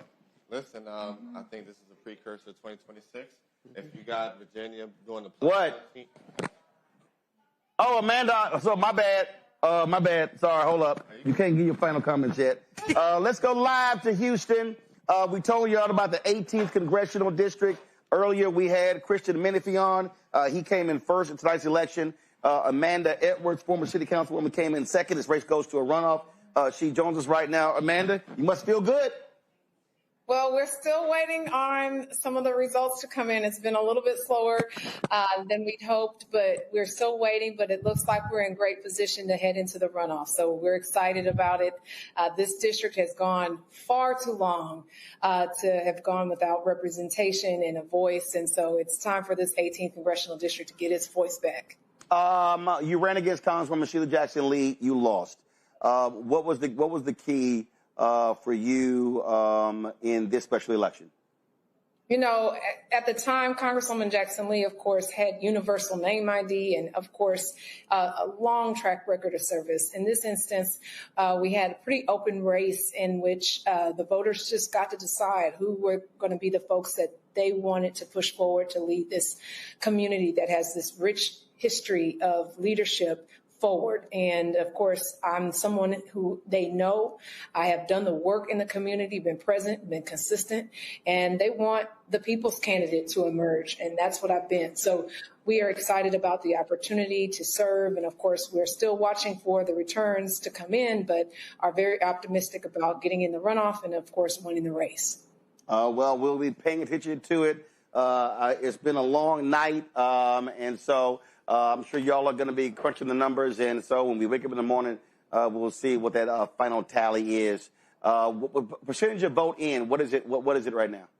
Oh, we've got just a few boxes in, so we don't even have 10% of the vote in yet. So it's been pretty low in terms, and I think they've got some various credentialing processes that are kind of causing delays, and so hopefully we will all wake up in the morning and those boxes will all be in. All right, then. We certainly appreciate. Yeah, I'm looking at it right here.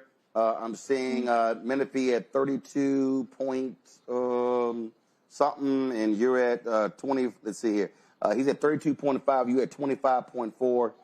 And so we'll keep an eye out of this as well. So glad you could quickly join us. We appreciate it. Thank you so much for having me on. I appreciate you. All right, thanks a bunch. All right, folks. Thank you. We were talking about final comments. Eugene, you were making them go. Look, I think 2026, I think we're for a tidal wave. It's going to be a tidal wave. If you're pulling 13 plus in the off year, a nationalized election, and, you all don't have no campaign contribution limits. The Republicans could pour a lot of money into the races. I think you're in for a tidal wave in 26, and I think, finally some restoring of balance of power in the country. Rinconi? You have a 34-year-old in charge of the 8th largest economy in the world. That's New York City. I don't want that to be lost on anyone tonight. What we saw in New York was historical. To your point, Nola, it is an international thing. New York City is not just the largest city in the United States. It's one of the largest cities in the world. And the implications of his win tonight will be global. It's a win for immigrants. It's a win for Muslim people. And it's a win for all of us, frankly. Melanie? Well, I'll say it like this. The enemy doesn't sleep, and we can't either. And so we have to take this moment for what it is and know that we got a long runway. And I believe the lawlessness will continue. It's how we decide to continue to organize ourselves, and I believe it's going to be critical. When I'm looking at some of the numbers and seeing some of the ages where you see 18 to 29-year-olds really came out in some of these races, I think that we have to build upon, not just for the immediate of the election, but for the shift in this nation, because we have an opportunity with all the things that have been torn down. That means we can build something anew. The old United States of America is gone. It won't come back. So what do we want that to look like? Right. It wasn't like it was. Right? So what does that look like, and how do we utilize our power to make sure that we have a better future for our kids? Mustafa? The quote that I live by is, you have power unless you give it away. We saw tonight that black folks use their power, that young people use their power. And now we just got to make sure that we're holding people accountable and that we're pushing for positive change. Julian? Audre Lorde said the master tools cannot dismantle the master power. Think about that in terms of what happened in New York with Mamdani. It's just exhilarating to hear him speak and to harness all that energy. But at the same time, when I say the master's tools will not dismantle the master's house, Carville and them are some of the master's tools. They forgot what they said back in 1992 when they said it's the economy stupid. They didn't say it's the white boy stupid. They didn't say it's our world. They said it's the economy stupid. They forgot about the economy when they leaned back, Roland, your point about those people, those white male consultants who are making millions off the contributions that we send the DNC. That's right. Making millions. So this is just like a victory to say, no, we're not using. Mamdani did not use the master's tools. He created tools. He created tools that resonated. And the challenge is going to be, and for us old heads, I date myself. I'm probably the eldest on this panel. Yep. I'm okay. I'm okay. I'm disagreeing with you. I'm okay with it. I turned 72 on my last birthday. That's right. But we have to remember that we were youth once too. That we want to overtime. You know, our thing was turn this mofo out. You know, turn the tables over. And so we have to remember that. So that a 32-year-old, 34-year-old, a 24-year-old is someone that we not only welcome but also celebrate. And unfortunately, I think that many of my peers have forgotten that. And so I celebrate Mamdani, but I celebrate the young energy on this panel and just the enthusiasm, which is what we have to harness if we can get to 26 and get what we want. Because this devil in the place that enslaved people built, I do not call it the house. I call it the place that enslaved people built. That devil is trying to upend everything that we fought for all this time. Right. And our young people are going to be the ones that save that. Lauren? New York, baby. All right.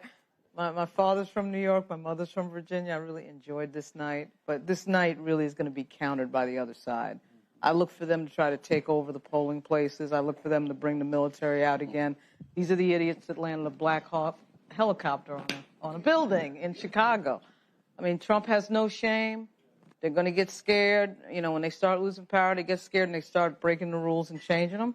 That's what I look for next from them, because what just happened is a major slap in their face and a very big night for diversity. That two Muslim folks that just got elected, one mayor of New York, the other lieutenant governor of Virginia. It's huge for diversity. It's a slap in the face. And what Zoran said up there about, I love how he went after everything that Trump is trying to vilify. He went after all of those things. And you know, this stupid moment that we're in right now where everybody is bowing down, these law firms, these academic places, everybody's bowing down. He's not bowing down. So, I mean, if he can get up there, a 30-something-year-old, probably not that much security, and say all that stuff, knowing full well this puts his life in danger. It really does. The forces against him are huge. Then there should be people who follow that. So, quite an evening. Thanks for all, friends. Marcus? Thank you. Incredible night. I think the themes still remain the same from the beginning of the night that I thought before we had the results, which are compassion and ambition. I think that when people show you that they know you and that they're willing to fight for you, the voters will respond to that. And I think we saw that in a big way. The other thing I will say, just because I think this is very specific to your audience, is I watched a video from C.T. Vivian earlier who said that my man has been waiting. Right, he had been waiting for this generation because his generation could only dream it, but the conditions are right now for us to win. And I think what we've shown, what Democrats showed tonight, what black folks showed tonight, that despite the headwinds, despite the folks in the White House, despite, right, the deep entrenched issues that we face in the country, the conditions are right for us to win if we fight for it, and that is a very powerful message we're sending the country tonight. To the point, Dems won 64 in the House. There's still 2 seats outstanding. They could go to 66. Tiffany? My America has always been bigger than just white, straight Christian men. So I am celebrating tonight, and I think that we often find so much wrong with what we're doing that we don't get a chance to stop and celebrate and rest. So to all the volunteers and everybody, y'all need to take a break tonight and get some real sleep. Indeed. Celebrate, like congratulate each other, celebrate each other. We deserve to do that. We don't thank each other enough because we won this. And with that, I'll say, wassalamu alaikum. And if you are thank you, my sister. And if you are a college-age student and attending a public university, you should go to usstudentassociation.org and join our movement. We are building what we talked about earlier, this apparatus for student leaders to be developed, trained, and build a network to really focus on federal advocacy work from the United States Student Association perspective, but to help build statewide and local power. So join us at usstudentassociation.org. Nola? A few things. So I agree with Lauren said. I'm going to put it a little bit differently. The weaponization of national security will come swift and fast. We are already seeing it. We've already seen it with the deployment of the military in our cities. We're going to see it even more. And one of the reasons being, you know, before October 7th, before Hamas, they attacked Israel on October 7th, there was a normalization process that was happening in the Middle East, where Middle East countries were in a process of kind of recognizing Israel, not necessarily wanting to be their besties, but recognizing that they were there, you know, that they were a power. And since October 7th, a lot of that has been erased. So as I sit here as a national security person, a foreign policy person, I'm elated, but I am also cautiously worried. There will be some sort of response. There will be some sort of global response. And I don't know what that's going to look like. It's going to be messy. But for the country, I am very happy that the response is what the response was. But I don't think we should be naive about the relationship between Israel and Muslims. It is older than all of us sitting here together. It is biblical, and it is after that, right? So this is not just a situation that is about New York. It is beyond that. It transcends that. So I'm curious to see what that's going to look like. But I am very happy that we get to sit here and talk about W's, because as we've been sitting here on this set for quite some time, it hasn't felt good for a while. So I'm going to take those W's. I'm going to go home. I was going to go to Reese's house tonight because her man also had an election tonight. But I'm going home, and I'm going to watch. What happened? Did he win? I just texted her. I don't know. She didn't tell me. She said they're going to bed. I hope he won. CJ, baby, I hope he won. They're going to bed. Put all the positive energy, CJ, that you won. But my point is this. While tonight was amazing, the Mandami thing will have global, I don't want to use the word consequences. That's too strong.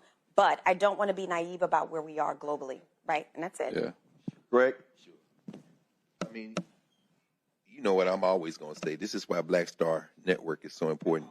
Nothing else anywhere came close to this. Like everybody else, I probably scanned some of the other stuff. The fact that they had, I'm going to say it only because people know him by that name, Charlemagne on CNN should tell you everything you need to know about why you should turn that off and come here. No. And that's, yeah, Mr. McKelvey. But I'm just saying, I ain't mad at him. I'm just saying these people curate these heads to do something other than what we're doing. But as I'm looking at this room, and I agree with you, man, I mean, we got young people here and who are doing incredible work. And I look at this studio, and, you know, you had the President of the United States, who's people from Kenya. You got a couple of New Yorkers over here with James Baldwin and Harry Belafonte, whose people are from Jamaica. But as I look at Idabel Wells Barnett over there, over your shoulder, I think about the fact my man Travis Armstrong just texted me from Mississippi, said that Teresa Gillespie Isom won the Mississippi 2nd. So when you put that with Johnny Dupree, who won the 45th senatorial district, the Democrats broke the supermajority in Mississippi. Oh! So that sister's home. You know what I'm saying? That means that they can stop these white supremacists. But let's also thank our legal groups, because it was the lawsuit in Mississippi that caused the courts to say those were illegally drawn districts, and they forced them to redraw those districts, and that's why tonight happened. Yes, sir. No, that was it. I mean, we just have to remember, as everybody said, I'm just echoing it. We'll win. We just got to stay on the path. I just saw this tweet here from Carolina Forward. There is just no Republican enthusiasm down in Mecklenburg at all. That's in North Carolina. All the candidates flop. Democrats are crushing it. Again, that's in Mecklenburg, Mecklenburg County, where Charlotte is, and that's going to be the precursor to next year. And give it up for that sister in Charlotte, Vi Lyles.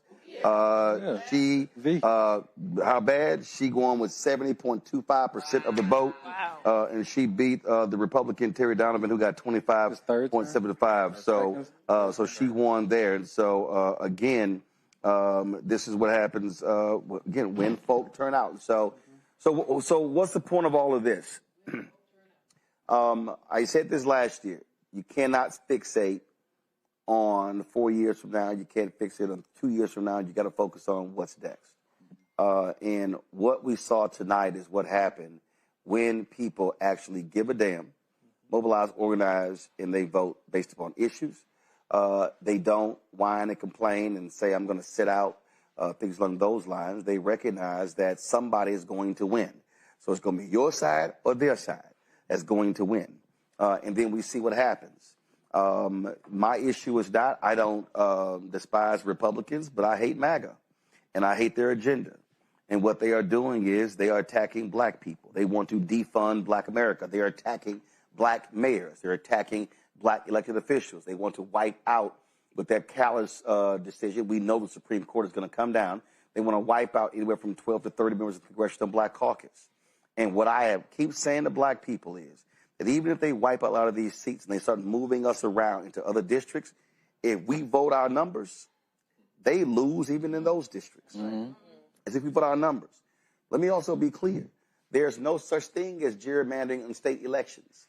Mm-hmm. And so we vote our numbers in North Carolina and vote our numbers in Georgia and vote our numbers in Mississippi and vote our numbers in Texas and vote our numbers in Louisiana. The South does not have to look like it looks. That's right. But it's a lot of folk who are saying, well, if we could get Stacey coming, Stacey Abrams ain't coming to your state. But guess what? There's already somebody like Stacey Abrams in your state. Right. So what has to happen is you have to be willing to join with those folks. We also have to pool our resources. I think back to Will Haygood's book on the confirmation hearing of Thurgood Marshall. And in his book, he talked about how black folks in Texas put their money together to hire the lawyers to sue the Texas Democratic Party because they had closed primaries. And they took their case to the Supreme Court, and Thurgood Marshall did not want them to take it to the Supreme Court because they feared if they lost, it would set them back, and they did lose. But what the key was here, these black folks said, no, we're going to fund this lawsuit ourselves. And so where are we right now? And I keep telling y'all, don't send money to these parties. Don't send money to these candidates. Send money to black organizations who we know who are going to be on the ground in 2026. Black Voters Matter, National Coalition of Black Civic Participation. We know Until Freedom. We know USSA, and there are others as well. But we have to understand, look, New Georgia Project, was it New Georgia Project? Listen, yeah, they shut down. All of that work. And what did Tiffany say earlier?